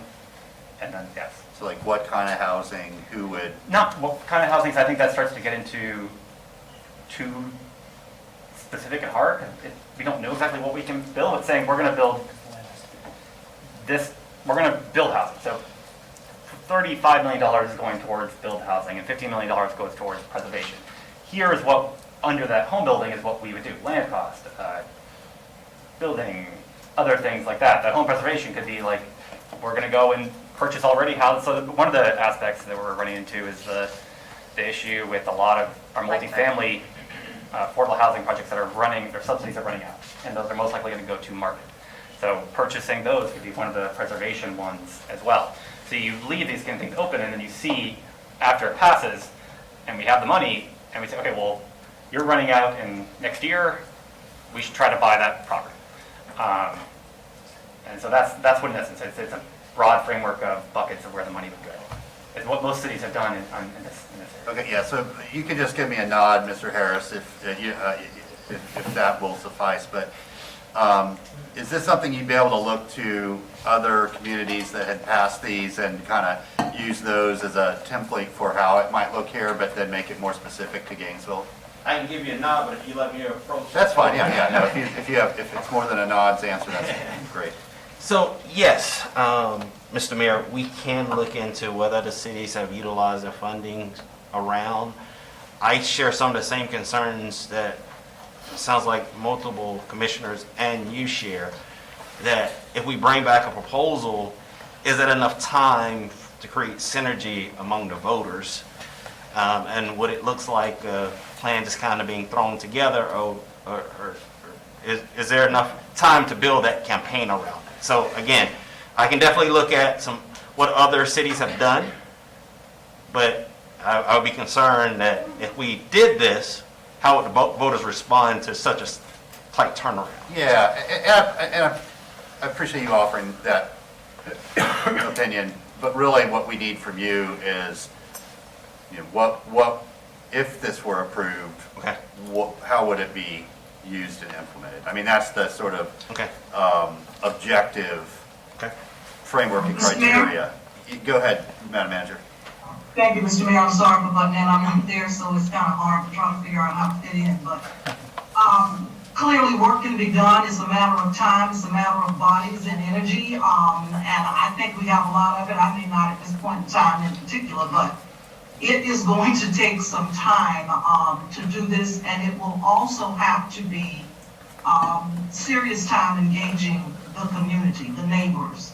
As I stated earlier, housing is a very, very important topic. It's being discussed by everybody around the country. And I would not, as manager, want to take it lightly and not do the right community engagement around a $30 to $50 million bond issue for different types of housing development around the city. I think it's great. I think we need the pot of money. There's no question about it. I do think that time is our challenge right now in terms of doing a quality job of building a plan around it. I don't think that it would probably take a lot of time to build a plan. There are programs around the country that we could pull from and we could put a frame together. But I do think that we have to seriously engage the community before just rolling out with something like this. Okay, thank you, Madam Manager. Adrian, you good? Yes, thank you, Did Mayor. you make a motion? Yes, Mayor. Was there a second? Okay, thank you. Go ahead, Dave. So here's some examples of what could be buckets: construction, acquisition, improvement, rehabilitation, preservation, repair of affordable housing, and we can specify low and middle income households. I think the opportunity, the potential is greater than the drawbacks. I would be concerned about talking about 24 because this commission can't commit the next commission to making decisions in 24. So that would be my number one concern about waiting. I also want to point out the Wild Spaces Public Places campaign also has not fully, it's a historic tax. First Alachua Forever, then Wild Spaces Public Places, and now it's this iteration. So they too still have to get that campaign launched off the ground. Now they've had a little bit more time to talk about it, but in terms of a political campaign, it has not begun in earnest. So we're really getting started at the same time. Housing is, our largest meetings are always housing meetings. I don't know how some people lose sight of that, but they always are. And so I think that issues have tipping points where everyone is talking about them. We have so many thousands and thousands of people moving to Gainesville. The price of housing to buy, the price of rent, it's all going up for everybody, and that's what everybody's talking about. So I think that the opportunity is really here right now for us to make a strong case that this is the year we can do something about it. And I think this, if we were to have the conversation in a month, I would agree it's too late. But I think that because we're having the discussion right now, we haven't even had the qualifying period for the ballot yet. So we're not even sure who's going to be on the ballot in terms of candidates. So I think this is actually the perfect time to have this discussion. It might seem like it's happening quickly, but that's because this research was conducted in 2019. But housing obligation bonds have a much longer history than that. So, I guess what I would ask for my colleagues who have some hesitations is just keep an open mind about what's possible, and let's at least give our staff, or new staff in particular, the opportunity to bring back something that could really work. And if at that time, the commission decides maybe not, let's at least get to that point where we can actually have data in front of us. The city manager's office just worked so hard to publish the housing report, so we have concrete data in front of us, which otherwise may not have been compiled. So it almost seems like a perfect storm to me to have this discussion with voters. So yeah, that's my ask, that we pass the motion today and have a discussion with data in front of us, with a framework in front of us, rather than just this sort of conceptual discussion that we've had. I think we also have to earnestly think about how much time you're asking a new staff to devote to this. We've already said that this is not something we want to put on the ballot in November. But you're taking away new staff's time, housing staff, who's supposed to be working on affordable housing, to come up with, to delve into this for something that we are not, I don't think you have the votes to put it on the ballot. Now, maybe it's something that the next commission wants to study or look at putting on the ballot. As I said, it would be a good tool to discuss affordable housing as we meet with neighborhood associations or organizations, but to divert time from affordable housing now, from concrete things we need to be getting done, I think is just not wise. Thank you. Harvey? Thank you. Thank you, Mr. Mayor. So,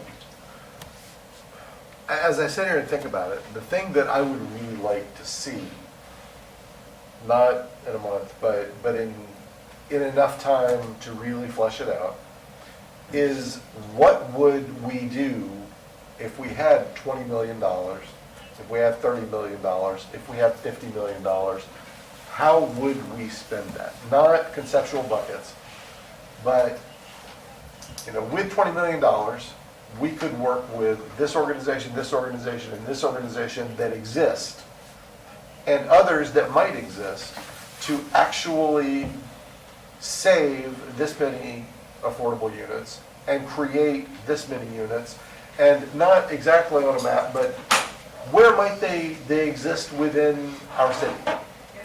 Just generally. How would we put something like that together?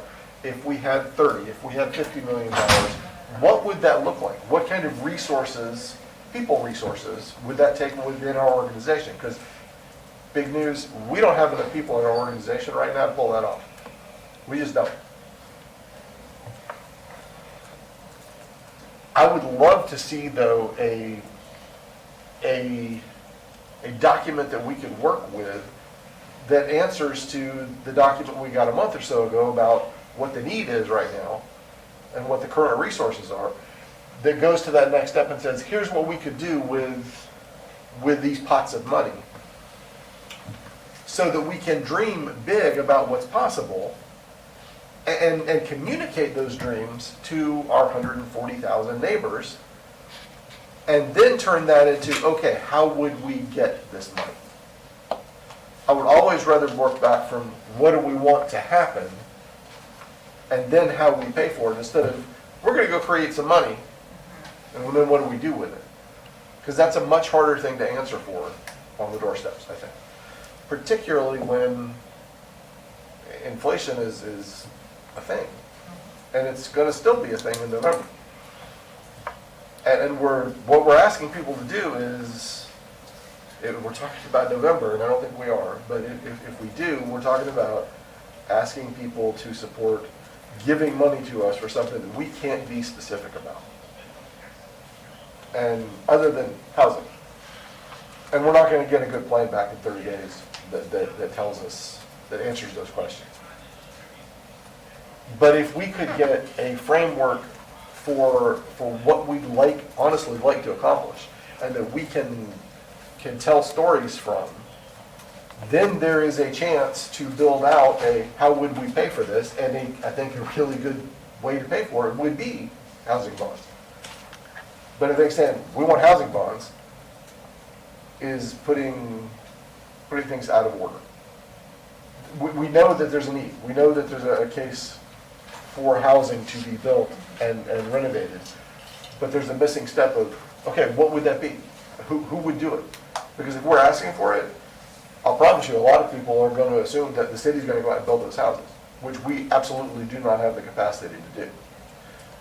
Also, let's keep in mind that it hasn't been very long that we were out at Ironwood, and the city manager asked us to please not put a lot of new projects on the table so that we could get finances squared away.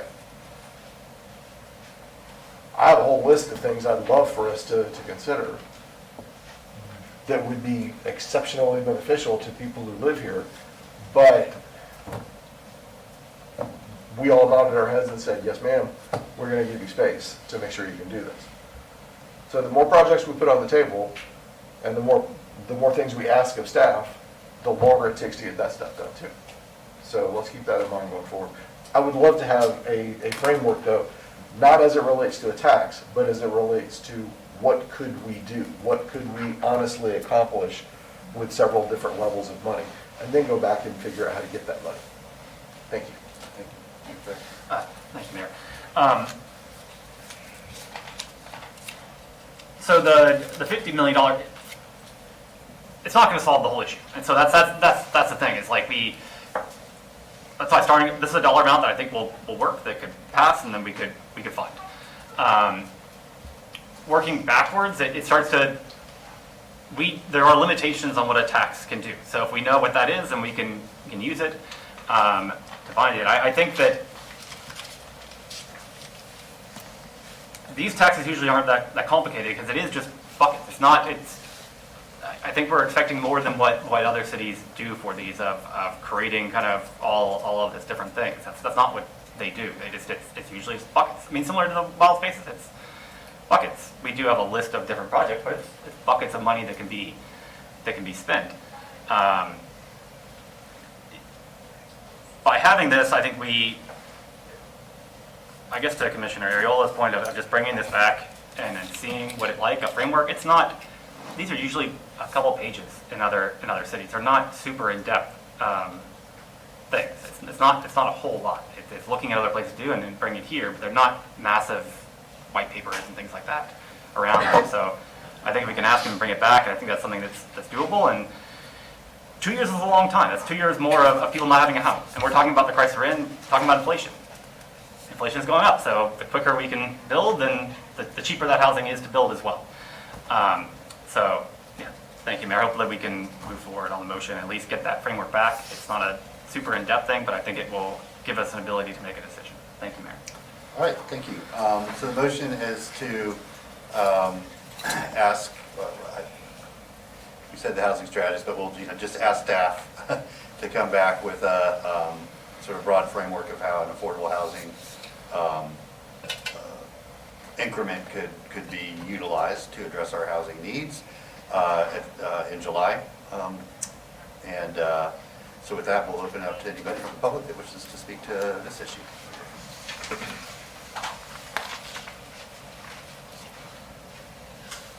Tana Silva, where was this discussion 4 years ago when the 4 men who were on the commission, went to the housing summit? Why was it urgent then? Why is it urgent now? I would ask instead that you do an assessment of where did the CARES money go? Where is the ARPA money going? Those are millions of dollars. I know millions went to UF. I've seen $1.4 million of CARES money that didn't go to anybody except, dinners for GPD, night shift, and sanitizing a building and so forth. The budget that you just saw, general fund, CARES, ARPA, GCRA, incentives, consultants, all of that. Where was the urgency when you were figuring out expenditures for all of those things? GCRA, the consultant said, that was the number one thing people wanted when the CRA became a city department. Housing. GCRA is going to downtown. Incentives are going to Lot 10 for $1 million for something vague, someday maybe, when you're already not compelling people who get the incentives to comply with the criteria for the the incentives. The initiatives, there is no plan, as has been said before. And I hope you will listen to your colleagues who are saying, we have to, have a strategy here. You can't just throw in random ideas. Oh, it's more money for housing. Well, as has been said before, affordable housing is just another buzzword. Already some of the proposals that we have going don't even touch 50%, 60% of the area median income. The LEAP Plus program at $1.9 million. The handout, ARPA, $1 million for housing, but that's it. Do I still have time? Okay. About 32 seconds. Okay.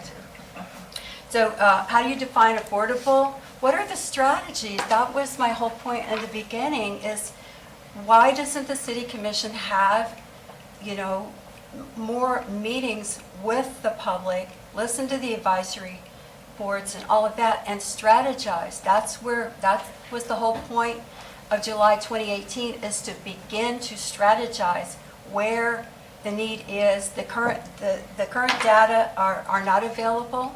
We know there's been horrendous blows to people's housing. Thank you, Ms. Phillip.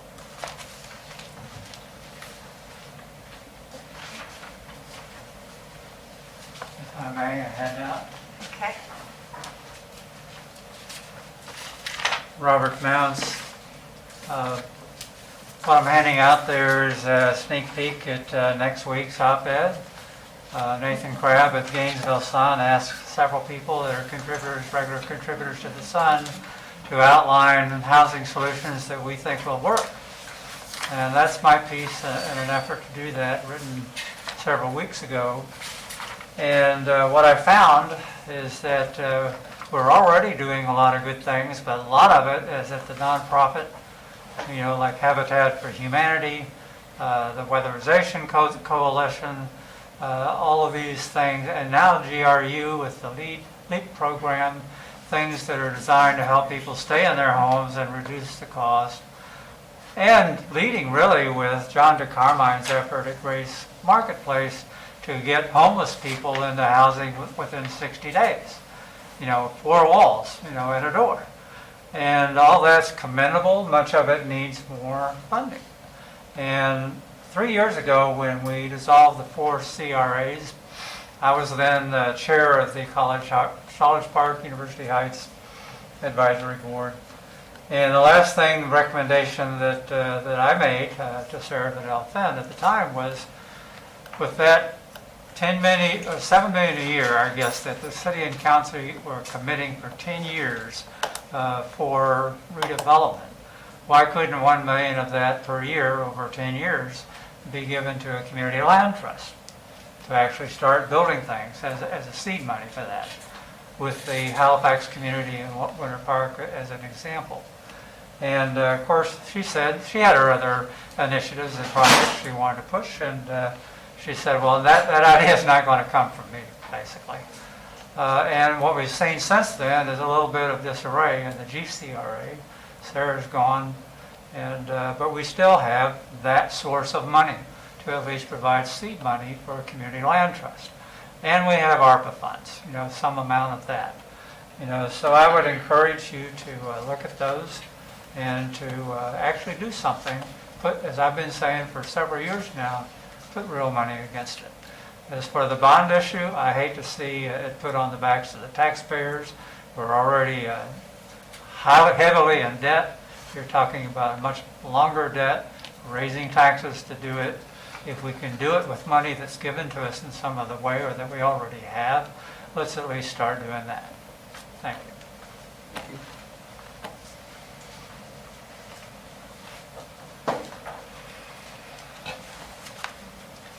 Kim Tanzer. It sounds like you will not pass this motion, and I think that's a very good thing. I think that those of you who have spoken about the need for established goals and strategies, echoing Ms. Spicer's research, are making a wise decision. Many of us who look at taxes, and I probably voted for all of them, don't see those taxes as just buckets of this, buckets of that, and a 3-page summary. We believe that our city officials and our city staff have developed comprehensive plans that are then summarized. It's a very different thing. We have just hired a housing strategist who will be able to do that for us, but he's been on the job for a few weeks. It's very complicated, and not every city is like every other city. Gainesville has unique problems and challenges unlike other places, so it has to be tailored toward Gainesville. I support having that plan, and I would be willing to work on it, as I'm sure others would be, on a citizens advisory committee, as I volunteered before. We do not yet know how many people need homes to buy or to rent. We don't know what the price points are. That data is not available. Some data is available. There's a 17% vacancy rate in Gainesville in rental housing as compared to 7% nationally, 6 or 7% nationally. That's from your report that you published several weeks ago. We need to get data, and we need to have it available and think about how to proceed. I think that it is naive to expect that you could give people on the Gainesville Housing Authority wait list money for a down payment. Most of the people on that wait list are so severely challenged economically, they are not likely to become home buyers. I think it indicates that you don't understand the depth of our problem. We're looking at 30% of average area median income on that list. It's a different population largely, but we don't even know. I would say also that we have a lot of money in the budget, and you notice that our budget has increased nearly 40% in the last 6 years when most of you came into office. That's various taxes that residents are paying. I think it's unreasonable to expect them to keep paying even more, and I don't think they will support it if it goes on, if it's poorly considered. And finally, I'd remind you that there is $7 million plus in the current budget, according to the affordable housing presentation we just heard, of which more than $3 million in this year's budget is going to Heartwood for 34 or 38 houses. That's nearly $100,000 subsidy per house in the affordable housing budget for the city. So I think it's important to look at the money that you have and how it's being spent, and perhaps reconsider that as a first step. Thank you. Anybody else? All right, thank you for sharing your thoughts. Back to the commission, Commissioner Santos. Thank you, Mayor. I just want to clarify for Ms. Tanzer, because I think she misunderstood what I was saying. Ms. Tanzer, I wasn't saying to give money to, you don't have to get up, but it wasn't saying to give money to individuals in Gainesville Housing Authority list. It was to give, they need 20%, 25%, the Gainesville Housing Authority to get a mortgage to build. We would grant Gainesville Housing Authority money, they would build the project, and then they would put their people on the waiting list into the rental units there. It's not that we would go out and give individuals on that list. And that's where it would be. It would be affecting those people who are the lowest income, because those are the ones who don't work well in the market, because they need to have much more subsidized housing being built for them. Thank you.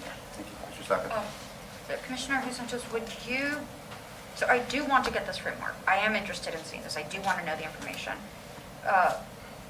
My concern is the time, and I know you want that time so that it can't get in November. I'm going to tell you now, I'm not going to vote to put it in November, but I do want to see this work, like, starting. If you are comfortable moving, like, when staff brings it back, I happily vote for it, because I do want to see that work product, but I don't want to, flood Mr. Harris. So I do want to see this information, but I'm hesitant about the time.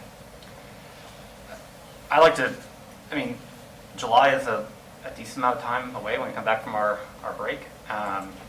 And to it's like 45 days, but yeah, and have to come back with a framework. It's not the complete thing, but to have it come back, I'd like to vote on that. I see you, Ms. Curry. And I think, Mr. Harris can bring us back what he has.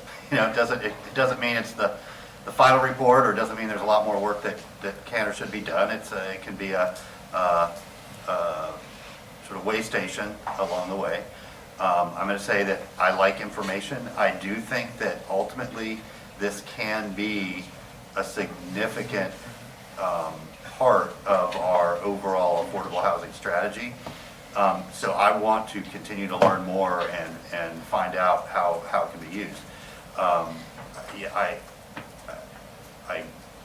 Unless I'm just blown away by what I see in July, I'm highly unlikely to vote to put it on the November ballot. But that doesn't mean that we should just not go any further, to me. I think that it's helpful for us and anybody else that's really invested in solutions to affordable housing. That's great information for them as well. Ms. Curry? Now, again, Mr. Mayor, thank you so much for acknowledging me.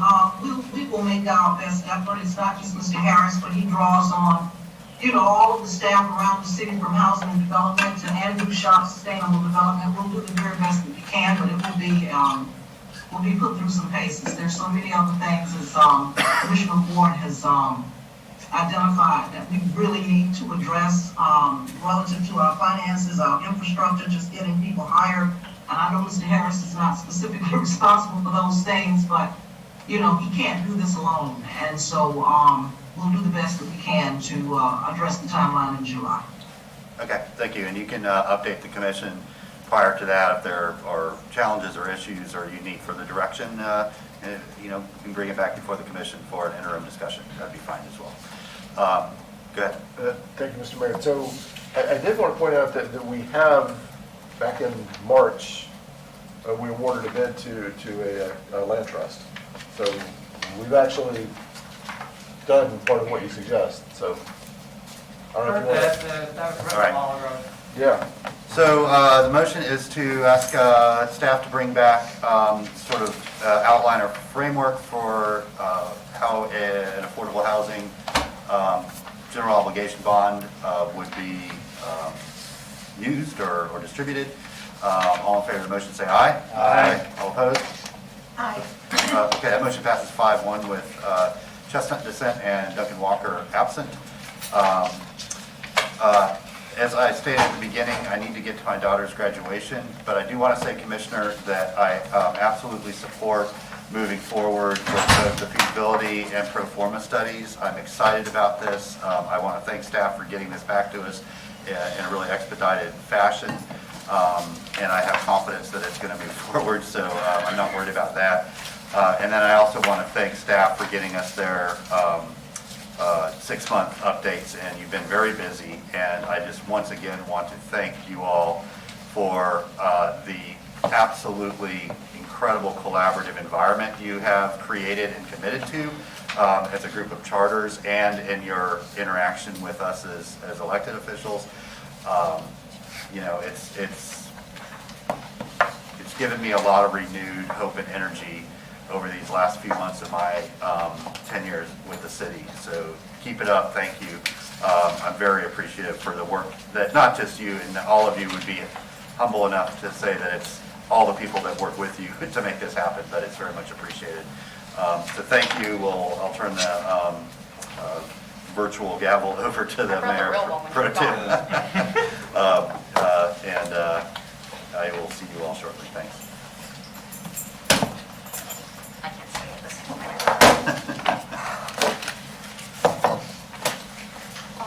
So Commissioner Chestnut, would you prefer to do the charters first or the Eighth and Waldo? Because I know staff doesn't have to necessarily present anything on that one, but I'm not sure what you expect. I think, given the time frame, Madam Pro Tem, I would like to do the charters, and I'd like to refer Eighth and Waldo to the top of the program at June 2nd.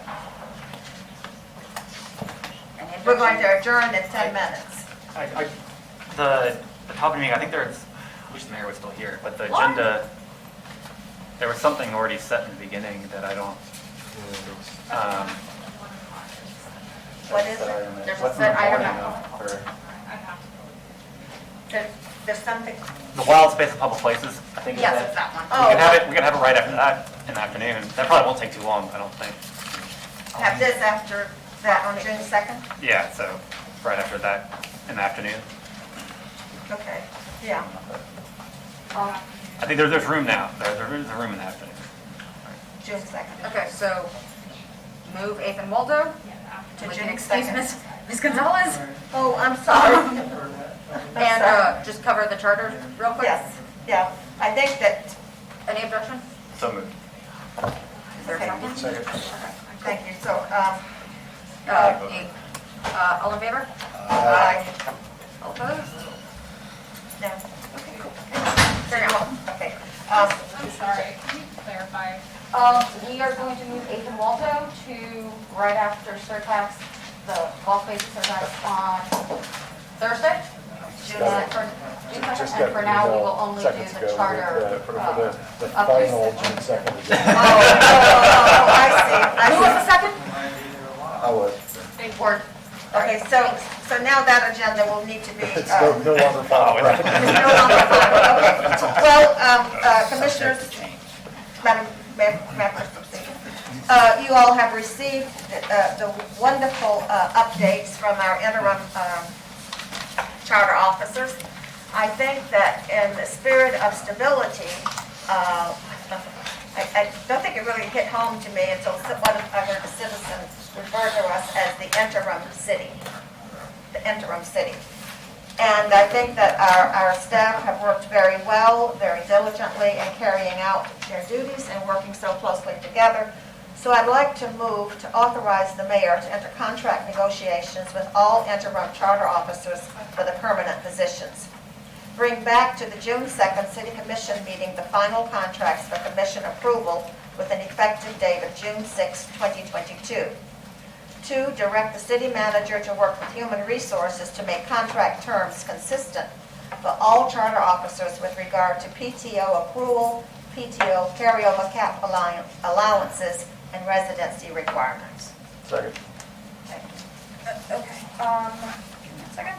So, I will briefly just say that I wish I had known that's what we were going to talk about at this update, because I would have liked the mayor to be handling that one. He's the one who's going to be in negotiations. Yeah. So I think he'd have to be part of this conversation overall.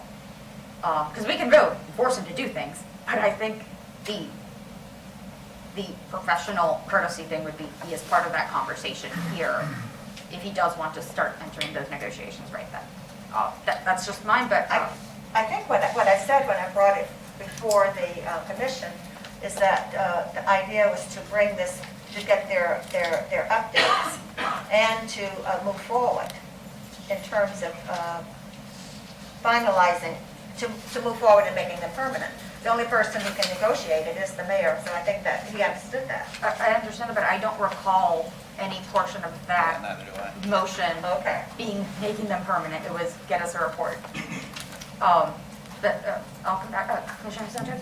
Thank you, Mayor. I hear you on the interns. I think there's some of them, but I also think doing a search is something we should consider. I also, at the very end of a meeting, having this is a big decision, and I also believe that we should have all 7 commissioners here if we're going to make a decision about our charter officers. I think that's, we have to give everyone that courtesy. It's too important of a decision. If you want to have this discussion on the June 2nd meeting, I'm fine with that, of putting it there, but I can't support a motion to do that at this time without all 7 commissioners here. And I also believe that we should have a search. I think that is an important part, and we have done that in the past. So I will not support the motion this time, but I would support placing it on the June 2nd meeting for discussion of how we want to move forward with that. Thank you, Mayor Pro Tem.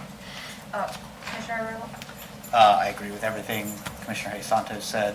We can have a discussion about it next meeting, but I'm not comfortable making that decision with the mayor and the District 1 commissioner not here, and also not having had the opportunity to have that conversation with my employees, because I don't recall that being the direction that we were going when we were asking for the 6 months. So maybe that's a miscommunication, but I would like the opportunity to talk to each of my employees about that before we begin to take that step. Thank you. I would just say our employees. Yeah. Our community builders. Then I think it probably then is best just to really defer this until January of 2023. Rather than have the conversation at all. Rather than have the conversation at all, it probably is better to just defer it, and then the new commission can start, they want to do a search, they can do a search. But you are the commission that's worked with the people, and now you want to do a search. You hired some without a search. So I think I would just take it off the table, and I'll bring it back January 2023. So you're withdrawing your motion? Mm-hmm. Withdrawn. Madam Clerk? Okay. Commissioner Hayes Sanchez? Thank you, Mayor. Mayor Pro Tem. Since I've been on the commission, we have hired every charter officer by search, except for interns that have come in. Every permanent position has been a search since I've been on the commission. I think it's a worthwhile conversation to have on June 2nd. I'm not against the decision. One of the things we also talked about was starting that process of starting the search and starting to kind of work that, because it does take a long time. And I think there's also, do we split up some of the 4 charter officers in January? Like I think I would like for us to have that conversation, just not today. I think what I said when I joined the commission was that and after the November election, that we would, if you all recall that, we would bring people, the newly elected people, to the table to see what they wanted, and the officers. So perhaps we can do that, but then the hiring will be left to the new commission in January. That I do remember. Commissioner Ward? Thank you, Mayor Pro Tem. I like the idea of some certainty for our 2,300 plus workers. I think that we place all of them at a disadvantage by waiting, and that's been I've been saying that for a long time. I am very pleased with the work of our interims as well as our two existing permanents. Everybody's interim. We're all interim. I mean, everybody's interim all the time. It's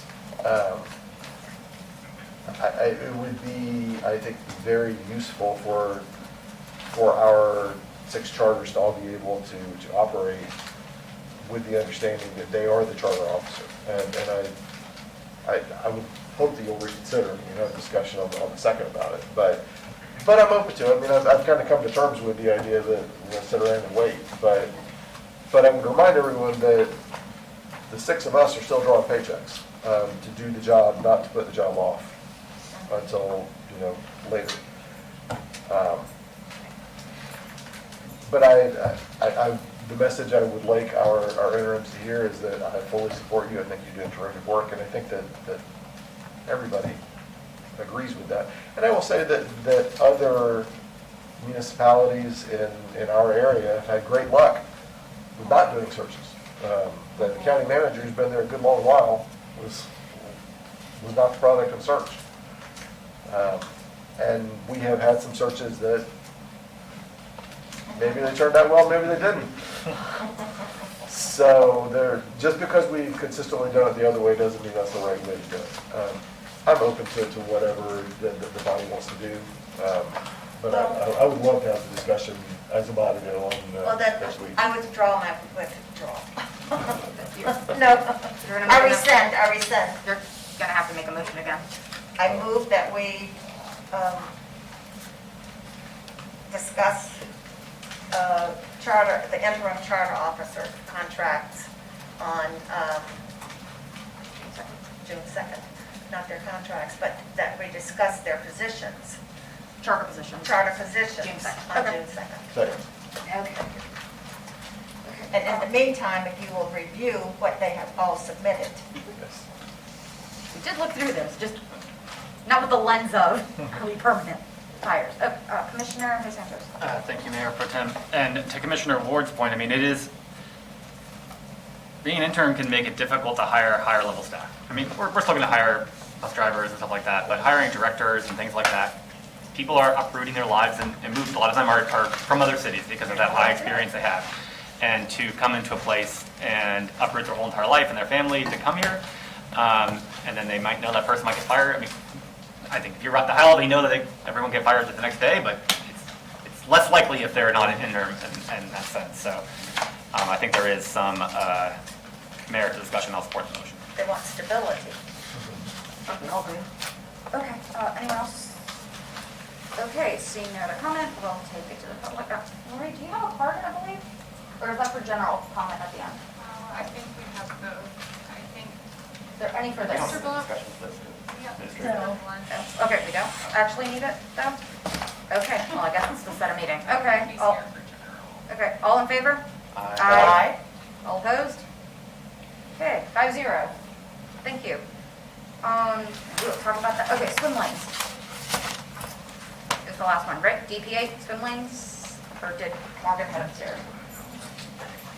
Okay, okay, we're just gonna, it's been long enough. Okay, moving on to, Just public comment? yeah, so moving on to general public comment. Do we have anyone signed up for that? I believe Mr. Blunt wants to speak, but you have listed particular. Is it something on, Mr. Blunt, is this something that we were talking about in this meeting? No. Okay, please, sir.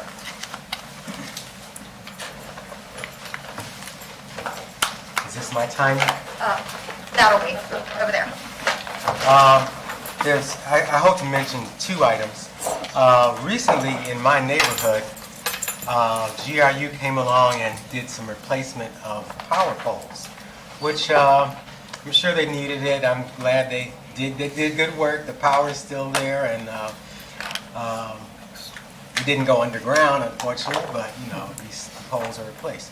Now I noticed a pole in a block west of me, alongside Southeast 4th Avenue.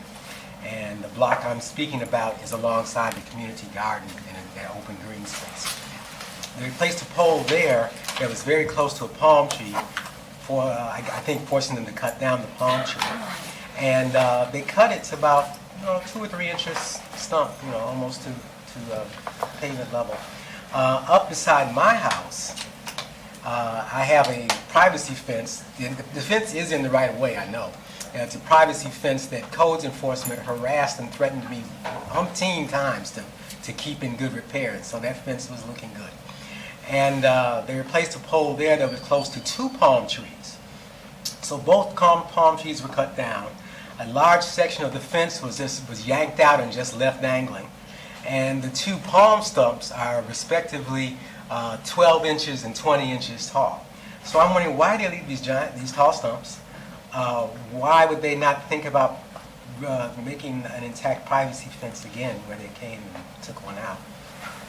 And my other thing to ask you tonight is about the RTS transfer station, the Rosa Parks transfer station. It doesn't seem that the word transfer is getting through to everybody, because I've had the experience so many times of coming in on one bus, meaning to change to another, and see the bus I'm wanting to catch pulling out, which means I get another half hour, 40 minutes, hour to wait. It would seem that transfer would require all buses to sit still for a number of minutes, let people switch from one bus to another, and accomplish transfer. And these are the things I think of when they complain about losing ridership. Thank you, Mr. Blunt. I believe our city manager heard that if we could ask Public Works what's happening with our sidewalks and our lighting, or have someone reach out to Mr. Blunt to see what that issue is. I think that would be, have someone reach out to figure it out. Never mind. I will follow up. I thought we gave them all to Public Works. No, it was power poles. Like power poles cut down. So yeah, I will look into it. I'm not aware of that particular situation, but we will address it. Thank you. It's hard to keep track of who runs the lights. Thank you. Okay, anyone else signed up for that? Would anyone else like to come up for general public comment? No. Okay. Member comment. Commissioner Ariola. Really quickly, I would like us to put back on our calendar our joint meeting with the county commission that was scheduled for, I think, the 15th. I don't know why it was canceled, but we have so many things we need to discuss. So I'd like to move that we put that back on the calendar. I think that was moved. I think I know why it was moved. Do you want to give a list of the items? Yeah. My understanding is that they didn't have items, that the 2 chairs didn't have items to discuss. I don't know. Well, the city manager, I think, is in those agenda discussions. But So that's why I think you may I wish the mayor was here. But, There's a couple things over the last couple months. Yeah, so one thing would be the infrastructure surtax, for one. The grocery store, the outstanding discussion on that. And Jenny. The community ID, which are separate as well. So that's 4 potential items right there. So, I feel as though we don't meet enough with the county commission. So for us to cancel the only meeting we have on schedule right before recess, I think it's just not a smart move. So I'm going to hesitate to tell them exactly when to do that meeting, because I don't control anyone's calendar. I'm not Lauren. Madam Curry, Madam Manager? Yes, no, I'm sorry, I had gone, had to leave the room for a second, but yes, that conversation between the chair of the county commission and the mayor did occur, several days or so ago. There were 6 or 7 items. Jenny actually was one of those items, but the determination was that they didn't feel that there was anything there that, rose to the level of having the meeting, so they did in fact agree to not have it on the 15th. That's basically all I can share at this point. And they did discuss several topics. Given the topics you've listed, and I think the commission does want to talk about, Madam Manager, would it be possible to ask you or the mayor, I guess, to reach out and see if they would reconsider that? I'm happy to do that, yes. Commissioner Ariola? Thank you. Well, I appreciate the tradition of the chair and the mayor setting the agenda, but the board set the agenda at the meeting, just as we did today. And the county commission and the city commission, we're allowed to call meetings with one another. So I'd like to keep my motion that we just keep that on the calendar for the joint city-county meeting. That's administrative, right? Yes. Any other comments on it? All in favor? Aye. All opposed? No. And that's June 15th? Yes. That's 4-1. They might have changed their schedule slightly. Wait, did you have a second? 4? Okay. Okay, any other commissioner comments? Cool. In that case, our next meeting date is, well, the next GBC is June 9th, but I will see you all June 2nd for our regular meeting. Thank you. We're adjourned.